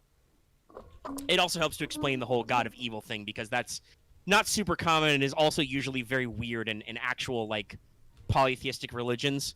Like, even if you think about Loki, who most people think of as a villainous, asshole deity, Loki was still, like, a normal guy until he went too far, probably. And then they finally got him for all his shenaniganery. Mm-hmm. Oh, the trickster. Yeah, so... they call her the Great Adversary, the Queen of Hell. They're very concerned about her. They know that they have to oppose her. And like I said, this is canon. During the Battle of the Breach, when we got all the Adventurers Guild got founded, Saint Brava did actually stab her face. Minim canonically has a scar now. Also, this is actually in the Human Artifacts, but I made sure, because I talked about it earlier, to drop the description of the Master's Blade. Master Sword. Which is Saint Brava's legendary relic, which is a sword that is perfectly indestructible and beautifully formed and everything, except for a tiny little sliver out of it, which is the bit that fell out when Minim got her snoot booped. I mean, if you're asking if they're if they're pleasure cultists, yes, I refer you to my large section on archdemons, of which I believe there is one of seduction and one of vanity. So, yeah, no, there's some stuff out there. I don't suspect that Minim personally visits her cults much anymore. She's too busy having a great time running Pandemonium in Hell and just doing whatever the fuck she wants. Now, if you guys want to go to Hell and check out Pandemonium for yourself, I don't recommend it, but listen, I still need a trip of your afterlife. I need to go to that river so I can get the fucking spicy chili river. Spicy chili. Listen, I have fully accepted that Porter's gonna be a cook, and he's just gonna make wild ass fucking recipes out of whatever he finds. This is partially why I make sure to jot down everything about every culture's cuisine. Also world building. Yes. But basically, this paragraph ends with discussing that, like, listen, the Adventurers Guild, which was mostly founded by humans, is opposed to Minim, but she's not considered, public enemy number one. Because she's kind of a more ethereal bad guy. That role falls to the Demon King, who is ambiguous. I've talked about this before. The Demon King is just this guy, Mm-hmm. out here doing Demon Kings. And then I've got some, I'm halfway through the adversary profiles. I've been using a lot of the adversary creation rules from the expanded player's guide for Genesis. It's usually pretty handy for doing stuff short. And Lucky, this will definitely shock you. Some of these suggested skill stat lines are actually very good. They include skills like Cool and Vigilance. It's wild. It's like they learned their lessons or something. Yeah. Now, I don't know why the stat line for, like, cop/town guard doesn't have vigilance, but it does have perception, so I guess it's okay. But, like, no, they actually, like, spread out their skills a lot. And by the way, I want to point this out. Their cap is, they say, to save on space, maybe don't give NPCs more than 8 skills. Quite a few. I'm like, damn, you guys have learned a lot of lessons. They're very generous with adversary design. And honestly, I would say town guards probably don't have perceptions, have elements, because they're looking out for trouble, not reacting to trouble necessarily. Well, that, and I mean, it's a fucking cop, a beat cop or a town guard. This is kind of a pulp actiony series. How effective are those guys actually at stopping crime? Nah. It's a plot thing. Mm-hmm. But yeah, so like the only thing they're strict about is usually they're like, hey, don't give minions talents unless you really have to, and maybe only give them one special ability to be unique. Otherwise, keep it to the stat line and the skill pool. Rivals should be, pretty limited. Maybe give them a couple talents, maybe only like one special ability, etc. Mm-hmm. So we've got, a handful of different stuff with some fluff bits. I do actually have town guards in there, guild cut purses, because you might run into some thieves. Katai horse archers, gladiators. Gladiators are funny. I gave them a cool ability where they can work the crowd to, make your fight harder because they're fancy pants. Lots of other stuff. I'm about halfway through. I got a couple more rivals and some nemesis to go. Unfortunately, 2 of those rivals are the spellcasting ones, so that might take me a little bit. Because the spell system is something I cannot shorthand. I have to actually do the work myself. Yep. But this is to save myself and others from doing the work in the future, so, here we be. But also, because this started getting me some more, gear stuff, this made me think about some things. So I added a new sidebar. Oh. It's down in the adversary section, but I talk about loot, so I actually discussed, because this is a thing you guys know, speaking, I'm talking to Lucky and Axe listening, but all my players in Star Wars know. NPC adversary profiles, they have gear, they have stuff. Those are usually expurgated, they're shortened. They don't usually talk about, like, their encumbrance value, how much money they're worth, and etc. So sometimes players, like, find a cool bit and bob that's attached to an NPC stat block, and then they have to ask questions to me as the GM. Mm-hmm. Hey, what's this? How heavy is this fancy pants rifle? I don't know, probably as heavy as a normal rifle. So I built that into an explicit sidebar. Like, PC adventurers may stumble into adversaries who are carrying gear that they want to steal. It's a proud tradition of adventurers. So if they find an item, you should translate it to whatever the nearest appropriate, normal PC item is, giving it the analog for its encumbrance value, its GP value in case they want to sell stuff, et cetera, et cetera. Keeping the base listed quality, figuring out the base damage, et cetera, defense soak, et cetera. But also, I point out, feel free to edit these requirements as you need, because this is also, not a world of mass production and infrastructure, so stuff is not necessarily going to be specifically tailored to them.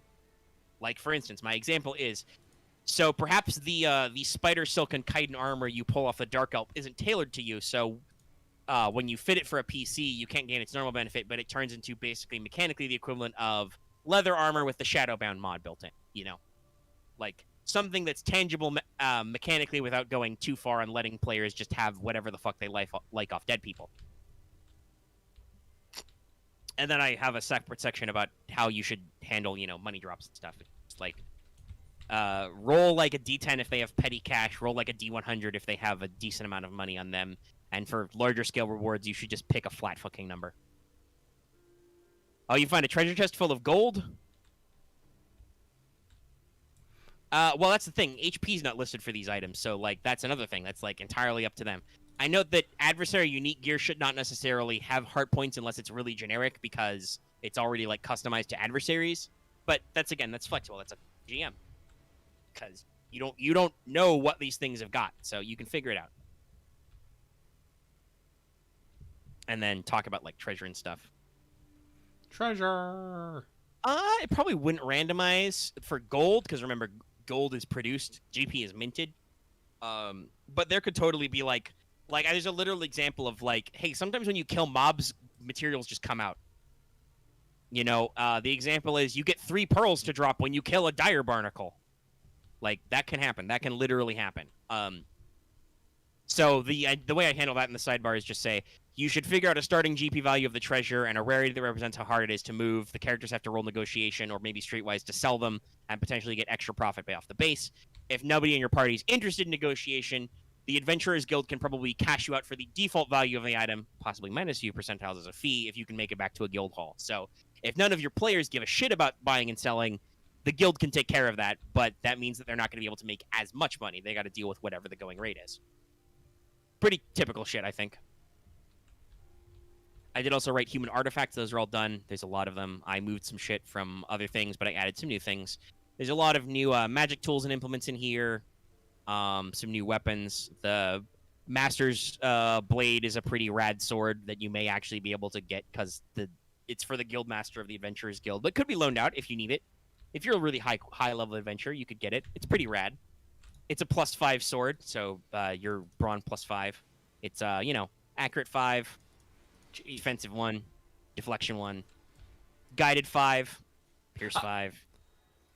I was about to Son, say if you. you're I was about to say. Can you... yeah. So actually, yeah, that's the story. The story is that like the Saint Bravo worked a little bit of her spirit into the sword when she made it, and it's a super overwrought description. It's got relics of other saints, and it's got a hilt beset by rubies and sapphires, and it's a damascened blade that includes a tooth of the divine. It's really cool. It's a cool sword, guys.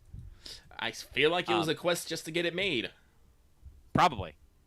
I mean, this chick founded the Adventurers Guild. You should assume she's got some adventures under her belt. Yeah. But yeah, it's got a bit of her spirit worked into it, so it remembers her swordsmanship. So in addition to having cool qualities like, like I said, guided 5, like literally the sword moves on its own. Also, while you wield it, your ranks in melee light are always treated as 5. That is terrifying. Yeah, it's a really, I mean, it's a priceless sword that's rarity 10. You can't just find it, so it's pretty important. But I figured it was good to actually like covet its stat and actually work out what it's like. Accurate 5. It's got some defense. It's got guided, so if it misses, it can roll 5 greens. It's pierce 5. I didn't want to give it breach because that was kind of the thing the Vorpal sword has, which is a generic magic item. The Vorpal sword basically has the stat line of a full-blown lightsaber. It's a flat 10 damage. It's like breach 1, sunder, vicious 2 or 3 or something. Really gnarly. The Master's Blade has vicious 5, but only if you're using it against the forces of darkness, because it's a sword that damages evil. Beings with an evil heart cannot pick up the blade. It's like a blade of bane, of evil. The Master Sword joke. Guys, I like Zelda. Literally, the next item down on the list is the Power Gloves, which are made in the Lost Kingdom of Nin.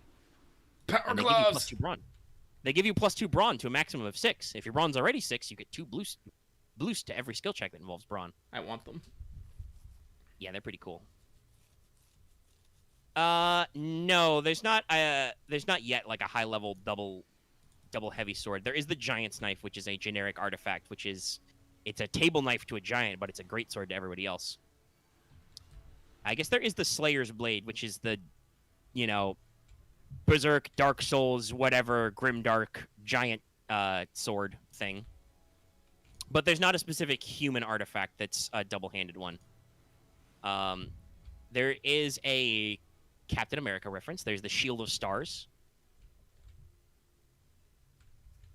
But also references, Achilles' shield that had some stars on it too. But it's a shield that's also, not only is it a shield with, decent stats, defensive 2, deflection 2, knockdown, stuff like that. It also can be thrown, so it's got a short range and it's got guided 2, and you can spend 2 advantage to have it come back to your hand. So it's Captain America style fantasy shield. That's cool. That is cool.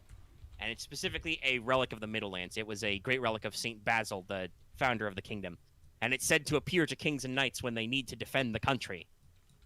Super cool. A lot of stuff like that. Everything, like most of these items are unique or have limited number of copies. Like one of the magic items is the Grand Grimoire. It's the great archive of the Schoolomancy, the great school of magic in the Middlelands.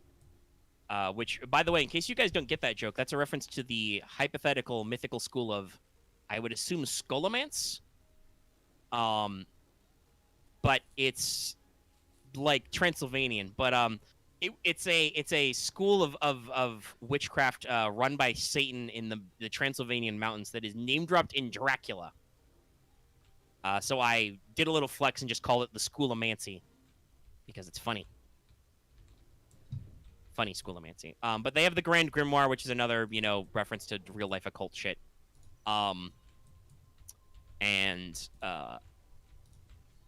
The reason why I explain how other player characters may be able to obtain it is that occasionally copies, excerpts, translations end up on the black market, so they have the same functional rules as the real Grand Grimoire, but it's an excuse for, like, it's a rare item, but you could reasonably give it out to players, Yeah. And it's a pretty sick magic implement. You get +3 base damage. Your ranks and no rules are always treated as 3, even if they're higher, so watch out if you're really smart. You can use it as an Arcana implement. When you do, your base damage is increased by 3. And when you add any Arcana-only effect, the Lightning effect or the Fog of War effect, you increase the difficulty 1 less. So there's a lot of interesting little things out there. Like the legendary Axe of the High King is in there. Brontes, the Thunderer, the Stormbringer. There's the flying broomsticks of the Witches Academy. There's special Katai saddles, stuff like that. Just little things like there. There are some magic or some high quality bows. And I should point out the artifacts I'm listing are Human. To amplify my gear porn. Artifacts are listed specifically to the cultures in that section, but there is a generic magic items and artifacts zone. Because those things that are like, they're either semi-mass produced or they're not generically tied to any specific culture or race. So, for instance, there is a... Yeah, this is in the magic items table. There's the Kerberos, which is the three-barreled pistol.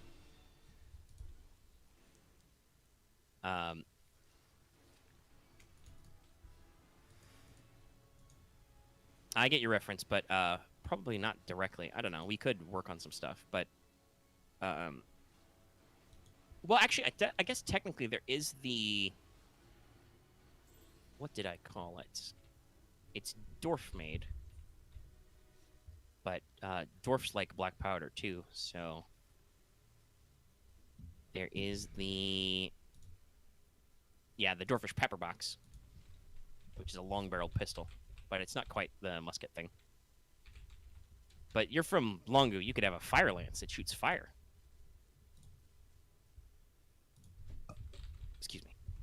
But yeah, so I broke out some of the artifacts and stuff. And actually, I've also, in addition to heavy fluff writing, I've been kind of cleansing my palette, as I talked about. Actually, because I've moved a lot of items out of the original sections, like rewriting some areas and some other things, adding in some new items, like in the magic items section, like what did I call it? I think it's the Runic Forge. Yeah, the Runic Forge, which references a lot of the different toolkits you can get, kind of like in Star Wars.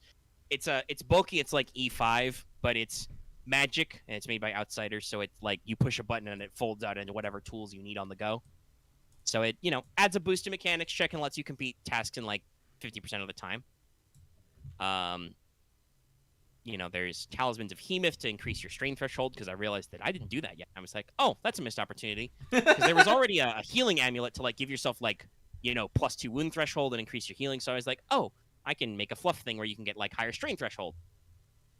Man, it also decreases the difficulty of fear checks once while wearing it. I'm super glad that Google Docs now allows tables of contents or the fucking outline. The outline, yes, I love it. It's so good. And I've deliberately built the document to have the outline be fucking functional. Yeah, I know. That's what I'm like, yes. Another thing I added was the portable vault. So there was already the bag of holding, but now the portable vault is like you get a little token, and it weighs like I think it's like E1 or 2. So it's like maybe it's a padlock or a combination lock, or maybe it's a key, or maybe it's a door handle. But you stick it in the air, and you open your invisible vault door, and you have access to a pocket dimension storage space, which it holds up to 50 encumbrance, but you have to access the vault as a maneuver, and you can only move a single item at a time, and only items of still 0 and encumbrance of 5 or less can fit through the door.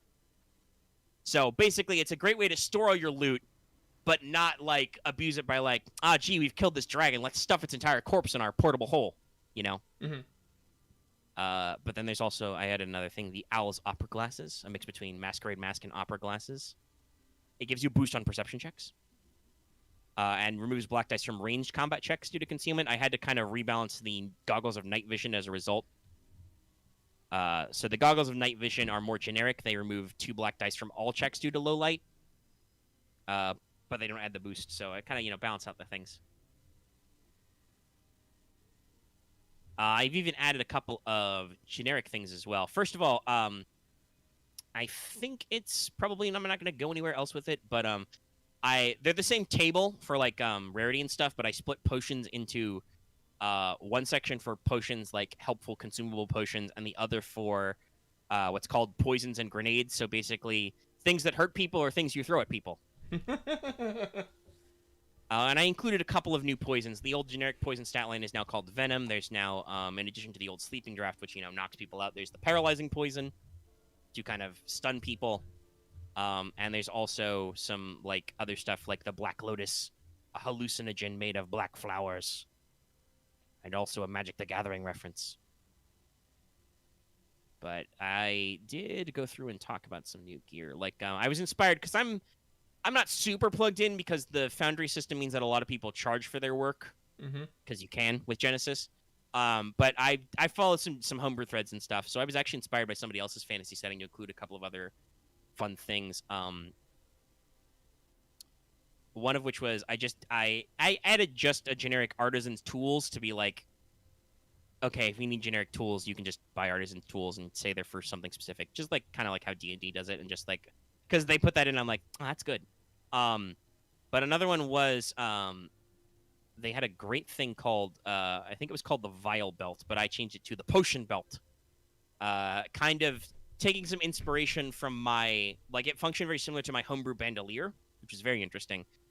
So I kind of combined it with our bandolier concept we came up with for Star Wars because encumbrance in Star Wars is sometimes funky, and also the military belt pouches, which kind of let you get stuff fast. Yeah.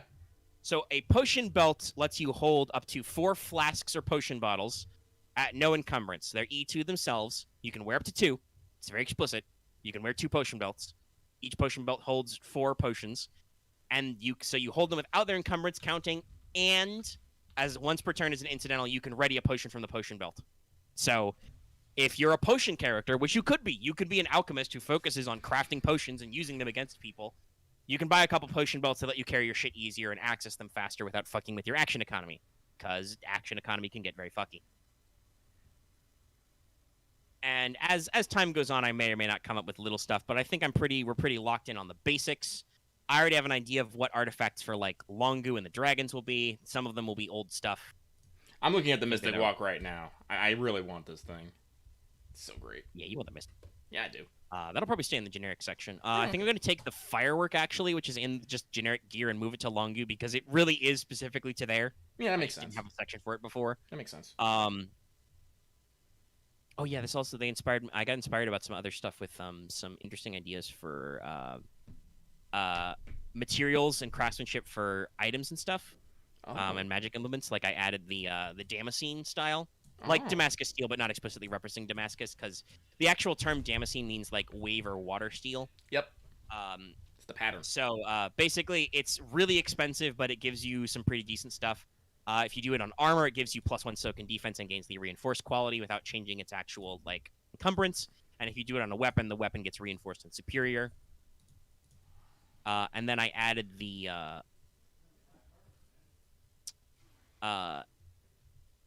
well, Damascene actually would be the Longu-inspired pattern. There's not necessarily something specific about using Dragonfire. Longu's going to be interesting because I have an excuse for why, but I'm going to explain, like... So, you know how humans are made up of all the elements, right? And that means they can have extreme personalities? Mm-hmm. Dragons are also made of all the elements. Only old school, the classical drakes are, like, literally titanic creatures. Like, I'm going to just do in the description. They can straddle mountains and, you know, blot out the sun with their wingspans. So when dragons get feelings and emotions, they're very extreme, you know? Like, a dragon who feels greed really likes gold, so they build huge hoards. Sorry, it's getting a little late. I'm stumbling over my words. We're going to end after this because we've been going for forever. Mm-hmm. And Dallas has the Smaug quote. But a dragon who feels like protective will, like, I don't know, settle into a village of the person it likes as a guardian deity and watch over them and their children forever. You know, like, dragons are all about extremes. So the Longu people, being a race who are built by interbreeding of humans and dragons, also have emotional extremes. They like to hold it in. They're a very stoic culture. So they probably don't go around running around breathing fire at people commonly, because that's not what you're supposed to do. You're supposed to hold it in and be cool, which will kind of explain the aspects of certain, you know, Far Eastern cultures which are about stoicism and stuff. Because they wanna roll it in and keep it contained. There is a, you know, dragon bone craftsmanship, but Damascene is the one that's explicitly like imported from Longu. There's also a moon silver one I added, which is about, you know, holiness stuff. Unholy enemies add threat to combat checks targeting you, and it gets lighter, and weapons get extra like advantage to activate stuff. cool. Sick. I think that's all the materials I added. I added one more item to magic implements, though, Coral, because I saw a good one, which it gives you an extra success when you cast Barrier, Dispel, or Heal, which is neat. But yeah, like I said, I have a rough... once I finish the adversary stat lines, which, like I said, I'm kind of just, taking it low and slow and kind of flushing out the pipes. I have a general rough framework of the Drake and Longu section I want to run through, and I have some of the actual, like, items and other stuff in mind. I've got it in, like, 2 sections. We'll talk about dragons, and then we'll talk about how dragons settled in Longu and blah, blah, blah. Yes, it will include the 3 treasures. There will be a sword. There will be a mirror. There will be some beads. I don't know what the beads are going to do yet, but I have a pretty good idea of how we're going to handle the sword and the mirror. I mean, it could just be a big jewel. It's true. It could be just one singular. I'll figure it out. I know what I'm doing. Yeah.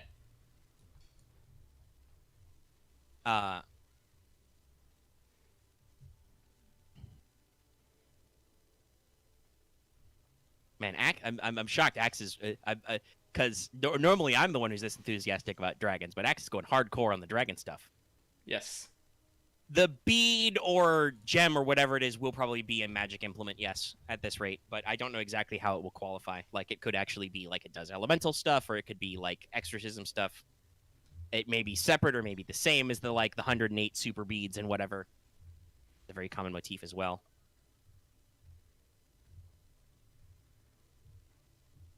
The mirror, yeah, I mean, the Brontes shoots lightning once per encounter, so that would probably have like a sunbeam thing, because it is going to be a solar mirror thing. I'm gonna do an oblique reference. So the land of Longu was founded by the divine dragon, who was a dragon who was enlightened and a human, and I think the human that the first queen of Longu is going to be called. I think the right joke would be like Hinoko, like Fire Child, but also it sounds like Himiko. Yeah. Puns. And also, Queen Himiko was famous for the bronze mirror, so it works out. Perf. Magical mirrors which shoot beams. There is already a mirror shield because, again, I'm a sucker for Zelda, but that's a different item entirely. You will probably not use the actual mirrors as like a weapon. You might be able to use that as an arcane focus too, Tamamo style. I don't know. We'll figure it out.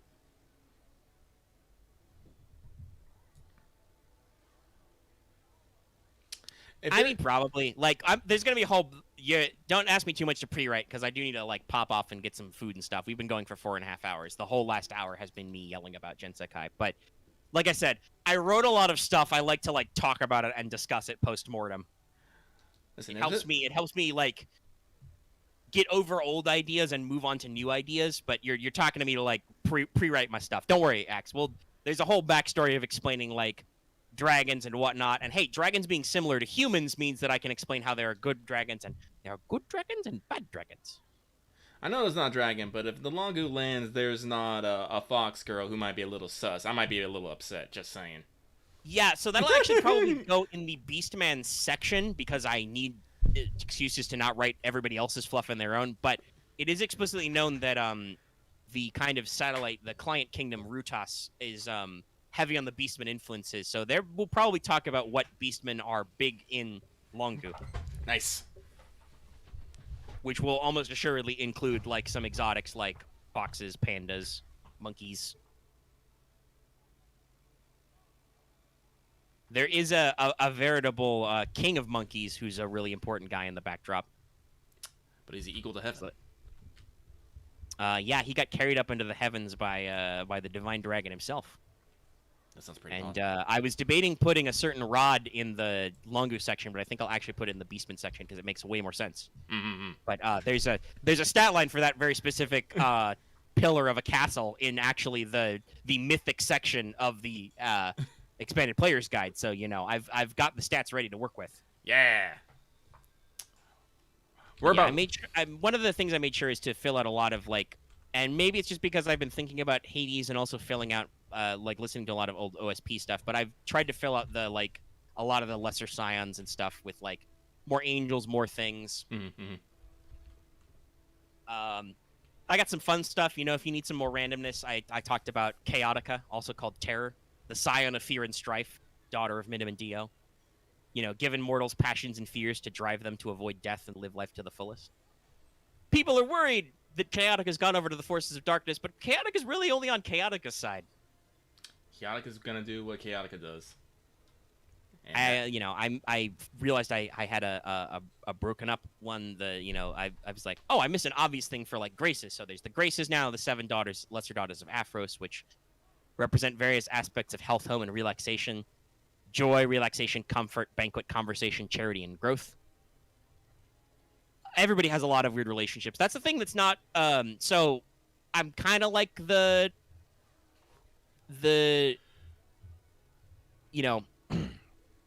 like talking for the more Greek or Norse, like there's a lot of banging and not a lot of monogamy in the gods because they're gods and they have stuff to do. And there's no definite proof that it's actual banging. Maybe they just like touch foreheads and shoot star babies out. I don't know. It's ambiguous. Hey, listen, this is why Porter thinks he got a shot. There's a lot of, though, like, generational stuff and minor deities, and that's where a lot of the lesser scions come from. And there are definitely scions who, have kids with humans. That's something I mentioned that Heracleon is famous for, is she goes about the mortals and has many lesser scion demigod children who usually go on to become great heroes and stuff, and occasionally saints. And then she has an entire saint posse, the Saint War Order, in heaven. It's rad. Yeah, I got the references. You know what I'm about. So there's a lot of like ambiguity about where people come from and stuff. There's a lot of saints I've included. I think I mentioned, for instance, I talked about Saint Nocturne, the Shadow Thief, patron saint of thieves, ladies of the night, night watchmen, nocturnal jobs. Yes, much like Hermes is the patron of both cops and robbers, I have a saint for that. But Saint Nocturne is also the iconic rogue character.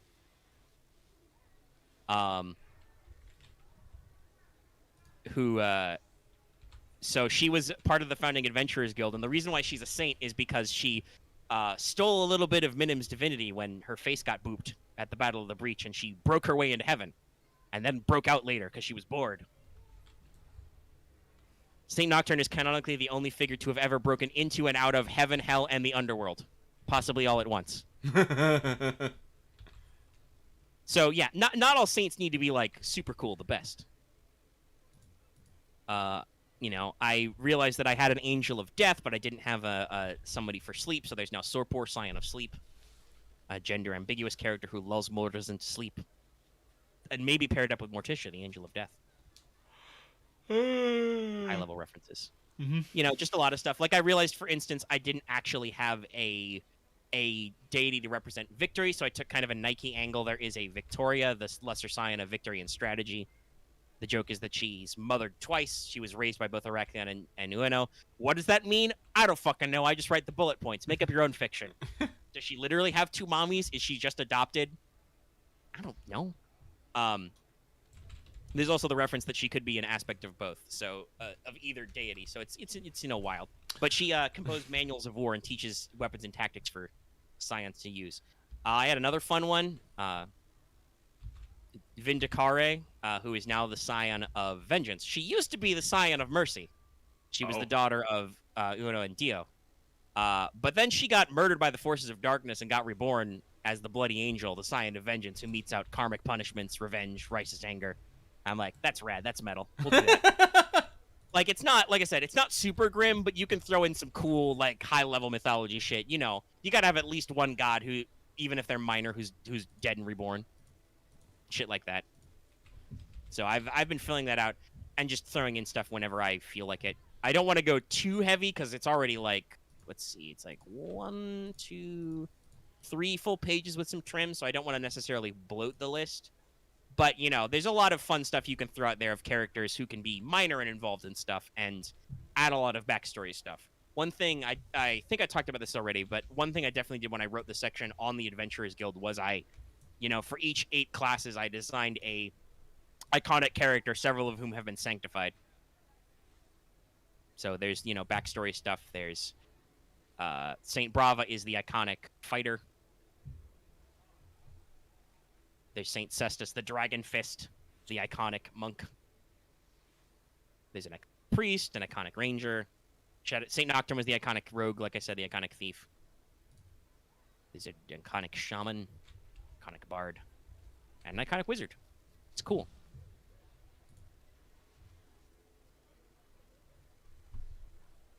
Yeah, there's an iconic ranger. I mentioned him. Because remember, the core class is ranger. It's not for subclasses. That would make way too many of them because there's 3 specs per career. That would hurt me inside. But the iconic adventuring ranger is Captain Arolonius Longstrider. He was a half-elf ranger, supposedly descended from long-lost elf royalty. He was a lieutenant in the king's army, and he was a guide to St. Brava during her adventures. And he was never officially sanctified, so even though it's been centuries, people insist that he's still super alive and hunting the forces of darkness and stuff. Super cool. Like I said, there's an unabashed joy in tropey writing, you know? Yeah. Like, when you don't gotta bother to try and be original, you can honestly be a lot more funny, and in some cases probably a little more original than if you were trying by just, like, taking tropes and turning them on their head. I mean, that's been the end thing for, like, the past 20 years. Yeah. Let's do this, but not this. I'm excited. Yeah, no. And, like I said, this is really helping me world build for stuff I can use to run test games in. Like I said, by literally writing that human section and giving myself plot points and areas to work off of, I'm like, oh, this is perfect. It's really good. I can use this as a jumping off point. But now it is like 11:30. We've been going for 4.5 hours. I am hungry and slightly tired. I'm very hungry myself. So we should wrap up the show. Like I said, I have a lot of shit to do as well. You know, I've got to shoot a new Wanted. I've got multiple sessions. I think we're still on for D&D this week. I got to stream. We're going to do progression as well. So I'm going to be busy with this and all those other video games. But like I said, I do hope to work into the next section of Longu and just power through those segments and write those new stuff. We didn't really talk Star Wars, but I think it's because we literally had a slow week, you know? Yeah. Like, our previous week, we literally cut it short at, like, 2.5 hours because they're like, man, everybody seems kind of out of it tonight. So we should just wrap it up. Mm-hmm. So I'm sure we'll have more to talk about. I mean, there'll definitely be action. You'll be in a new area. It's another thing I have to do that'll take up a few hours. Not that I mind. You know, it's just all the little things. All the little things. But yeah, I'm kind of glad to be in this fantasy mood and having a lot of energy to power through. And hopefully we can hit all the segments before I run out of gas. And I think we can because I don't know why, but I just feel like super in a lore mood. Well, you've still got the rest of this area to explore and enjoy, you know?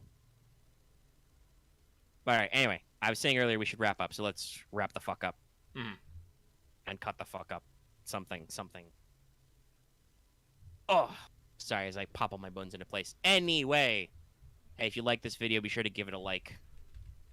There's like 7 of you left after 4.5 hours. 9 of you now. Hold on, it's refreshing. There's only like 4 likes. Like 5 of you who haven't liked, you can like it right now. It's cool. Anyway, give it a like if you liked it. It's good for engagement and shit. If you have any comments on the video and other stuff, leave them in the comment section down below. We don't get a lot of comments on WhatsApp, though we do get a busy chat, you know. It's fun. So leave your comments. Join our Discord. That link is in the description, probably, and on our channel page, definitely. Join, have fun, talk to people. Get in Lucky's Final Fantasy 14 squad if you play that game. Crow Mafia. Crow Mafia.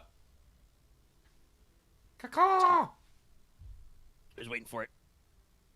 If you haven't already and you're new here, please subscribe to our channel to get more of whatever this is and lots of other shows.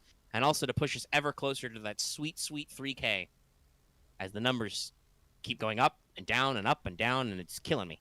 It's killing me, Smalls. We'll get there eventually. Just today, we've gone, like, down 1 or 2 and up 1 or 2, and it's nonsense. I don't understand. Please sub so we can finally get out of whatever the hell this roller coaster is. Sub now. Also, consider hitting that bell for notifications, so even if you're already subscribed, you always know when we post a new video or when we stream. It's very important. Check it out. So it's good to know. And consider joining our channel for emotes and stuff that you can spam in our chat when you watch us live, like right now. And, of course, like I said at the front of the show, consider supporting us as a Patreon. You get access to some videos early. You can get access to audio formats early and downloadable for as little as $1 a month or $10 a year. At other levels, you can vote in topic polls and other fun stuff, and it really helps us out and supports us and our never-ending quest to buy more books to read. Yeah. Curse you, books. Damn you, Gutenberg. And with that note, it's time for a biblio bomb, and let's get the funk out of here. All right. See everyone on the other side.